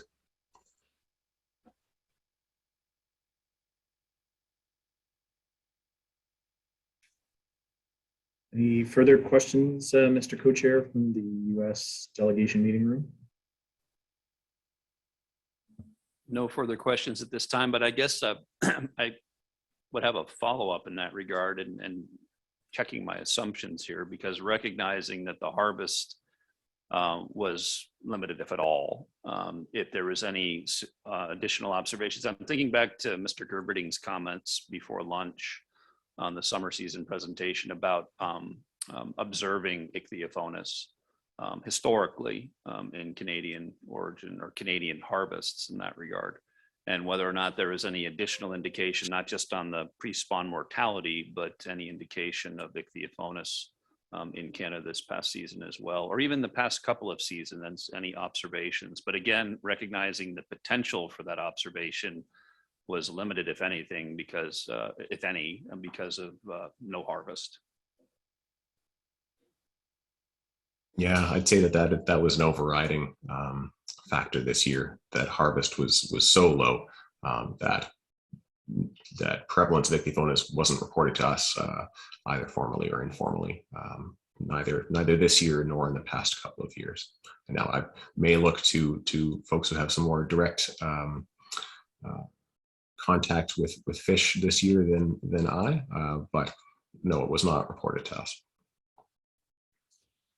Thank you for that, Oliver. And maybe just take the opportunity, not sure, panel member Alvon Finster, did you want to provide a comment in regards to this topic? Or? Yes, thank you. Very fast comment. You can only find pre-spawn mortality if you have low and clear water. If you have high and turbid water, you simply cannot see it. Most of the large adults, particularly adult females, go to the bottom of the river and you have to snag them off the bottom. That's all I have to say. Thank you. Thank you for that, Al. And then just very briefly before we move on to our next questions, any of our Canadian First Nation government advisors, any observations you would like to share in respect of any, I guess we'll call it local knowledge or observations of potential ichthyophonus?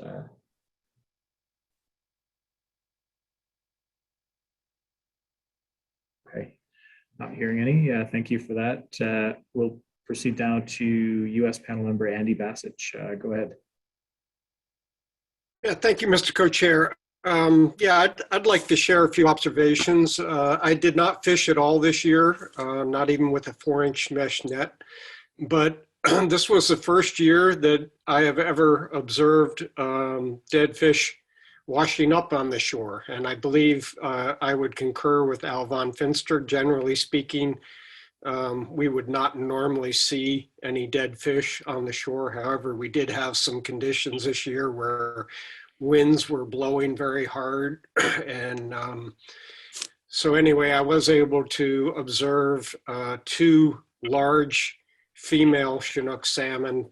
I did not examine them too close because they were pretty rotten, but they were female. I did open them up to see if there were eggs in them, and I would have estimated they were between 18 and 20 pound fish. I never saw any male fish, but I would just wanted to share this because this is the first time I've ever really observed that.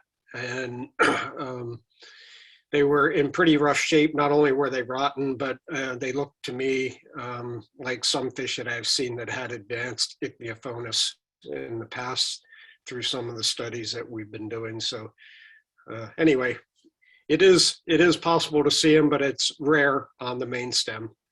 Thank you, Mr. Co-Chair. Thank you for those comments and for sharing those observations, Andy. Next, we'll go to Canadian panel member Robert Perry. Go ahead. Hi, Oliver. Just a quick question. Has anything changed? I see there's the disparity between Pilot and Eagle is occurring in the last years. Is there any changes that have occurred at Pilot in terms of how they handle the numbers or the data that might suggest that maybe there's errors in there, or is it? Have we seen anything that's changed in the way the data is being handled or the information is being handled? Thank you, Robert. I'll acknowledge that there are folks that are much more directly connected to the pilot station sonar operations than I am here. However, with the JTC subcommittee examining the difference between estimates at Pilot and Eagle, we've had good opportunity to speak with and ask questions to the sort of folks in charge of operating sonar and running test netting at Pilot Station Sonar. The short answer to your question is no. There haven't been any notable methodological changes at Pilot. If there were changes in how discrepancies were coming up that were based on measurement error at Pilot, those would have to be coming from how changes in the fish or the river, rather than methods being used by the crew. Thank you for that, Oliver.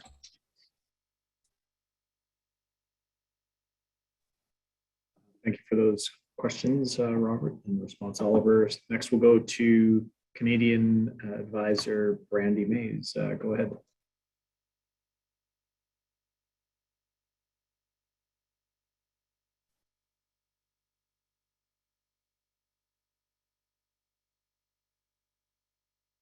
Hi, can you hear me? We can hear you now, yes. Yeah. Okay. So we didn't do any pre-spawning work this year, or we did some collection of carcasses. But to answer, I believe, I'm not sure whose question that was now. We have had some pre-spawning, especially below the Whitehorse Dam. And it was some work done in the assessing of, it's a report that's actually done, finalized with the river panel. It's funded by it. It's the assessing the fate of returning upper Yukon River Chinook salmon. So there is some pre-spawning information in there. Some are post-spawning and some didn't spawn at all, or like half spawned. So we do have that happening here. We didn't do the work this year, but the previous 4 years, we did have it from 2017 to 2020. So there has been quite a bit of information on that, and that can be found in the river panel, just to answer that question. We see it on this side of on the upper side of the river, and mostly below the dam. In the previous years, we've had some work done on Nichi that has proven this too as well. Thank you. Great, thank you very much for sharing that information, Brandy, and for the context of an understanding of panel members and advisors. Brandy was referring to the headwaters of the Yukon River, basically upstream of Whitehorse. Thank you, Brandy. Yes, yeah, it's on the headwater, sorry, below the Whitehorse Dam. I guess we call it Robert Service Way. On the maps that are showing that mostly in the U.S., you guys, Wolf Creek is just above it. So we've had some of that work done. Thank you. Great, thank you for that. And further questions or comments in regards to the Canadian 2021 postseason presentation? Hello? Hello, yeah. Steve, Stan Julie here. Can you hear me? Oh, sorry, Stan. Yes, we can hear you. Go ahead, please. Okay, scoop overall. We're talking about 21 season, but nevertheless, I think going back to the Ichthyophonus matter, I think the porcupine, the Fort Yukon River, Fort Yukon area, the fishermen down there are really well seasoned, so they're saying that there's no sign of Ichthyophonus back in '99, and then we were seeing it up here. Then something happened between Fort Yukon and Old Crow on the Porcupine River. So we're talking about 300 miles of river. So obviously, something happened there somewhere along the way. So we did see it. It wasn't very it was small, like Virgil was saying, very small. Ichthyophonus was very small, wasn't very large. As they show on the, I've seen pictures of it before, but I just didn't see anything that's really blown to that stage that they were showing like size of a Canadian loonie. Anyway, so that was the case with Ichthyophonus. The other part is that if we're talking about earlier, about the 30,000 or so Chinook that went missing somewhere along the way. But the question is, don't we want to find one of them or two or three of them to see what really happened to them, And I think maybe scientifically, we look at it in that stage, as to see what we can do, and see what the cause is, and begin to look and look for that. And it's pretty hard because of the murky water in Yukon River. So nevertheless, I think that's something that we do. Is there an obligation legally for under the treaty and agreement to for the U.S. to deliver the Canadian border, or is that like a quasi obligation? Or if then there isn't, then possibly we could turn to science and research to definitely find the beginning of where we could see what happened to the fish, to the salmon, the Chinook salmon. The other part is speaking of the low water and temperature being 19 degrees Celsius in the Porcupine River last summer, and that was the case. But then back in the day, 25 years ago or so, Sandy Johnson from DFO at the time, expressed low thoughts to say it would ever get up to, a certain temperature. There could be some issues with the salmon probably surviving or not surviving at a certain temperature. And I think we're reaching almost that point now. So question is if, we can observe that scientifically to see what happens with the salmon coming up the Porcupine River and Yukon, but more so on Porcupine.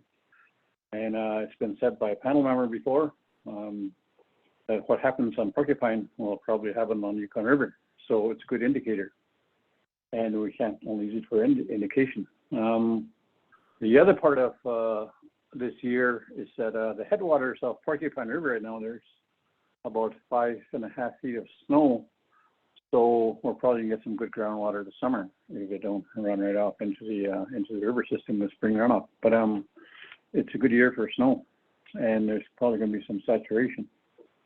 The other part is that flying over Fishing Branch this year, the spawning grounds for chum, is the water. You can see the water is very low, and it's been very low since all summer long and all time. I was fortunate to fly over there with a chopper that Al von Finster paid for to take me along with him. We flew over a Fishing Branch, and you can see the very, very low water there in the spawning area, and looking at the areas where salmon go to spawn and then they freeze out and that kind of stuff. So, the practicality of what can we do there, and science is never exact. And that keeps getting that's been pointed out to us a number of times, like you're going to do a project. Well, maybe we'll not support your project because it's not exact science. Well, never exact science. That's why you're doing the research. Hence the lack of chum salmon on spawning grounds of Fishing Branch. So there's a need to do something there. The other part is there's I don't know if it's any glaciers in the headwaters of the rivers. So that's something new also, and that's my observation. And it seems like it's going to be probably a better water temperature this summer than last summer. And there was I wasn't fishing last summer, but there was someone that had a whitefish in the river, and they caught a Chinook, and the Chinook was pretty healthy. So so I think there needs to be possibly a test fishery at some point in time to look at that. The other part is the number of years that we haven't fished. Well, nevertheless, maybe it's a need to look at that too. Do we just actually say, well, no one's going to fish for a number of years or 1 or 2 cycles, and then proceed with that? And rather than it come upon us and say, well, we're not going to fish because we have no fish. But nevertheless, can we make that plan ourselves intelligently to say that, hey, well, while the opportunity's there, let's put the salmon on the spawning grounds, both Chinook and chum. Anyway, that's all I have to say for now. Thank you. Thank you very much for the comments, Stanley, and really appreciate the insight in particular from the Porcupine River watershed.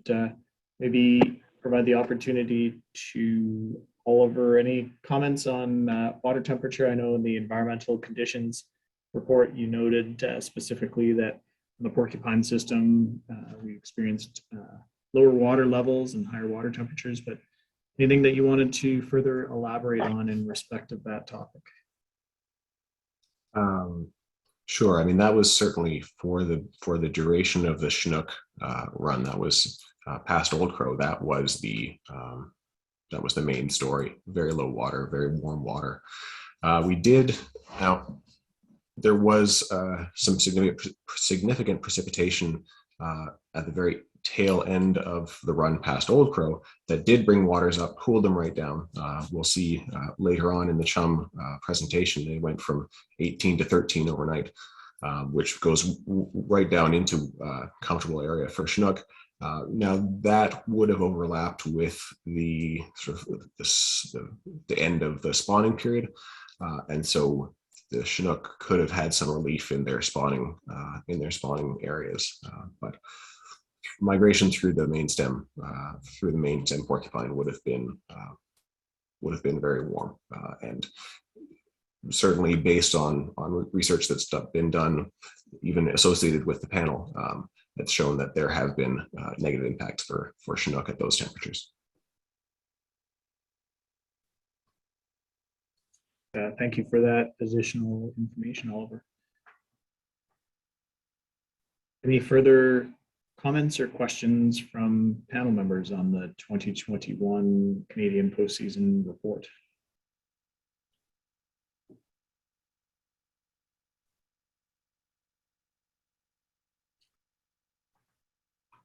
Okay, not seeing any online. I'll just check with Mr. Co-Chair. Any final comments or questions in the U.S. delegation meeting room in Fairbanks? Not at this time, Mr. Co-Chair. Thank you. So with that, thank you both to Chris and Oliver for your presentation to the panel this afternoon. We appreciate it. So I guess moving to our agenda, we're currently about 30 minutes ahead of schedule. We had set aside an hour and a half or so for the Canadian postseason presentation this afternoon, as well as any questions associated with the information provided. I guess we have the opportunity, Mr. Co-Chair, to, I guess, perhaps do one of a few things. One is inquire if there's any further subsequent follow-up questions on any of the prior presentations, in particular the U.S. presentation provided earlier in the day. Or I'm not sure if it's possible, but we could perhaps proceed with the receipt of public testimony, again acknowledging that we would be doing so approximately 30 minutes in advance. Mr. Co-Chair, any thoughts or advice in that regard?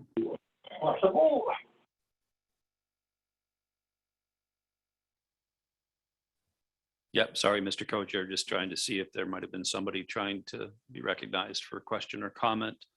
I think we can certainly see if there's any additional comments, I guess, overall between both the US and Canadian Chinook salmon presentations. There's some final comments or thoughts that members have. If not, I might suggest recognizing the expectations of any folks giving public testimony that they may not be available if we end up proceeding earlier. There may be a couple of agenda items, just standard administrative items that we could tackle today leading up to 3:30. For example, some additional discussion about identifying the dates for the preseason meeting. Certainly not as important and of interest compared to season summaries, but just we could maybe get a little ahead on our agenda if we have the time for that, Mr. Chair. Mr. Co-Chair, certainly I welcome doing that. I think from an administrative perspective, in regards to the 2022 preseason meeting agenda, I know that the delegations were contemplating potential meeting dates, and perhaps to provide a little bit of proactive notice, I believe that currently the Yukon River Panel is looking to schedule bilateral meeting sessions the week of the 4th of April, so essentially in early April, or was the timeline that we were looking at. I think admittedly we need to work a little bit on the specific agenda structure and timing of public sessions, but from a forward planning perspective, I think it's safe to confidently identify that the week of April 4th will the opportunity for the Yukon River Panel's 2022 preseason meeting. And I appreciate that for a number of panel members, both US and Canadian, as well as advisors, April and frankly March are very busy times. There seem to be a number of scheduled committee and board proceedings and meetings.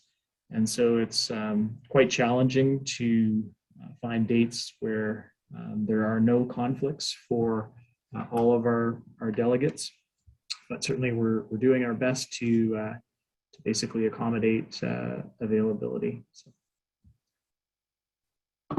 Mr. Co-Chair, any comments? I see we have a comment or question from Canadian panel member Carl Sidney.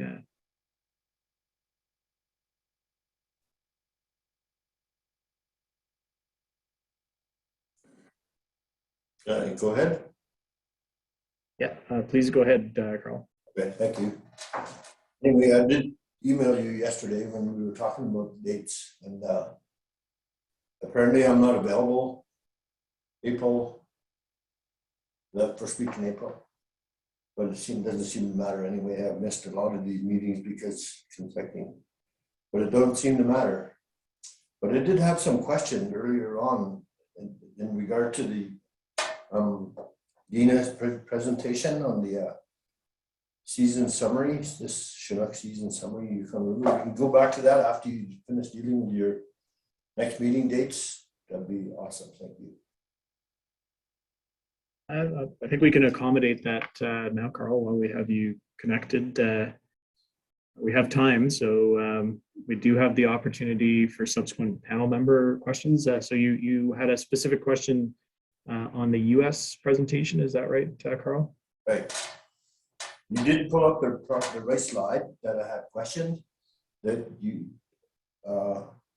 going back to my notes here. I just forgot the number of that slide that Deena presented. My question was the tributaries between Pilot Station and Eagle. They did show numbers of, and also the tributaries, but my question was, is there any way of identifying how many salmon went up? I think there were numbers there beside it, but I don't know if they're accurate numbers beside those different tributaries. And does anybody monitor those tributaries? I'm wondering, and was there actually any harvest? Understand that? Kind of sort of mixed up. No, thanks, Carl. No, that's quite clear. Maybe for the benefit of panel members in the audience, I believe the slides that are probably most relevant to your question in the US presentation, if we can bring them up, are slides number 4 and then slide number 12. And I'm not sure if, okay, here we go. So Deena, maybe I'll pass it over to yourself and to Fred West to maybe describe the tributary assessment programs just briefly again that did occur in 2021, and then perhaps tie that into the observation of fish abundance or Chinook salmon abundance, excuse me, associated with each of those assessment programs, and in general, perhaps some commentary around the representativeness, or at least the confidence in the representativeness of those numbers. Deena and Fred? Yeah, thank you, Mr. Chair. Yeah, you've got the map showing the Yukon River Exchange there with the projects that operated in 2021 in green circles. And so we do have Chinook salmon estimates from those projects. Anvik is mostly for summer chum. But for the East Fork Andreevsky Weir, the Henshaw Creek Weir, the Chena River Tower, and the Salta River Tower, we do have estimates from those projects. And all the counts for the estimates from 2021 were below the average. This year we did not operate aerial surveys. There's quite a number of other rivers that we would normally fly an aerial survey over and see how those compare to historic counts, but due to water conditions and rain late in the season, we did not do aerial surveys in those additional tributaries. And in terms of harvest, subsistence fishing was closed throughout the entire drainage. So the drainage includes all the streams that drain into the Yukon River. So that means all of the streams draining into the Yukon were closed as well as their main stem districts. So the Andrieski River closed, the Kayakuk River closed, the Tanana River was closed. So all those areas were closed to salmon fishing during the entire 21 season.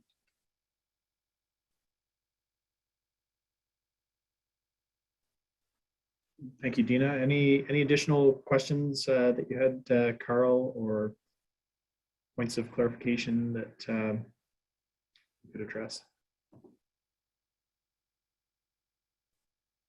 Oh, I think we're good. Thank you for that confirmation. And we'll go back over to the U.S. delegation meeting room. Mr. Co-Chair. Thank you, Mr. Chair. Comment or question from Virgil Umfenauer? It's not really a question, just a little bit to go along with what Deena said. And that is that where I guide for moose, the water was so high at the end of the summer that we were driving between the trees in our boats where we would normally be walking. I just wanted to point that out. There's no way you could count anything in those kind of conditions. Once it rained, the water on the Koyukuk River was close to what it was in the 100-year flood event of 1994, where it washed the village of Hughes away. Thank you.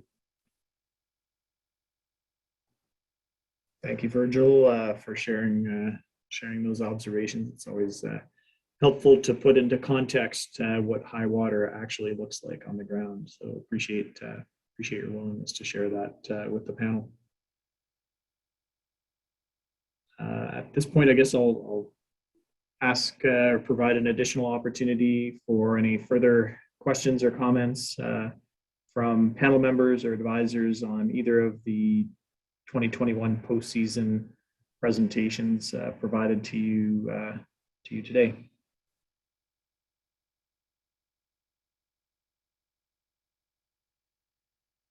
Okay. Not seeing any, Mr. Co-Chair. I think we can go back to just, I guess, the opportunity for you to respond to my suggestion around proposed timing of the 2022 Yukon River Panel preseason meeting. Again, acknowledging that there will be likely some scheduling challenges for certain delegate members and participants, but certainly doing our best to provide information to the Yukon River Panel in a timely way, and also in a manner that coincides with the respective planning processes that occur subsequently both in Alaska as well as in Canada. Mr. Co-Chair, any comments or perspectives in regards to the proposed timing of the 2022 preseason meeting? Yeah, thank you, Mr. Co-Chair. And again, acknowledging that for both US and Canadian members, there may not be an ideal date, but I think that that week of April 4th will work for the US section. We still may have a couple of members that will have conflicts, maybe not for the entirety of the meeting, but for at least a portion of it. And again, I think in general, it may work best for the majority of the US section. So I'm comfortable with proceeding with those dates. I guess I'd also pose, and we may not be able to answer this question right now, but recognizing that, of course, for the last 2 years, our panel meetings have been virtual or hybrid virtual in some form, of whether or not we can predict a couple of months in advance of expectations for the upcoming 2022 preseason panel meeting. My working assumption is that it would be virtual or hybrid virtual in some form bilaterally between the US and Canadian sections, basically similar to this meeting and how it's proceeded, and that for now we should plan on proceeding with that expectation in mind. Mr. Chair. Thank you, Mr. Co-Chair, and I would concur with that. As much as there's a very strong desire to resume with in-person meetings of the international delegation, I think realistically, given that we're about 2 months away from the preseason meeting at this point, seeking to both predict and confirm with any degree of certainty our ability to facilitate cross-border travel for our respective delegations, numbering in the 40 to 50 range, either from Canada to the United States or from the United States to Canada, is probably unlikely to put it with some degree of confidence. So I concur with your sentiments that we should plan for a hybrid meeting session. Our intent, I guess, from a Canadian perspective, again, contingent on what the state of affairs is at that time, is to host the Canadian delegation at a collective Canadian section meeting room, much like you've done for a number of the US delegates at this meeting. Thus, again, I guess providing at least some opportunity for in-person dialogue and exchange, albeit within the respective section sessions. So those are my perspectives and predictions for the path forward and planning for the 2022 preseason meeting. Again, acknowledging the current state of affairs with respect to public health measures, and then also acknowledging that we're approximately 2 weeks away from those preseason meeting dates. Mr. Co-Chair. Yeah, thank you, Mr. Chair. And I know for maybe many of our respective delegation members and members of the public in that regard, may not see the nuts and bolts of the planning and processes that agencies need to go through to well in advance of the actual implementation of the meeting. We really have to kind of nail these things down months in advance so that we can start making travel arrangements, securing venues, so on and so forth in that regard. I think we will need to proceed at this point with that expectation of a hybrid virtual meeting akin to the structure of this meeting in that regard. Similar to what Mr. Co-Chair, you explained about anticipating an in-person component of that hybrid bilateral meeting, we would pursue the same option, similar to what we've done here for this meeting on the US section and US delegation side in that regard. I guess the one benefit of these hybrid meetings is that regardless of the public health implications that are driving the need to meet virtually in this regard, is that having the virtual platform presents an opportunity for those that run into travel issues or may not be able to be available for the entirety of the meeting, that there is a relatively straightforward option to get online and be in attendance for the meeting at some point. So again, for the US section, we would plan on meeting in person in a similar capacity to our meeting here in Fairbanks today. But obviously the option is available for any members, US or Canadian, to be able to attend virtually based on their specific circumstances or needs. Thank you, Mr. Co-Chair. And I guess just procedurally, take the opportunity to confirm with the Pacific Salmon Commission Secretariat, Mr. Tom Alp. I know that I did have a chance to look at the Pacific Salmon Commission meeting schedule, and I didn't observe any conflicts with scheduling the Yukon River Panel's preseason meeting for the stated early April dates. But from a Pacific Salmon Commission Secretariat perspective, and obviously the support that you provide to the Yukon River Panel, do you anticipate any scheduling challenges with regards to the proposed timing? Thank you, Mr. Chair. Do appreciate you checking in with us. We do not see any issues with those dates. Thank you very much, Tom. Okay, so Mr. Co-Chair, I think we're still 15 minutes prior to our scheduled public testimony time. So I believe we've also addressed most of the administrative items, unless there were additional items that you feel we could perhaps address at this point in time.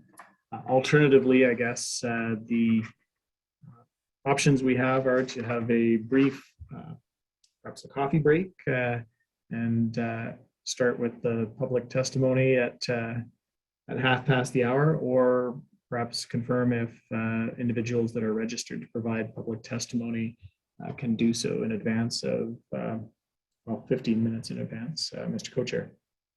Yeah, thank you, Mr. Chair. I guess maybe a quick check-in with Pacific Salmon Commission of whether or not we have any an updated list of signed up folks for public testimony. Victor?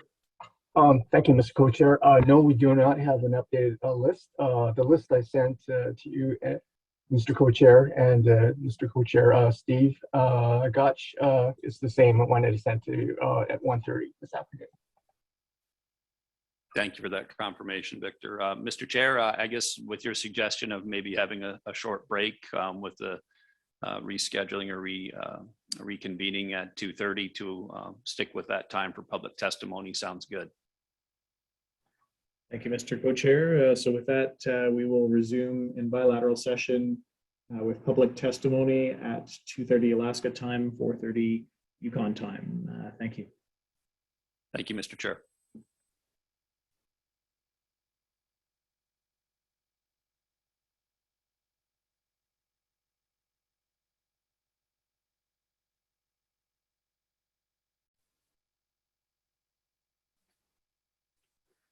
Thank you. Well, first of all, thank you for allowing me to provide testimony to the Yukon River Panel. My name is Serena Fitka. I'm going to be speaking on behalf of myself. I'm a Yukon River subsistence user, and I fish in St. Mary's. My comments are going to be focused around the studies around ichthyophonus. It's great to hear that more research is going to be done on the Lower River. Over the last several years, I've been noticing ichthyophonus in the fish that I catch. And this is to the naked eye. So I can see speckles on the heart, I can see the pus pockets, and there are at times I can see the black flesh where the ichthyophonus has progressed. I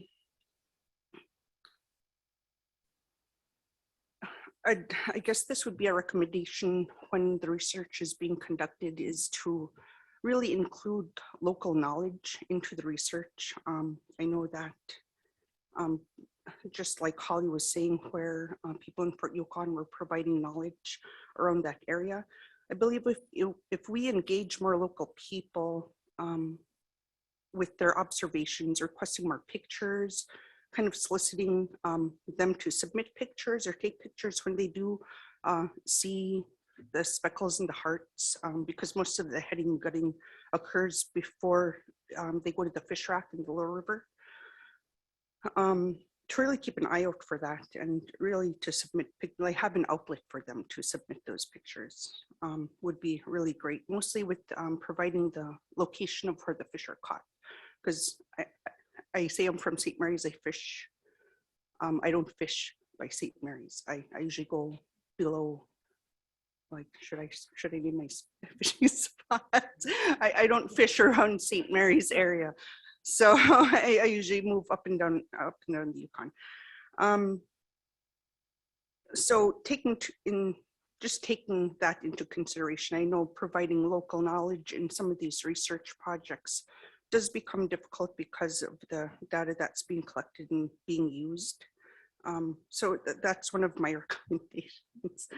The other, I don't know if it would be a recommendation, more of a question or comment of concern.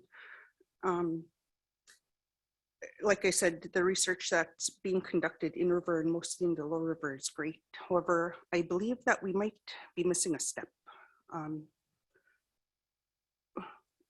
Where's ichthyophonus coming from? It's coming from the ocean. It's coming from the food that the salmon are eating out in the ocean. What is the What are the areas? What are the conditions? The environmental conditions? Are there any research in the ocean area? I know ADF&G doesn't have jurisdiction in some of those areas. However, there needs to be more communication efforts between agency, federal agency, staff on research projects with ichthyophonus, because it is coming from the ocean and migrating in river. I mean, there's a lot of, just like there's a lot of variabilities in the decrease of our salmon, there's a lot of variabilities in the ocean. If there's any research that is being looked at that could provide information about ichthyophonus, such as ocean conditions. I know the more fresh water that gets influenced into the ocean can create ocean current differences or ocean current changes that can influence weather patterns. The flow of the food in the ocean can be shifting. So I think looking at those types of researchers and try to find any kind of correlation between the rise in ichthyophonus or the decrease in our salmon. Thank you.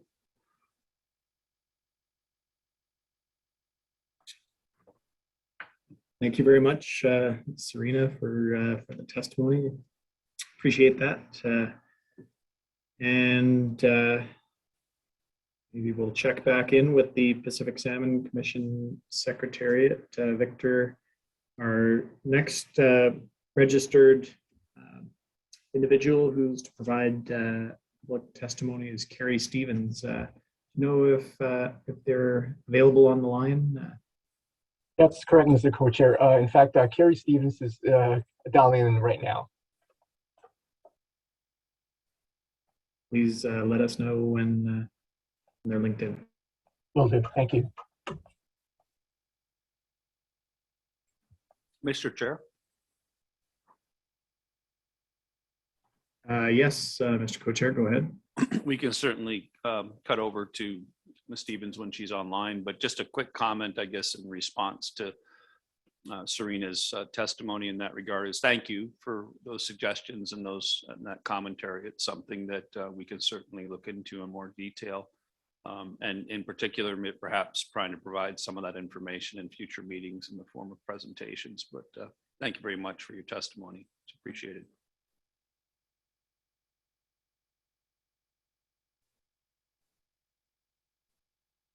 And I believe we have a question or a comment, perhaps in response to the testimony from panel member Andy Bassage. Go ahead.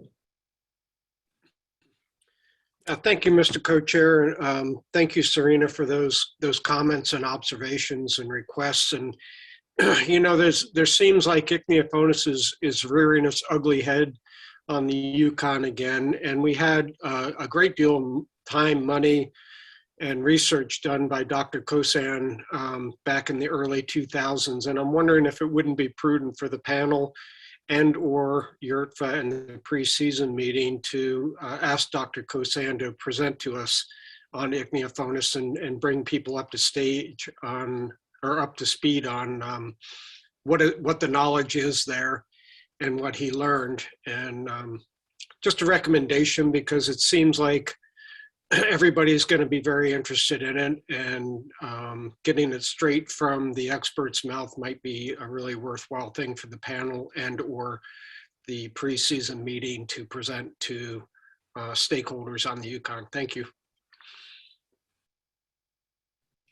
Thank you very much, Andy, for that suggestion. And perhaps back over to the Pacific Salmon Commission Secretariat. Victor, any updates for us? Yes, Mr. Co-Chair, I haven't received any updates yet. I believe she is in the process of being signing in right now. Please stand by. My apologies.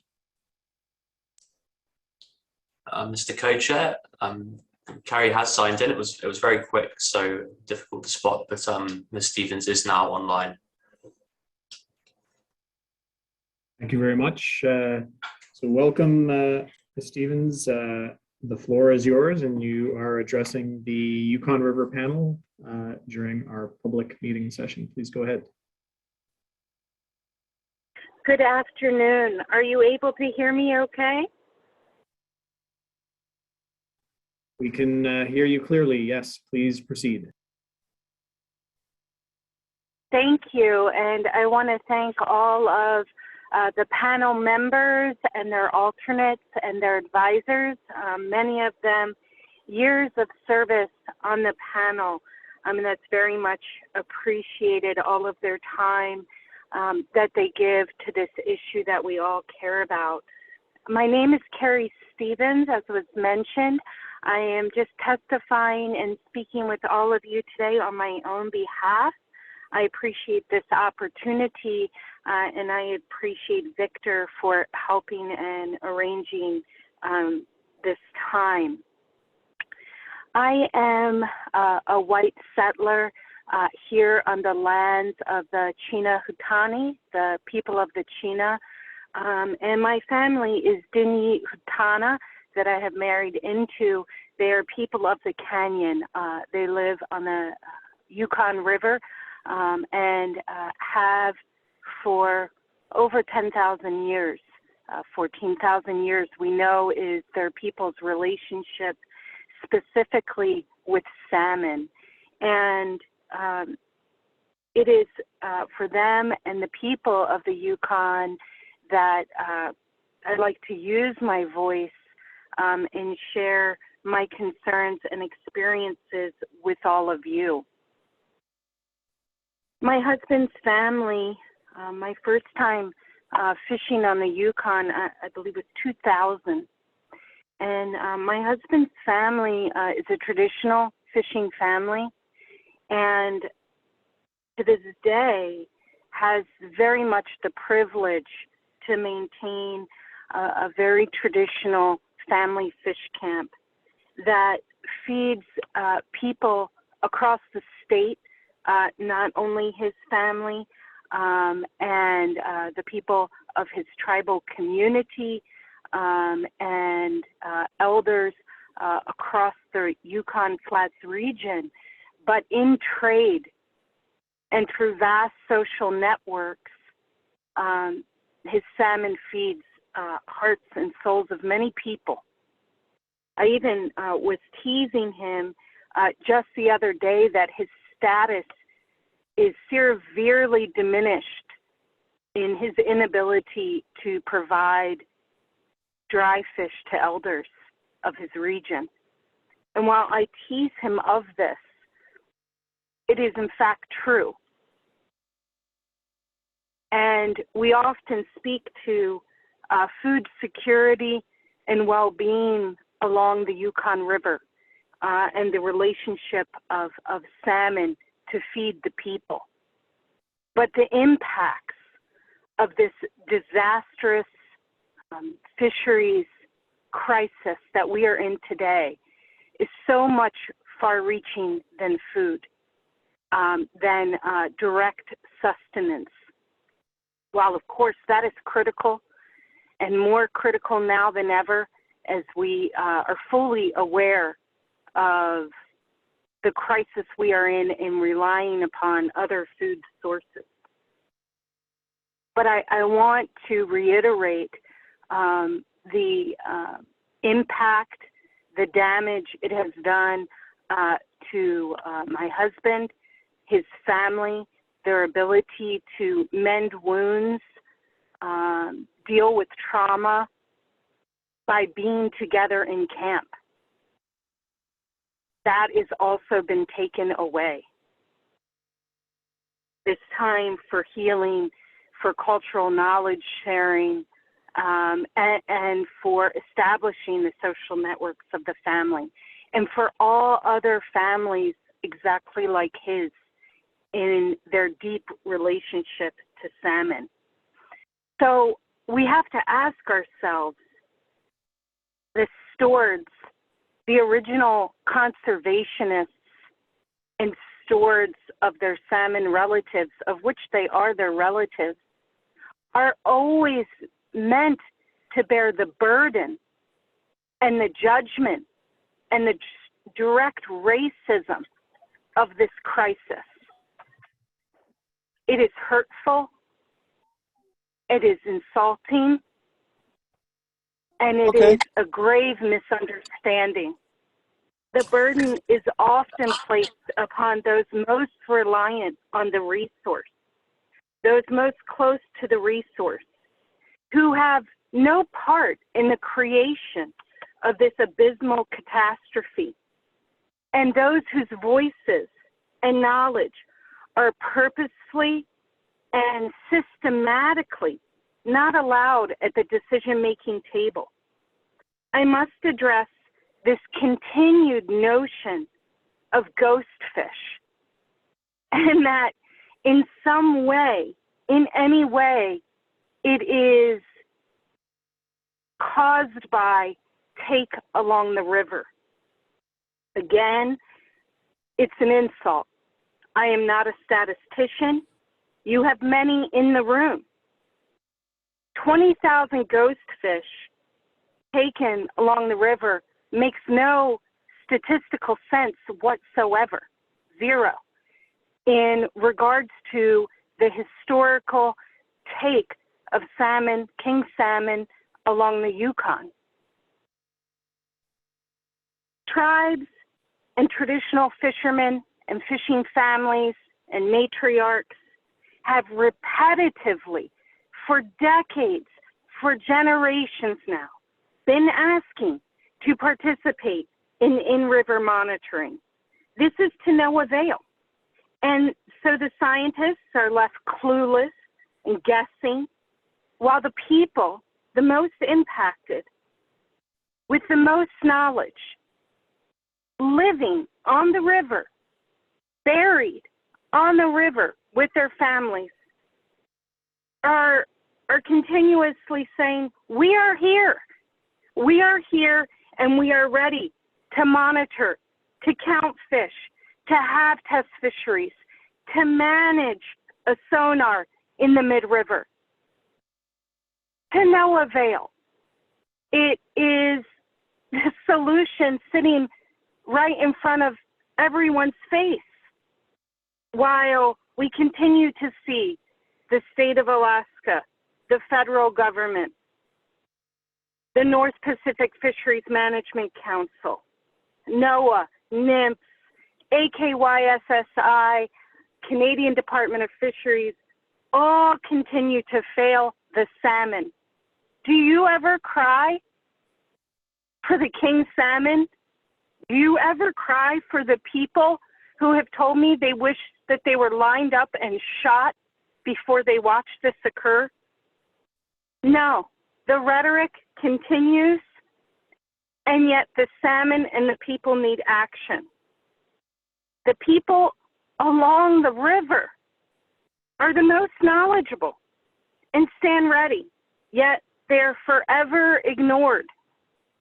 There is no observation network on the Yukon. There is no Yukon-wide local monitoring system.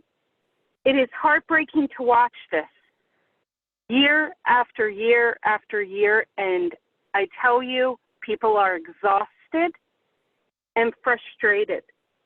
So I ask you that you answer these requests and that you push all of your counterparts in all of the state and federal agencies across this arbitrary border with Canada to also do the same, and that you accommodate a take on the Yukon, that the burden of meeting escapement is not placed upon those who are not the cause of this crisis, and stop insinuating that they are.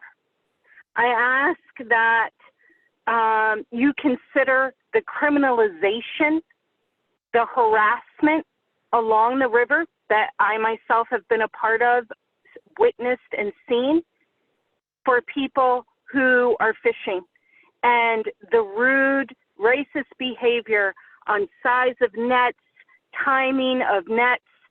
No one is getting rich No one is filling their freezers or their smokehouses. People would like an opportunity to fish minimally partake in this whole relationship. I thank you very much for your time and your consideration and your accommodation to listening to me today very much. Anabasi. Thank you very much for your testimony, Ms. Stevens, and perhaps open the floor to any panel member questions of Ms. Stevens in respect of her testimony.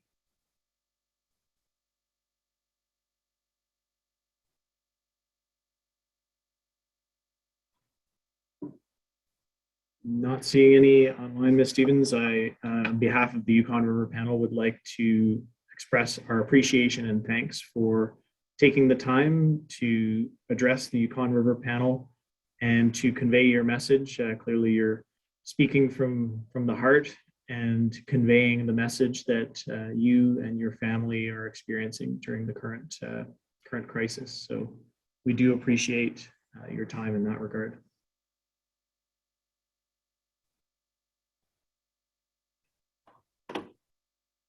And Mr. Co-Chair, I believe that we do not have any other individuals registered to provide public testimony this afternoon to the Yukon River Panel. I'll do one final check with the Pacific Salmon Commission Secretariat to confirm. That's correct, Mr. Co-Chair. That was the final testimony for today. Thank you. Appreciate that confirmation. So, Mr. Co-Chair, I believe that we have concluded all of the agenda items that were identified on our bilateral session schedule for the day. I will confirm that with you and also concurrently identify if indeed that is the case for our panel members, advisors, and individuals participating online that the Yukon River Panel will resume public session on Thursday, January the 27th at 8:30 a.m. Alaska time, 10:30 a.m. Yukon time, and we will be following the agenda items as set out on our public session agenda. So starting with the 2021 postseason review of the main stem chum salmon stock. Mr. Co-Chair, any additional topics or items you would like to bring forward prior to the conclusion of this afternoon's bilateral meeting session? Thank you, Mr. Co-Chair. No additional items. I concur with the closing of today's session and with the expectation to resume with agenda topics as described tomorrow morning. Thank you, Mr. Chair. Thank you, Mr. Co-Chair. And so with that, we will conclude the bilateral meeting session of the Yukon River Panel for the day, and again resume tomorrow morning, 8:30 Alaska time, 10:30 Yukon time. Thank you very much to panel members, advisors, and members of the public for your participation, and look forward to meeting with you again tomorrow morning.